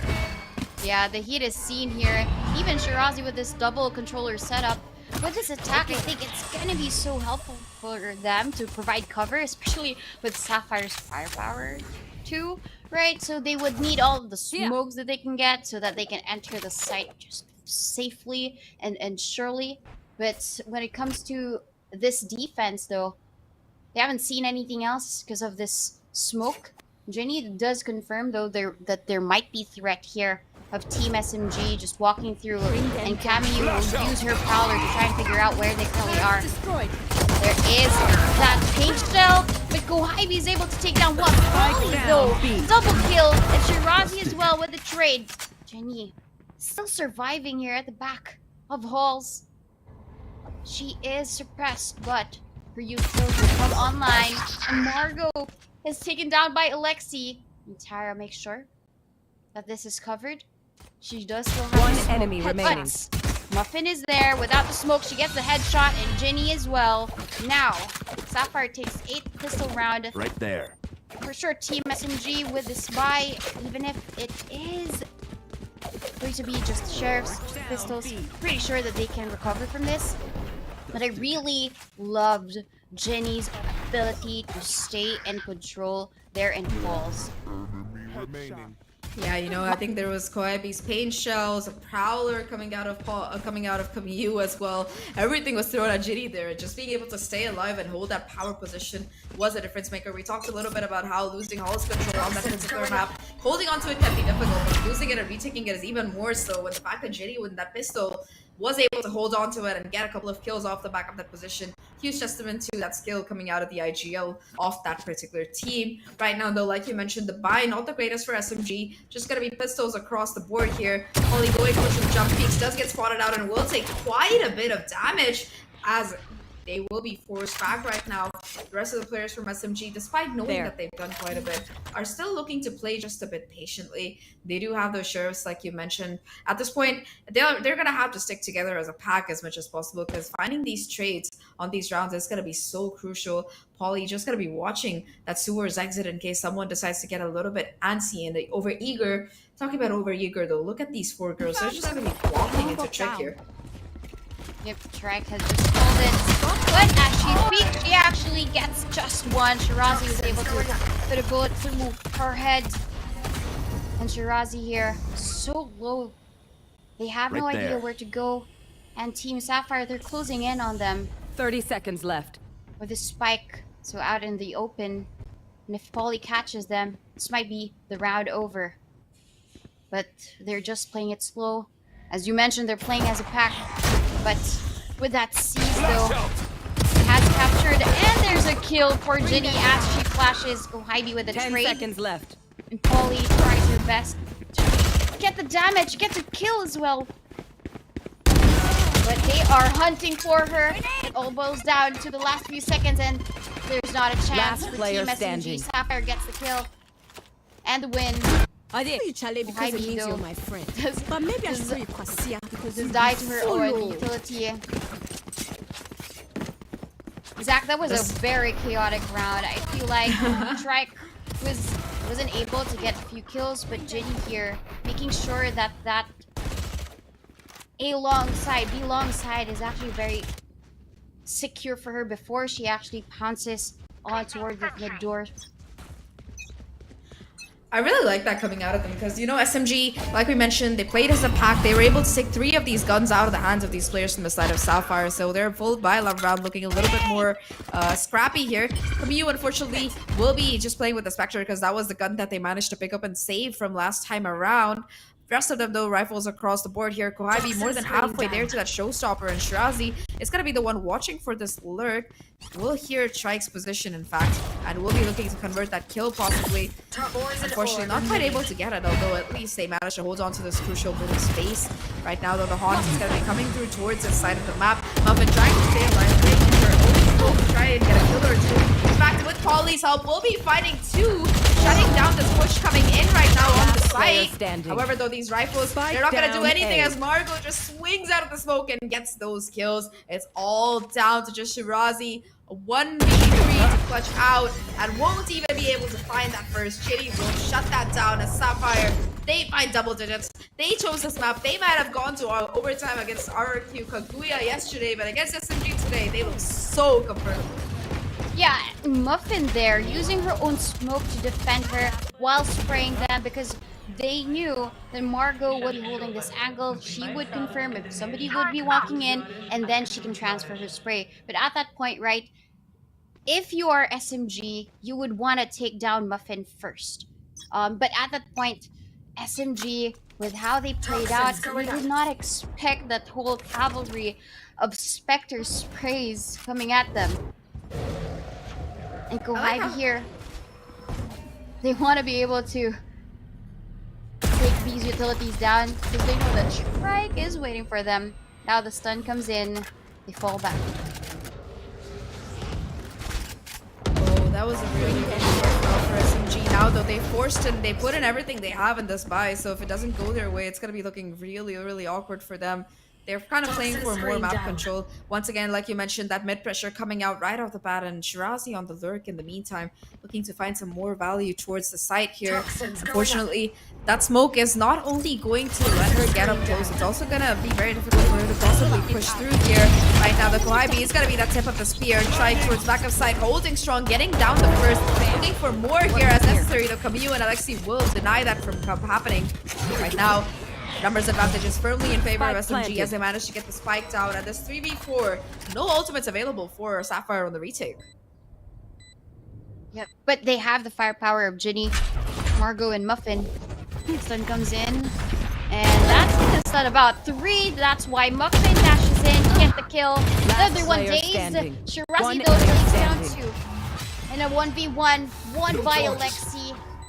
Redemption round for them. 6 and 10 for Team SMG. The gap is actually very high still for Team Sapphire. As they are on the defense, their composition is very strong for the retakes and for the defense as well. With how Trike is positioned, they ensure that everything else is covered so that you can focus your eyes towards B long. And when it came down to that stun, right? Jenny just dazed everybody else. Though Alexi won that 1v1, still though, Recovering it. a bit too costly for them. Grenade! Well, Hybe's gonna be throwing in the paint shells and securing at least double doors. Oh. Nasty shot out of Alexi there. Almost expects the position of Muffin and pre-fires it. Gets a clean headshot off the back of that. It is going to be first split to SMG in this particular round. They might be behind, but they're not out. They're still alive and kicking, and especially seems like they're on track to get a little bit of momentum after winning the round the last time around. A couple of ultimates available for them, very close, but more than that, Shirazi has the Viper's Pit. We might be seeing that come into play, especially since Baby TZ is not having that counter lockdown.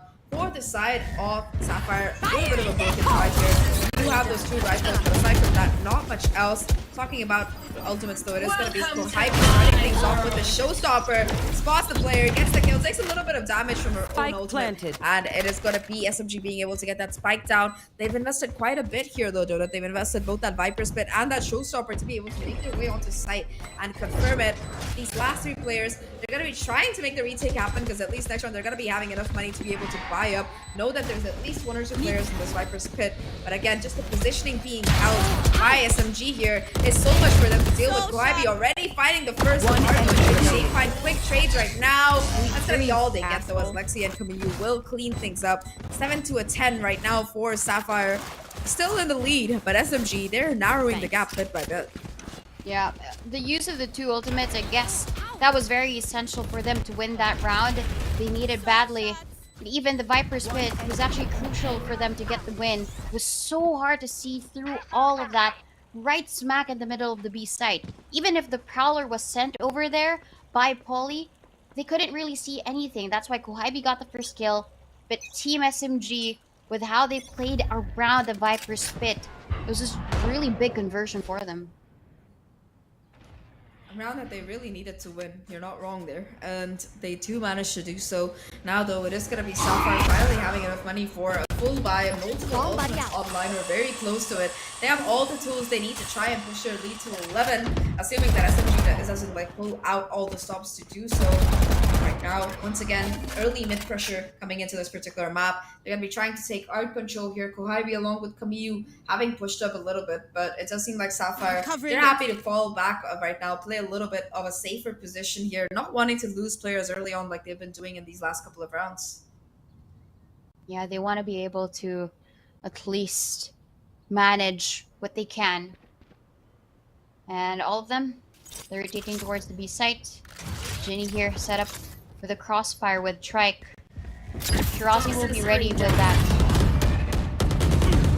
utility though, and the Lexi gets the kill against Ginny.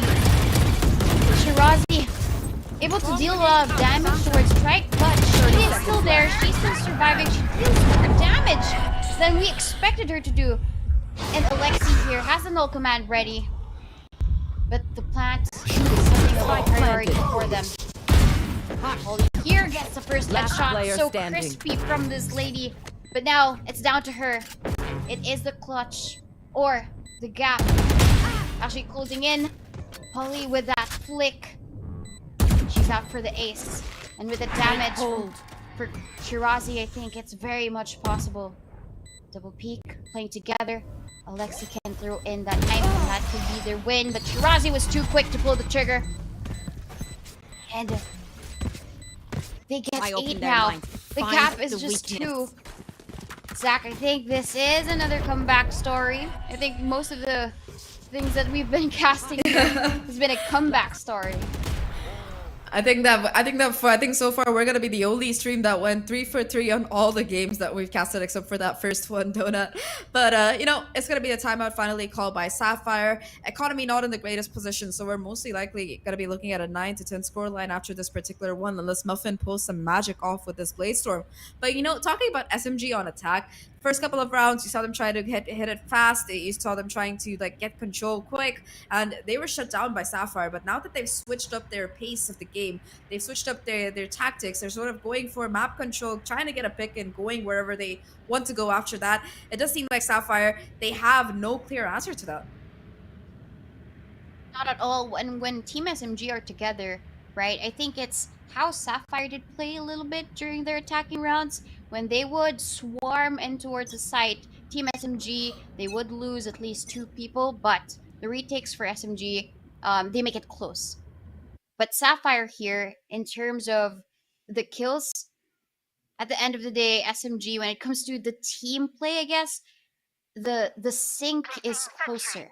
But Sapphire, they called for a timeout during their save round. They're making sure that they maximize all of these sheriffs that they have on hand. And it's the push out towards A for Muffin. And a quick one.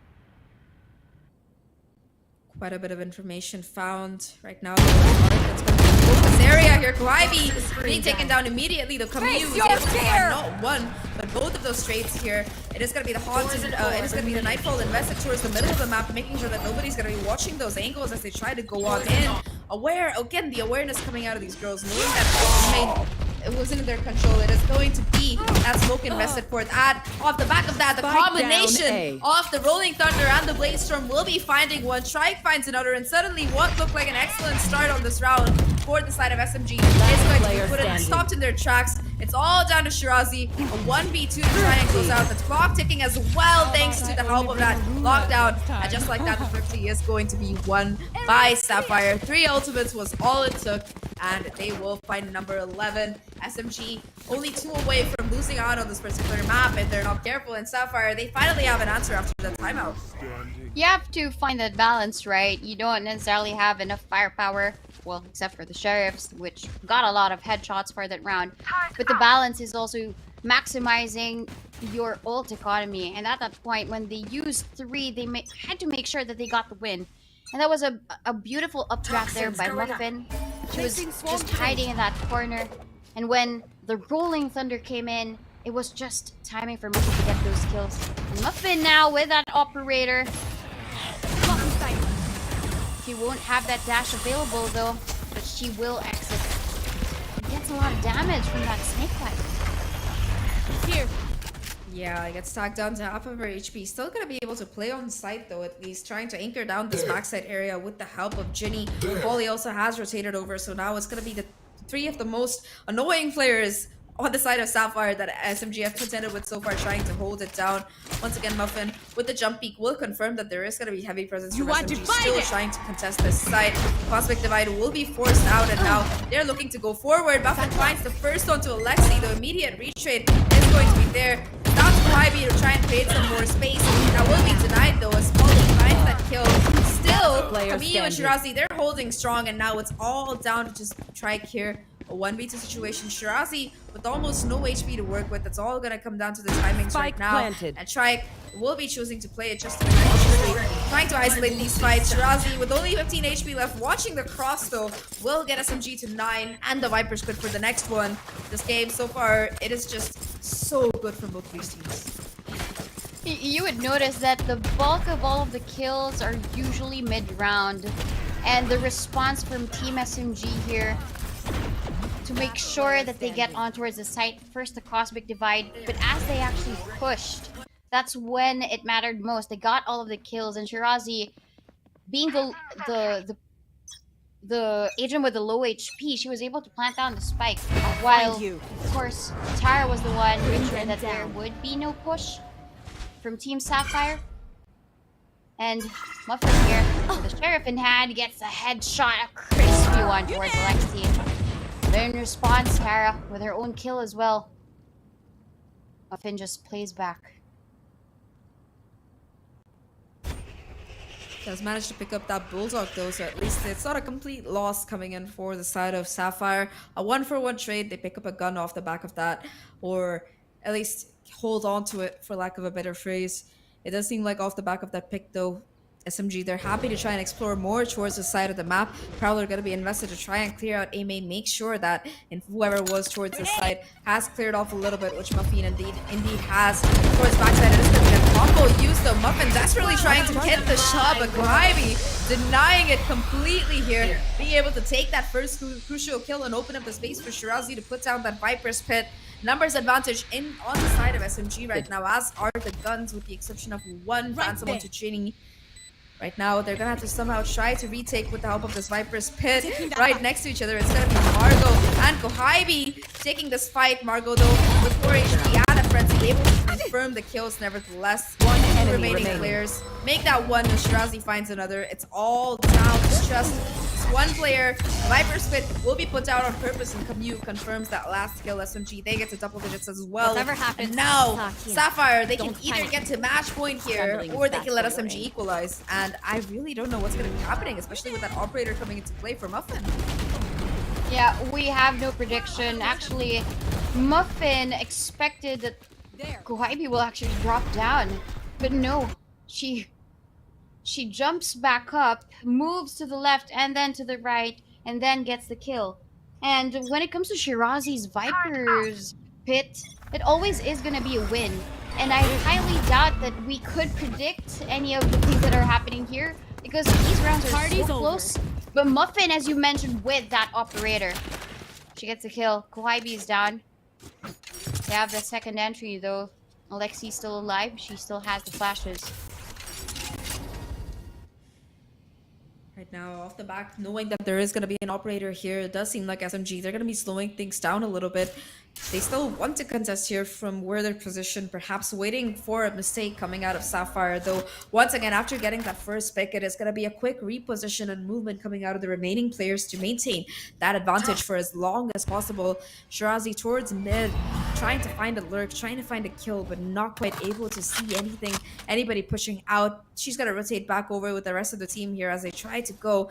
And unfortunately, that smoke towards main, it's not going to be positioned quite correctly. Muffin does have a gap, an angle through which she can try to swing out if they're not careful. The flash from Alexi, though, that will buy this team just a little bit of space here. Looking to go forward. Alexi, in fact, will be able to take out an operator. 30 seconds left. Open up the side for business. And now it does seem like Tara will be able to get this fight at the very least. Planted. The remaining players from SMG looking for just a bit more. In fact, going to be holding down that dugout area with 2 players. Seems like Sapphire Alexi once again head on head is able to net these crucial kills time and time again.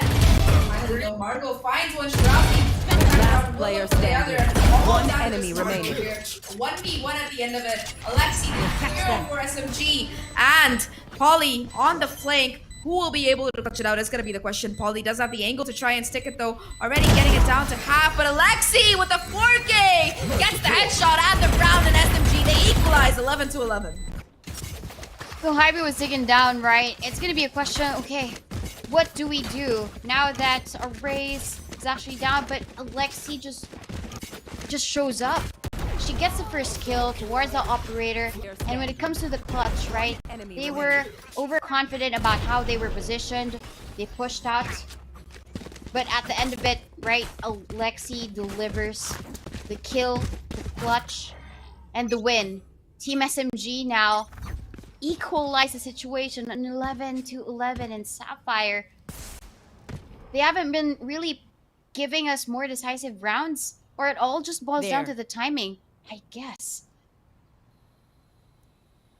Yeah, I think so far, when you talk about timings, right? It's SMG just being able to find them time and time again, and more than that, they've been able to like kind of stay strong. A lot of these rounds, you do see that Sapphire is able to get that first blood, but more than that, they've been struggling to really fight. Once again, Capybara just able to open up the site with taking down tricks as well. That's a huge kill. Camille finds not one but two in the meantime. And suddenly, once again, Sapphire, they look like they're in trouble. Two remaining players on the plane. Camille already expecting it. Not able to connect the shot. Now they know where these remaining players for the side of Sapphire are coming from. Cosmic Divide going to be invested as well in the attempt to go for the retake here. Muffin leading down the charge. Now the angles push to contend with. Muffin only able to find one before being shut down. And SMG, they come back and they take match point. Match point. The amount of courage for Capybara to push forward, and with that trade, right, an instant one when she gets the kill with a showstopper, but Camille as well makes sure that the plant will be safe. They are so quick when it comes to these trades, and Muffin, even if she was leading the flank, all of the members of Team SMG, they had their own angles that they needed to cover, and each time that Sapphire actually catches, there is the kill. But Muffin here with that aggressive push against her eliminates her. One null command though available for Alexi. It has got the Nightfall invested, and SMG, they will be able to sweep their way onto Scythe.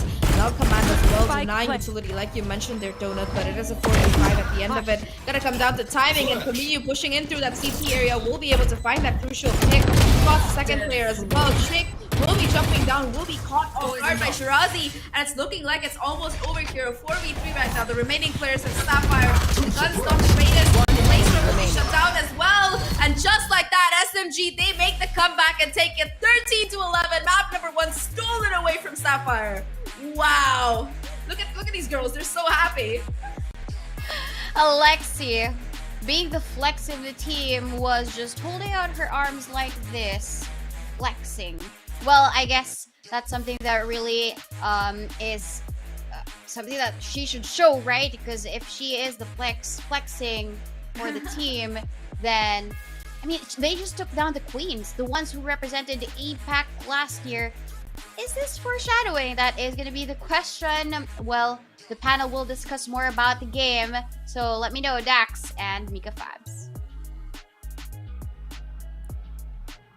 Absolutely stellar work from Team SMG, taking Pearl, but Sapphire brought it so close. At one point, as I mentioned during the halftime, I didn't know where exactly this match is going to go, and I think up until the very last minute you didn't know, just because there was so much firepower. But SMG, oh, love this power push method that they did, Daks. What an ending! Did you see how Team SMG is just so convinced that that site is theirs, that they're willing to push it to the absolute limit? You break it down, especially with the top performers you have for SMG. Alexi flexing those muscles, flexing on over all throughout the map for good reason. She was paramount for so much of that success every single time they needed an execute. If Capybara's dead, no problem, Alexi's there. If she's around, play for the flash, play for the suppress. And so many times we see from SMG also, since they have that double controller that they've been saving for Team Sapphire, they're always in a good position, especially on the attacking side, to play the plant and play the advance. Later on in that round there, Mika, at the very last, BBTZ or Trike, she was forced to drop down into the loving arms of Shirazi, and I'm still freaking out how Shirazi was just able to get that flick towards Link despite the aftershock. That is just full confidence right now for Team SNG, and they're really making that case that they are the team to beat here in the Open 1. Love those post-game stats. You see Margot on top and you see Alexi as well. Those two players really stood out for me. I mean, Margot, just what a player, right? Just every time Margot is still alive, there's still hope for her team. But Alexi is just there was this amazing kind of like power push from Camille and Alexi. Like every time with SMG, they would do the synchronized push, and all of the synchronized utility to just turn the site into a wasteland in a few seconds. And then you have Kohibi, definitely, you know, securing all of those corners. There's this power push from Camille and Alexi that usually Sapphire just couldn't pull through. Yeah, it's just the depth right now SMG has as a whole in terms of their roster, in terms of the compositions that they can bring, and the understanding on what they can actually get away with it. On the other side though, Sapphire, it's still so tried and tested. There's a reason, there's a lot of VODs for them right now, and there's still a reason why they play these kind of compositions despite being known by the opposition. It's they can think outside the box, they can make wonders happen. I still remember towards that A side, they set up that eco play with the rolling thunder and that double updraft when you see kill zones like that. But in the end though, the staying power was the problem. When you get the post-plant scenario in favor of Team SMG, they would struggle on the retake because they don't know where they can go, they don't know what angles they can be safe in, and from that point on, that was just the confidence SMG needed to take the map. Yeah, you mentioned that one round, right? And I remember it's like the only time that they were able to do an effective retake was because they were not on the side at all. They were so far away, and then they were able to pincer back. But Alexi here, what an amazing performance from Alexi, and you can just be so proud, and you can tell that she's feeling it. When we cut to her post cam, she was just all smiles and doing the flexing, doing the finger hearts and everything. This girl is having such a good day. Going back though, you know, to the side of Sapphire and SMG, you're absolutely right there. SMG just knew, like, you know, they took a first few rounds to be able to decipher what Sapphire exactly, what their setup was. By the time they had that, they knew exactly where to send Camille and Alexi. They're like, all right, you guys know where they are. Go on, go kill. Well, I'll say though, for Sapphire, they also figured out how to deal with the double control on the first half, but not so much on the second. Really good for Team SMG to just keep this in their pockets. And moving forward, I wouldn't be surprised to see them play this style more so on Pearl. Goes to show though, this is an all-star squad. You look at that leaderboard from last year, Victra squad, SMG squad, the points were right there, and now the members are together to make that deep run this year.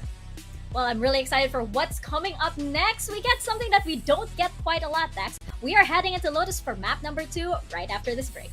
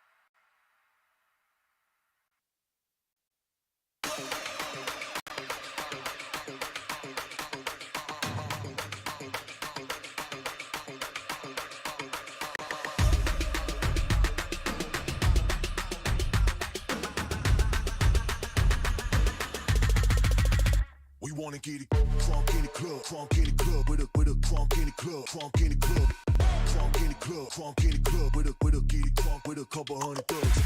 Funk in the club, funk in the club, with a funk in the club, funk in the club, funk in the club, funk in the club, with a beat funk with a couple hundred thugs. Everybody round, everybody round, everybody round, everybody round here.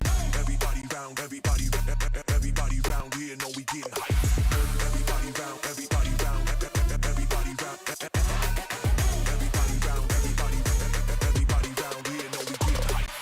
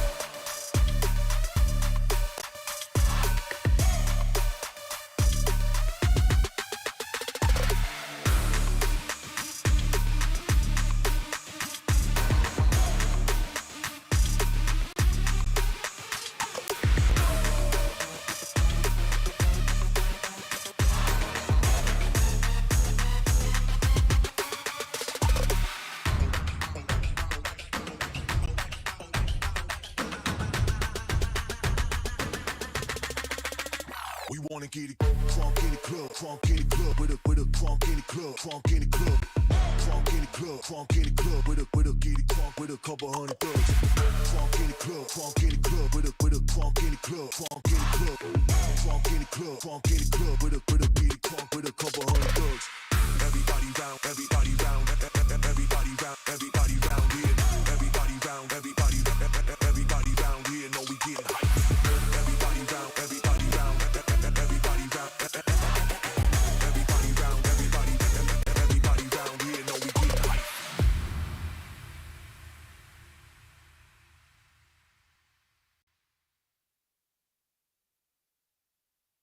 Get money.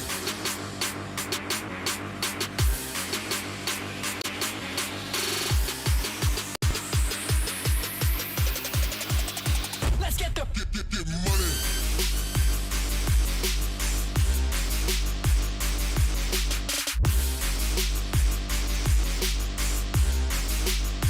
let's get the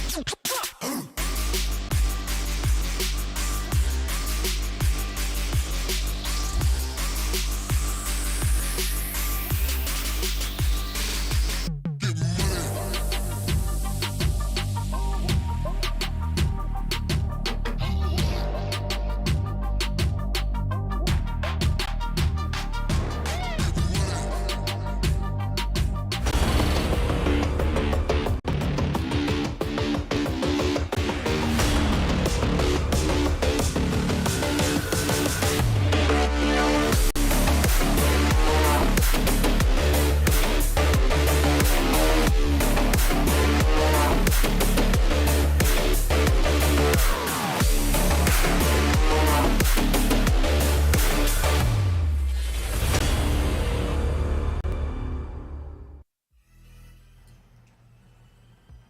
Welcome back to VCT Game Changers APAC. You are back on the panel with Mikafabs and Daks. No more Cat, unfortunately. The Cat has long since gone since the first series. But I am very excited for what's about to come up in map number 2. We just saw the first map, by the way, Pearl, go in favor of Team SMG. But now we move over to Team SMG's map. It wasn't even their map pick. We move over to their pick, Lotus. And we have never seen either Team SMG or Sapphire on Lotus just yet. I'm really excited, Daks. How dare you take my point, Mika? That was my only point about this. The mystery. Oh, great. Okay. The We veil. can cut to the game now. No, but truth be told, this is just par for the course for SMG. We talked about it a while ago for the first map. The composition they were running on Pearl was not the composition that they ran beforehand. There was no double duel shenanigans. It was the double control instead, and it really took Sapphire for a loop. So now moving to the second map where there is just absolute mysteries for both sides. SMG yet again looking to play with the element of surprise. But of course, when you look back at that Pearl map, you can really see the individual pieces of SMG so potent alongside one another. And when they just are able to coordinate that, they just hit different from the rest of the Game Changer scene. Exactly. It was that coordination that really made them, rally back after, after the map switch with Sapphire. I am excited though, with Sapphire, they do tend to control a lot of space. And on a map like Lotus, wherein, you have all of the sites have different character, it is so crucial. I can already imagine Muffin just really dashing in on the backside on A. It's gonna be interesting because, like, again, there's so little information on Lotus as a whole, like overall in Valorant. People are still figuring out how exactly do we play this. And it's like you can't attack the sites in the same way. Your attack on A is not the attack that you'll have on B. It's very, very tight in B, and you can't attack the same way on C. So what are you expecting here from these teams? I think from what we saw with SMG, we could probably expect that power punch from Camille and Lexi once again. So there's probably going to be the KO and the Fade, I think, from SMG. Ooh, you're already guessing here. I think, honestly, for Sapphire, they love to play those initiators. They love to play those breaches. So I wouldn't be surprised to see a map like this wherein you can get so much area of effect with it. So, let's see, Ginny's already on it. Muffin, though, over onto the Neon. So, Sapphire, it seems like the elements to their composition right now, Mika, is about crowd control. When you play that Neon, you get that fast entry on, sure, but you also have stunts to help out the big fast lane for main control. Same thing for Kohybe. The only real difference is you have the Astra on one side and the Viper on the other, or rather, the Omen on the other. And with Tara on the Omen, it's honestly been a bit more something standard right now in Lotus. It's the one piece of Lotus that has been quote-unquote solved.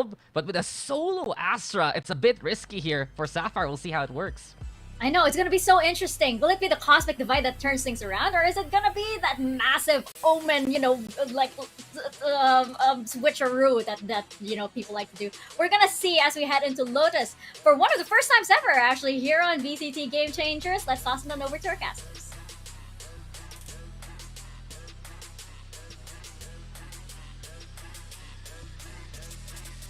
Ah, yes, the Mic Cafe. It's not the same without those. But yeah, welcome back, everyone. This is VCT Game Changers APAC. Like you heard from Mika and Daks, our fabulous panel. We are going to be heading into Lotus today. We heard them talk about the agent compositions. But, this particular map, like we talked about before we headed into a break, this is SMG's pick. And they look more than prepared heading into today's game. And they're already one map up. So, Donut, what do you think we're going to see? A lot of these teams that we saw, when you take a look at their bans, Lotus would be the first one that they would ban. But this time, Team SMG, they have the guts to go through Lotus, even if it was the newly formed map, right, for VCT Game Changers. And I love the selection of these agents for both of these teams. Kohybe as the Neon, for sure there is going to be a head-to-head between her and Muffin, but I guess it's going to be a switch-up when it comes to the controllers. I guess the desk mentioned this. It's Polly's use of the utility, but at the same time, Tara with her mind games against her opponents. This is what will come into fruition for this game. But take note, Team SMG, they're starting out in attack, which means that Sapphire selected defense first, probably to rack up a couple of scores before they take the second half. I'm out of here. Shocking. Early information already sniffed out by Muffin as she goes for a little bit of a push, though it does seem like the push itself is going to be materializing onto B. Kohybe already tagged up quite a bit thanks to the help of that turret. And on-site, Trix and Polly are playing spoil sport here to the Dreams. Dotara will be able to find 2 kills off her own. The Flash will at least buy a little bit of time, though Camille will not be deterred. She is still going for more kills. Finds them as all down to this last remaining player. Margot in a 1v2 to try and clutch it out. And again, it's going to be SMG finding that pistol. They don't get the spike plan, unfortunately, but that apart, still a great job coming out of them, and they will be able to buy up in this round.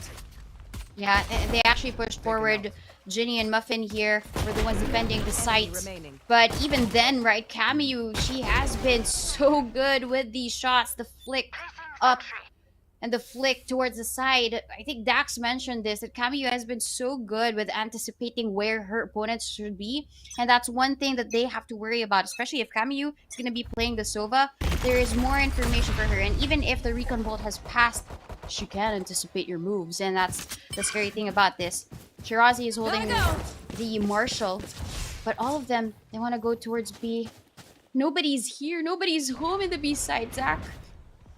Yeah, it's just going to be available for free. A really good call being made. And they're just going to be able to walk up, take all of side, and even get a little bit more of map control. If you look at the push coming out of these remaining players, Kamiyu investing the drone will in fact find a particular player being able to get the kill off the back of it as well. Alexi will convert it once again, finding first blood. And now all they have to do is hold on to the site. The B site, you know, it does have a little bit more spicy corners to fight with. However, both Tara and Kohibi will be able to confirm these kills. It's just gonna come down to one player right now, and Tara is more than ready for it. That's a controller just right there. And SMG, as expected, they convert their second without losing a single player in the process.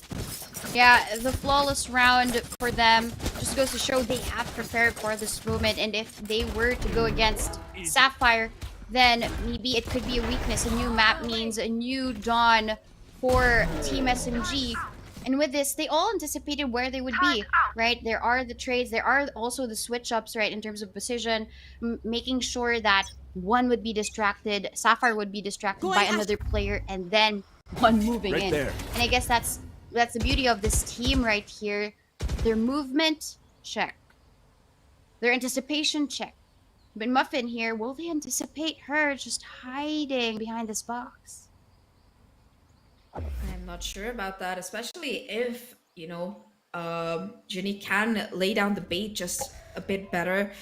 However, in this kind of close corner, Muffin, unless she's able to find a lot of kills right off the bat, the potential for a trade is going to be very much there. Kohibi going for a bit of a jump peek with the help of that Neon utility will be falling back, and instead, once again, it just seemed like SMG, they're looking to take the fight to the B side here. They do have those weapons to try and work with in this close range of combat, and after making this much noise, are looking to find more here. Will catch it off the guard, be able to convert that kill, and it's just a firing squad right now looking for these picks. Muffin still holding strong, being able to get more than her fair share of trades before finally being shut down. One enemy still remaining. in the hands of SMG though. Alexi pushing all the way into the spawn will be able to catch Trike off guard. And now it's down to Spike Margot. planted. A 1v3 to clutch out. Two of these players are going to be incredibly low, so at least that's something that could go in her favor. But right now, it is going to be the drone buying just a little bit more time, spotting out her position to boot. And Margot has a lot of work to do. Smoke, the recon bolts, everything being tossed at her right now to prevent her from possibly having a shot at this retake. And at this juncture, with the clock having us ticked as far as it has, with the utility in her face, Margot decides, I'm just going to save. And SMG, they find their third. Yeah, Team SMG, even with their SMGs, right? They were able to at least be more mobile when it comes to the map. If you have these light guns, right, you can just run in like Alexi did earlier on.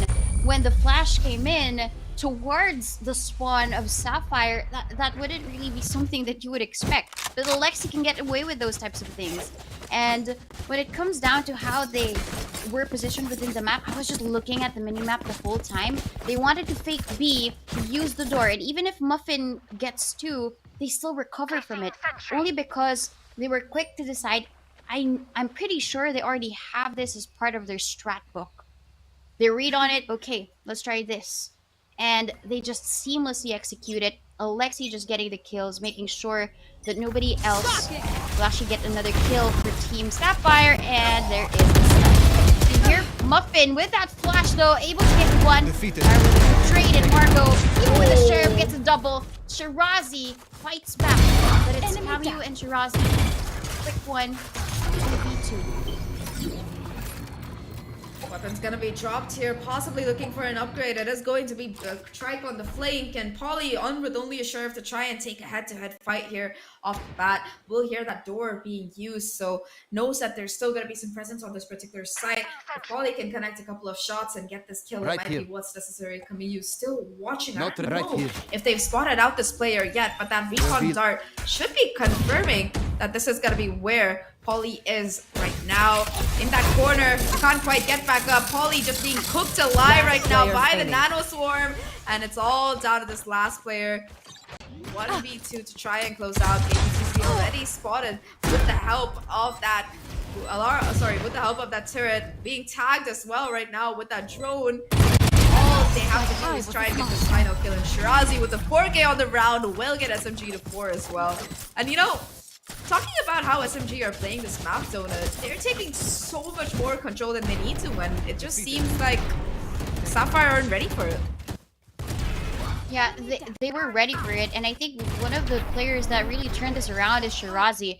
Not only did she get the first 2 kills, but her ability to just throw in and anticipate where they will be with that nano swarm just burning and cooking Sapphire alive, that just goes to show how much she knows her opponents as well.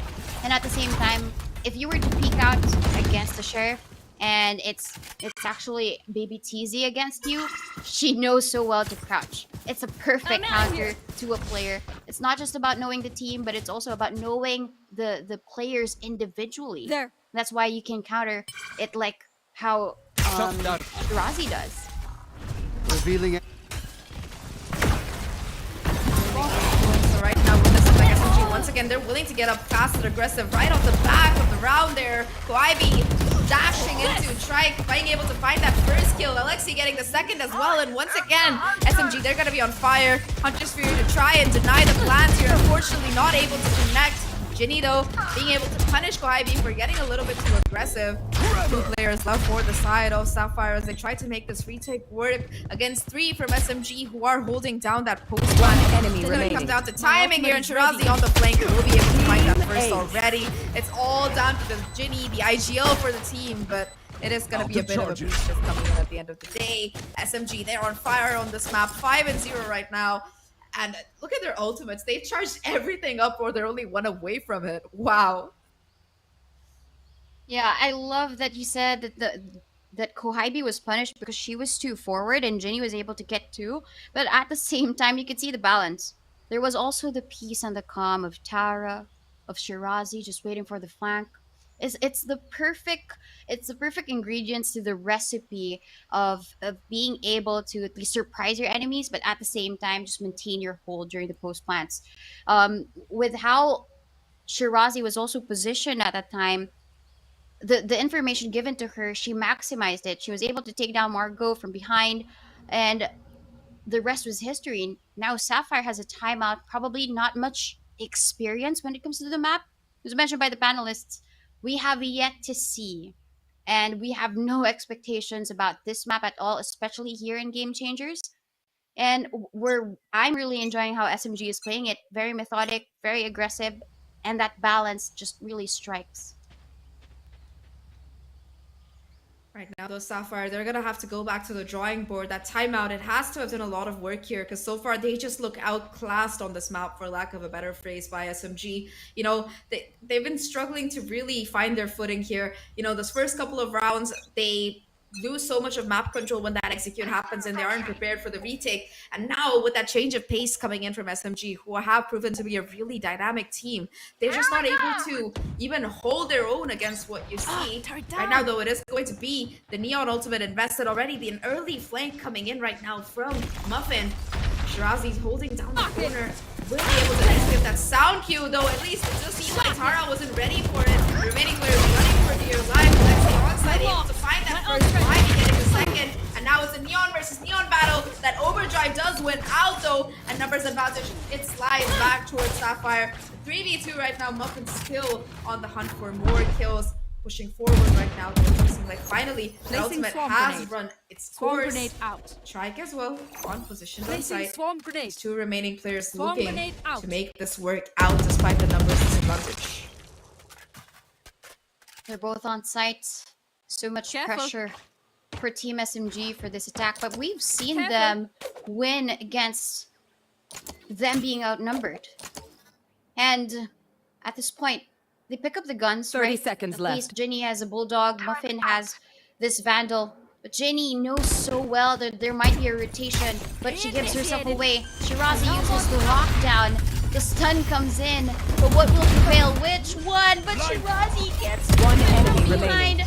There was that spike plant, but all they have to 10 do seconds left. is actually just run for Ginny to plant down the spike. Who would have predicted Shirazi's this? gonna be ready with the Alright. headshot. I did. Beautiful work here for Shirazi, an anchor, a solid core of this team. I love how they're playing this map, Zach. Really, really beautiful stuff from both of these teams. Muffin in particular, huge. They're being able to get so many kills with the help of that ultimate. But unfortunately, Shirazi's positioning here, you know, just perfectly played, like you mentioned. She puts down the lockdown, knows that if one player pushes, there's probably going to be a second as well. Gets in the position to get those 2 kills onto Muffin as well as Strike. And off the back of that, when that table turns into a 2v1, Sapphire just seemed to fall apart. Only using 1 ultimate as well. So SMG, they're going to be holding on to 4 more in this particular round. 4 ultimates for both sides, in fact. And I think one thing that might play a huge factor in this is that lockdown from maybe TC. That might come into huge play here, especially if that spike does go down on this B side, because it covers the entire site. Yeah, I think they're thinking of it, but it might be another distraction. But nope, they're going in with a fast lane. So quick here. Ivy has already taken a lot of space. But is she going to the right side? Nope, Jenny gets the kill. Even with that rolling thunder, right? Look at SMG and how they position. They're using the map. They're maximizing it, ensuring that they get the enemy remaining. They're at a disadvantage. Strike though gets a double. And now it's going to be Sapphire in favor of the numbers. Tara here with just 1 smoke. Just gets a kill or 2. She gets detected by the alarm bot, knows that 1 is there. Marco just opens the door to distract them. 30 seconds left. Strike is very low. He actually spots out Muffin, but Muffin gets the kill. The pressure is on for Tara. Sapphire finally gets the first point. I think that Sapphire, while they did play it well and they were able to win their head-to-heads, it was a bit of an overheat moment coming out of SMG once again. And I would say arguably that this was their biggest flaw last year, right? Before they picked up this team, you'd see multiple players on that team, despite them being an excellent roster, they would overheat so often and win rounds that they had no business losing. Last round would be a chief example of that, right? They take that B side, instead of planting the spike, they decide to go for a little bit of aggression, but Kohibi, she pushes it alone, she's isolated, and they're just not able to get that trades. And after that, it was just a net closing in around the remainder of SMG. They just could find nothing much, no value really. Aggression once again coming out from the side of Sapphire, this time towards B main. Muffin will go for the peak, not spotting anything, will be falling back, and it does seem like SMG, they have their own sights on this A site right now. Gonna be pushing forward really aggressively. Margot getting all of these sound cues, trying to put down some shock darts to possibly do a little bit of chip damage in the meantime, but in the previous second, the site has been taken. Margot still able to find one. Quality chiming in with another of her own. Numbers advantage in favor right now of these players from SMG as they find 2 more kills here. And Alexi on the hunt to boot. A warning shot being fired toward Margot. Don't come here. This is my site. And SMG, they keep the numbers advantage and get the spike. You know, when there's an operator, you do a warning shot. Nope, it's her body. She's using her own body to just say, this is my site. And even if the lockdown is there, they still will take enough space. Last player Be standing. safe here during the post plant. And Jenny's all alone. Uses that concuss. Catches Go High B. But she needs the kill. She needs this round. If not, SMG gets 7. There's a lot of pressure bringing over her shoulders, but Shirazi's still able to get the kill. And SMG, they get 7 against Sapphire, who just defeated the former queens as well of Game Changers, right? They defeated RRQ, that's why they're here in the winners brackets. But SMG, they're looking so clean in this map. For sure, this is a permaban, right? For other teams, if you get to Lotus. At this point, Sapphire is gonna make it a permaban too. Especially if they continue losing this badly, I think it's gonna be a new permaban coming out of them. But here's the thing, right? Last year's queens, now called RRQ, Kaguya, Alter Ego, Celeste, they were taken down by Sapphire a couple of times. First off, in that upper bracket, Sapphire winning the tournament that mattered the most, representing APAC at that Game Changers LAN. Right now, Sapphire are probably the current queens of APAC, and the thing is, SMG, they made those roster changes. They picked up players from 3 teams, including the old SMG, built a new core around Ivy, and that's exactly why, because they're able to do so much damage here. And the thing is, like we talked about, already SMG, they've beaten this particular team's 2-0 in that Swiss stage. So first time they faced up already, SMG was able to win a very dominant victory, 13-1 I think on one of the maps in fact. And right now, it's once again them being able to set to repeat the feat here. You can see exactly why. Their synergy, it looks so perfect. That's true. Synergy is there. Firepower is there as well. The quick reactions from Camu at the saver of this round. But Ginny, quick taps with a Phantom. Flash out! Again, in this clutch situation, there's going to be a plan of the spike, but they 30 seconds left. just run towards C. Shiraz holding this off angle, catches Ginny. And SMG with this attack round, right? You would say that probably some of the teams will do better here during the defense, but I think I've heard a lot about Lotus, it being attack-sided. Maybe that's the reason why SMG are stringing these rounds together, but I think it's also the response of each of the players to anything Sapphire throws at them. One kill by Margot, immediately Camu peaks. Yeah, and just SMG, really... they're on a timeout. They're taking their time here.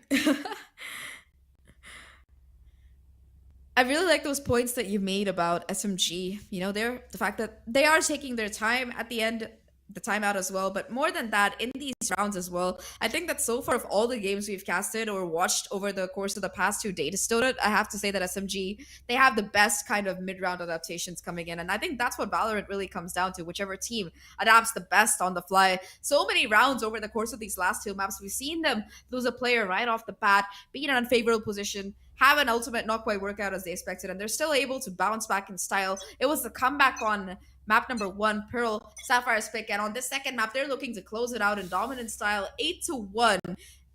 Only 3 rounds left in the half, and I don't know how much more Sapphire can find because their economy, once again, is going to be an absolute shambles.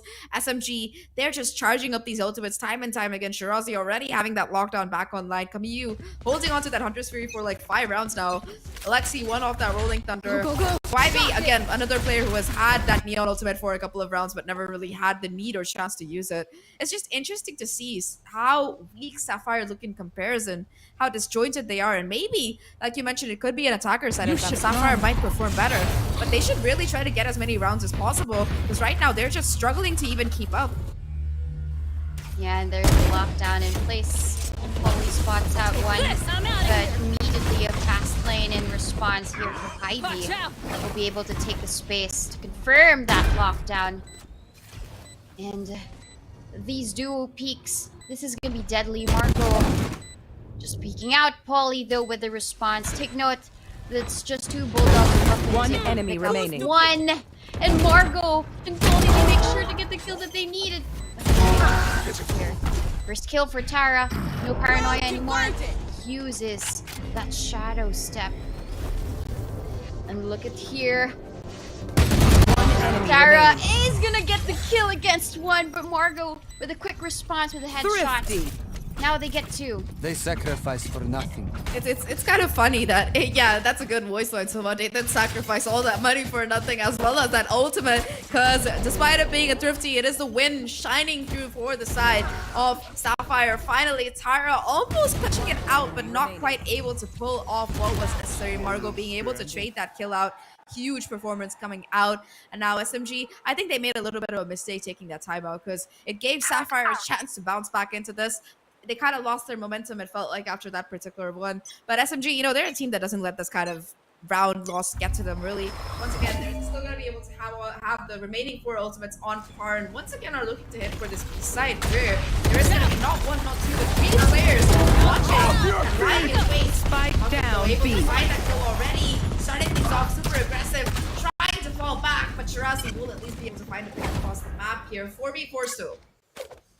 Yeah, quick response there for Shirazi, and she doesn't even back away. She runs towards the A site, and now the bells are ringing for the team of Sapphire here. They all rotate to A. The bet here at the A site might be something of a mistake for Team SMG, but there is still hope. Muffin actually takes down one. Shirazi is down, but might be able to take another one down. Headshot for Ivy here. Even the second, she's so low, 14 HP, but she manages to pull that off. One enemy remaining. Right here, able to respond with her own, and Alexi, the duo of a lifetime. Last round in the half, but they win it anyway. I just want to talk about how over the course of today, both Ivy and Alexi have been that dream duo that you really want to have on your team.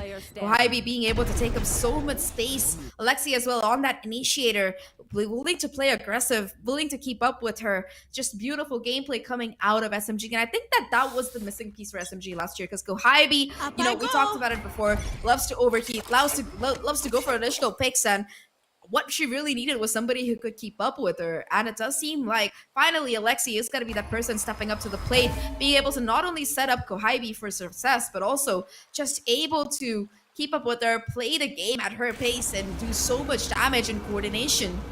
It's just beautiful stuff coming out of SMG right now, though. We are in the last round of the half. Both teams have a bit of a bye, though I would say that for Sapphire, it looks just a bit weaker. 2 Bulldogs, a Sheriff, in fact, is going to be the case for the team, though they are only 1 off that Rolling Thunder, have the Hunter's Fury as well.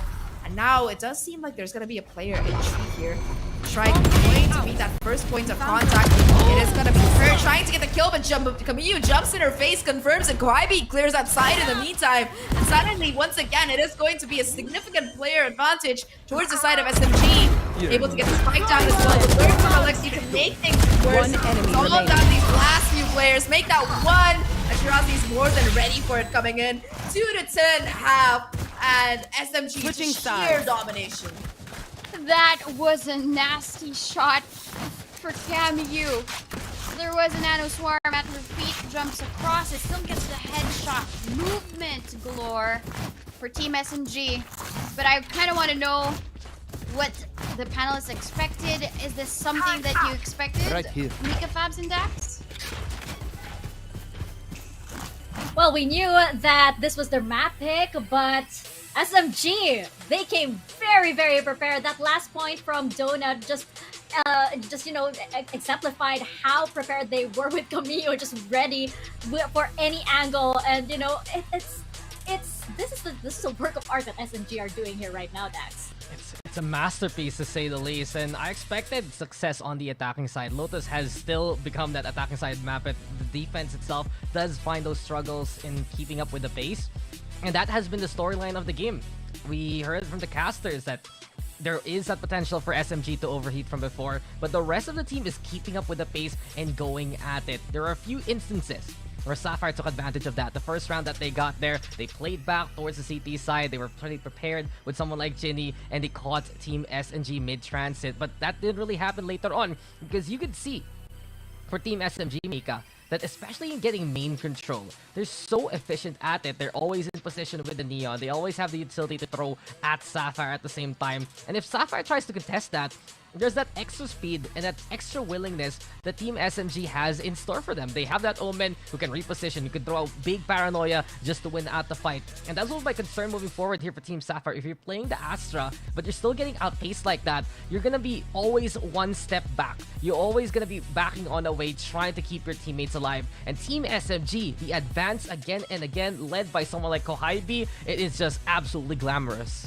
That's that 1-2 punch, right? It's Kohibi quickly and a follow-up by Alexi, and then that insurance policy of Shirazi and Camilla. This time, you always count on them to close out the rest of the round. I like the little switch, by the way, by Alexi. You know, when Sapphire was able to take a round, decided, you know what, I'm gonna lurk around this time. So I like that Team SMG is really playing around this map pick. It just, you know, it doesn't look good, unfortunately, for Sapphire, but we're gonna see as we head back into Lotus. Let's toss it over to their casters.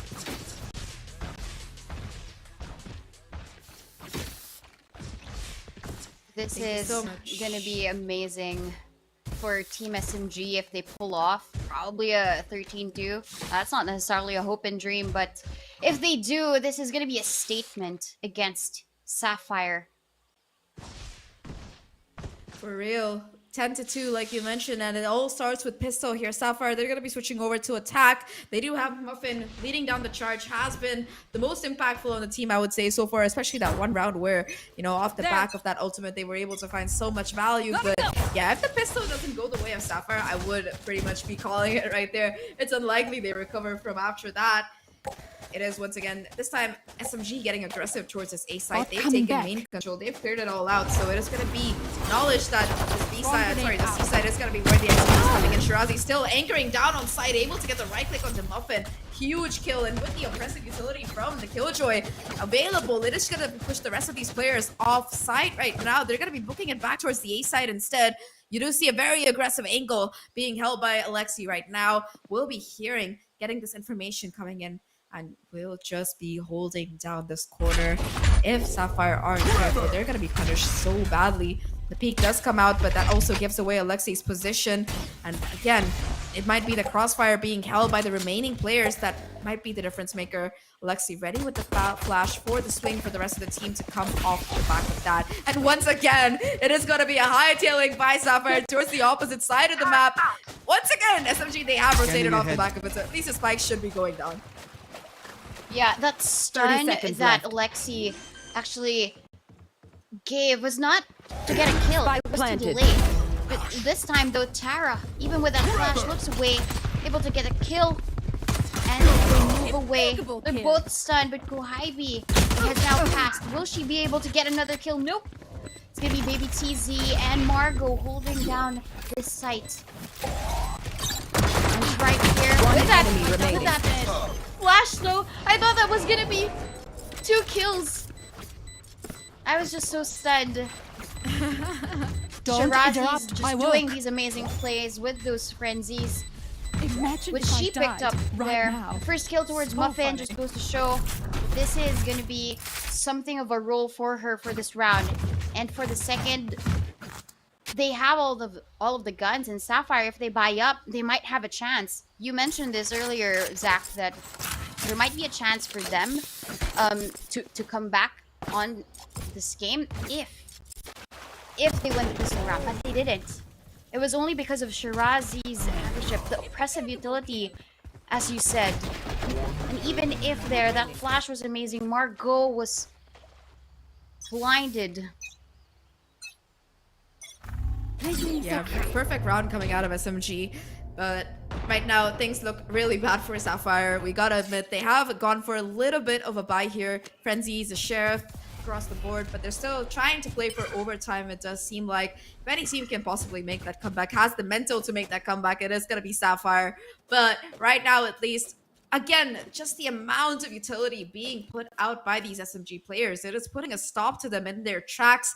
That smoke towards that seaside will be shutting that down. They go towards A again, where already it's going to be a really aggressive position being held by Tara as well as Camille. This crossfire is just going to shred these players apart if they're not careful. If they do decide to go for the driving here, that is going to be the case. Unfortunately, it's just going to be a slaughter fest. It's all down to just strike a 1v4 to close out here. Camille still holding strong as position of the spike, though Trike finds the timing, is able to get that kill at the very least. 1v3 right now, trying to go for more. Ivy will deny that though, and SMG, they get to match at series points, 12-2. I love Gohai's smile. Once she got the kill, she immediately giggled. Because they're nearing the win already against the contenders, right? The ones who hold the championship title. Again, we expected that Team SMG and Sapphire could be the grand finals, but this is something that we did not expect, especially for the map of Lotus. And Sapphire, they're also not expecting these types of plays from Team SMG.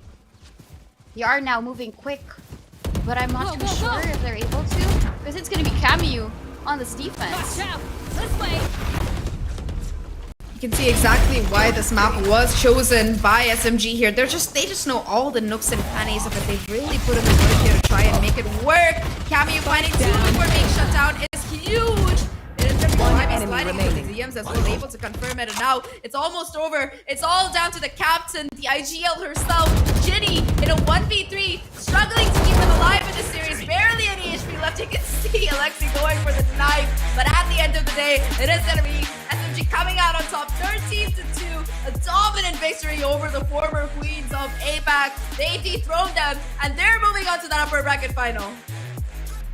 This upper bracket run is not what we expected earlier on, we expected that there will be at least 3 maps for the series, but no, Lotus was taken by Team SMG, and I'm excited to see how they will move forward throughout the whole upper bracket, right? And if they will get to the grand final, well, we'll actually see, because now it has come to an end for us, Zach, and my name is Donut. We'll toss it now back to the panel to see what they think.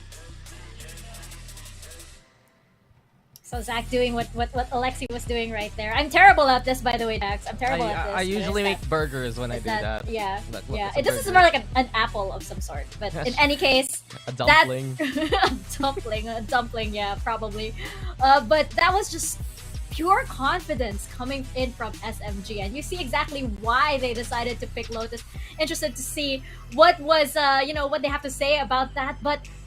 You could absolutely tell these girls were having fun, Dax. And, I wanted to ask you what you thought about what went wrong with Sapphire. Why couldn't they break through whatever strategy Team SMG had for them? This is Team SMG's map. I'm not even kidding anymore. Just by seeing how the performance was on Lotus itself, I think it really exemplifies and shines brightest the biggest strengths of this Team SMG roster. You talk about concerns about overheating. No, Kaibi's just in there. She's gonna get there. She's gonna kill everyone in the middle of the map, in the middle of their formation. There's the rest of the team will be there to follow suit. This map is just the perfect example of what Team SMG is all about. Get that high-octane action as effective as possible, as assisted as possible in the closest of angles. Because you can see so many times there, Mika, that SMG were prepared for any angle Sapphire wanted to peek out from, especially in the post plant. You see players like Kaibi, of course, getting in there. Alexi being that second punch with the flashes and the entry too. And then finally, Shirazi, just nigh unstoppable, nigh unkillable, 19-4. What a standing in around 15 rounds of action. It really just proves to us that SMG were in cruise control from the beginning. Yes, it was the highest gear. Yes, they hit the nitrous immediately, Mika. But this was just one ride that SMG lives for. Definitely. And it was... You could also tell, right? Not only were they so prepared, they were really having fun. I mean, like, you couldn't tell that they did not break a sweat on Lotus. They probably broke a sweat on Pearl, but on Lotus, no. They were definitely the queens. And by the time that, it was like the side switch and everything, it was just so hard for Sapphire to get that momentum when they knew that victory for SMG was just, a few rounds away. It was just so much pressure on them. And I'm pretty sure they are Sapphire. They can bounce back from this. But Team SMG looking like the monster that they are setting out to be here in this tournament. Yeah, it's tremendous to say the least. And all in all I feel like for SMG right now is if you play against them, you have to ban this Lotus map. It is so difficult to 100%. Keep up with how they're playing it. And in terms of Sapphire on the other side, as we check out the highlights, it really goes to show that there's still a bit of those issues to work with. You see a map like Lotus and you say, okay, it's free slides. You can play it kind of like Haven, but you realize these closer corners don't cut it. They're not going to provide you the protection that you want. I mentioned a while ago, if you're playing the Astra, you're going to need to make more space just to make that effective. But it's already the side of SMG 3 steps ahead of you, inside the side, going toward your spawn. And those problems, and compounded with the fact that there are a few adjustments in the roles. You have Margot on the Sova, because I don't think the Astra player that is Poly does play that Sova in terms of her history. Not too sure about that. But just those small micro steps that I'd say Sapphire needs to work on for a map like this. Leaps and bounds already taken and claimed by SMG. Yeah, and Team SMG, just as you saw in that highlight, like really making these angles. It feels like they've explored every single nook and cranny of Locust here because they know exactly where the prime angles are for any single round that they have on Sapphire. And our MVP for this map, we have Shirazi, of course. I know that the Killjoy is of course meta, but this performance definitely had every single corner covered. I mean, and I described her and Camille as that insurance policy, right? But it was really her. I just remember that that round where they rotated from A all the way to B, and I was pretty sure, okay, there's 3 on the side of Sapphire. Pretty sure that Sapphire can take on this. You'll have Camille going in for the plant, but then Shirazi pulls up a 3K. Like, oops. Look, Mika, if that's an insurance policy to you, you have made your 1,000 into millions, basically, as they always say about it. It really was just always the fact that SMG had a plan A that already worked out so well. The plan B was so simple. Just wipe them out. Just kill them for us. And all in all, you have stability with someone like Shirazi, so sharp. An all-star squad looking to make those waves, and especially in a time here, Mika, with Open 1 being so early on into the year, with the whole field still trying to be set, this is the biggest chance Team SMG has right now to get to that top spot, and with such a convincing win against the defending champions, I wouldn't be surprised to see those claims start happening from here especially. Yeah, there is one one thing that worries me though with this Lotus pick. I feel like it is such a powerful ace, and it seems a little too early in the tournament to reveal it. I kind of wanna, I do want to ask them. I think we'll be able to talk to them in just a bit, but I do want to ask them, like, you know, the reasoning behind this pick, because it is so interesting. I mean, like, it's so interesting. Why this early? But I think we can turn it on over. I do believe we have them on the line. I think they are pretty much in the same place, or most of them are in the same place. The boot camp buff, as we like to say, of course. So let's bring them on over. I think they do have, who do we have on the line over here? Ring ring. Hello, hello. Hello, Tara. Hi. Hello, Tara, the rest of the squad, and Alexi. Oh my god. Hello, you guys. So congratulations on such a dominating win. I do have to bring up that first map, by the way. Can you talk to us about Lotus? I'm just wondering, were you guys as confident as you look? Was this really just you guys having fun, or was this really a thoroughly researched and really prepped out strat?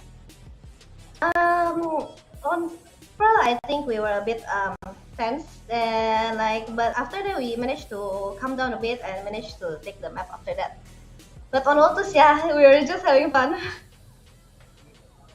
That is amazing. I did not feel nervous at all. Dax, you have a question for these ladies? Honestly, I'm already ready to say Lotus is basically your best map right now after what we saw there. But we can go back to that Pearl map. And it's really interesting since you guys have been actually keeping that composition away when in your previous outings on Pearl this year. So how did you guys really adjust on the fly, setting up that double controller, especially when you go for that attacking side, right? You're going for those pushes, but it seems like for Sapphire that they're hanging back. So what did you do to really answer what Sapphire was doing all throughout that map?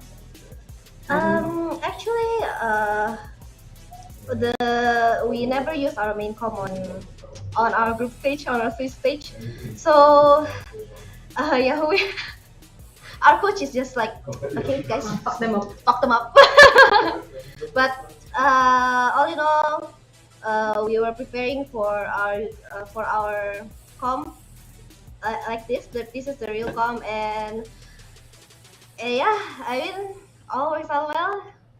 So it definitely worked out well for you guys. I mean, that's good. an understatement there, Tara. So tell us, how's the dynamic between the team? Like, you know, of course you have you have Alexi right beside you. You have 3 Filipinas there, and you have, you know, yourself and Kohaibi. Talk to us about how it's like, you know, this new chemistry. I think you guys are getting along quite well. Oh yeah, we're really like a family here, you know. Like everyone is so closely bonded together, and well, I really love my team.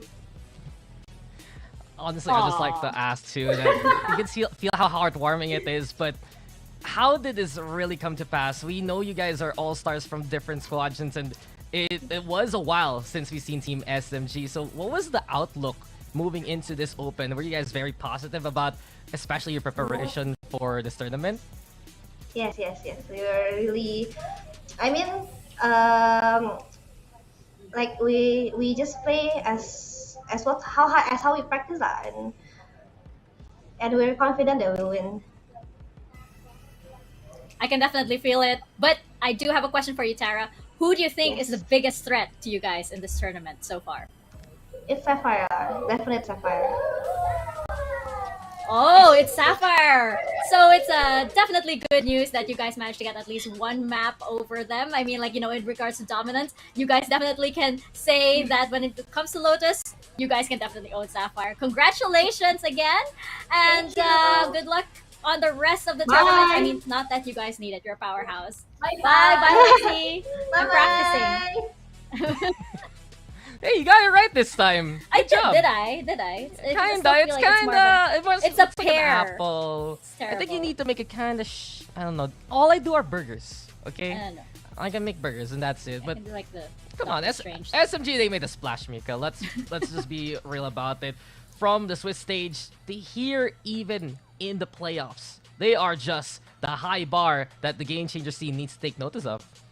Absolutely. And this is again, we brought it up earlier, like building off of what they, how these players were from last year, and now to have this super squad here and performing so well, because as Sarah mentioned, they kind of were keeping their cards close to their chest apparently in the Swiss stage, and suddenly they go in here during the playoffs and they're like, all right, let's take off the disguises, here we are, superheroes. Yeah, and I'm looking at their map drafts right now, their map picks especially. I see a few maps that we haven't seen them as of yet, and from how deep this playbook looks right now, Nika, especially from what we've seen from this series, I'm expecting even more things from Team SMG, who's already advanced. I would be so scared if there's a map that had like no stats at all and it's big question mark. I don't think we should challenge Team SMG on that. But here we go, our updated brackets. That first upper final slot goes to Team SMG, and unfortunately on our side we did have to say goodbye to the Capybara gang. Those are updated brackets. And who do you think, Daks, so far? Have your picks for your favorite teams, or your the titans of this tournament, have they changed at all since we had our our pre-meeting, our pre-game changer discussions? I mean, I saw Team SMG was number 1, and I'm like, they got this, they're good to go. I do feel though that Sapphire can make that deep run also in the lower bracket, try to make that comeback match happen. That second series though, that's still ongoing on right now between Orangutan and RRQ. That might be the dark horse, though, between the two we've seen so far. And especially Orangutan, they've been relatively impressive. While we're checking out the bracket, though, I do believe there's going to be our schedule here. Global Esports will be facing off against the loser of that RRQ Orangutan matchup. In the meantime, Sapphire versus Big Scythe to see who will be eliminated. And while we're talking live, Mika, I also tuned into the other stream, and I do believe RRQ has already taken that victory, so we'll get confirmation on the schedule very soon, too. Wow, I could not do that multitasking. I would not be able to, so props to you. Thank you for that very live update, by the way.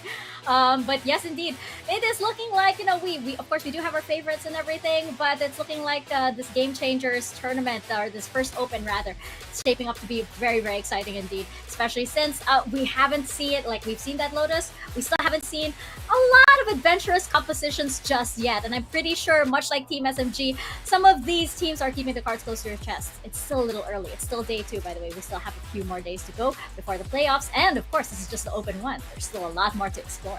So much more months, so much more time here for Game Changers, and I wouldn't have it any other way. It's already been exciting. We've been cutting the playfield bit by bit, and we're seeing powerhouses made. The pecking order, it is just absolutely up for grabs right now, Mika, here at the start of 2023. And the days that have gone by and the days that will continue will answer us who will be the queens of APAC. Who will be the winners of Open 1? Well, we're going to be having to tune on in and enjoy these games to find out along the way, right?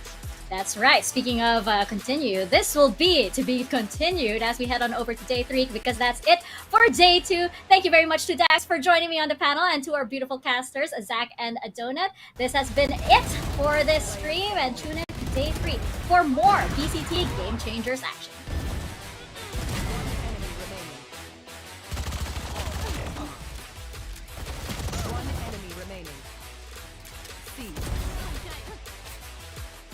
Attack!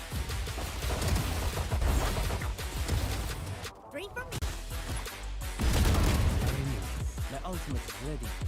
One enemy remaining.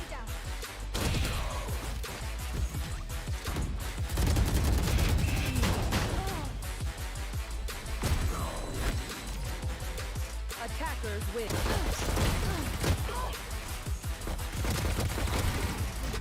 One enemy remaining. One enemy remaining.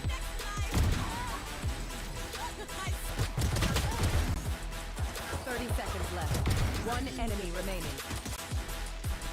One enemy remaining.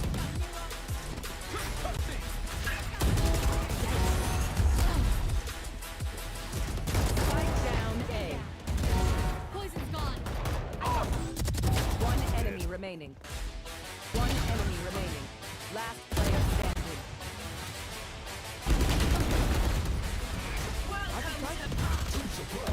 One enemy remaining. Attacker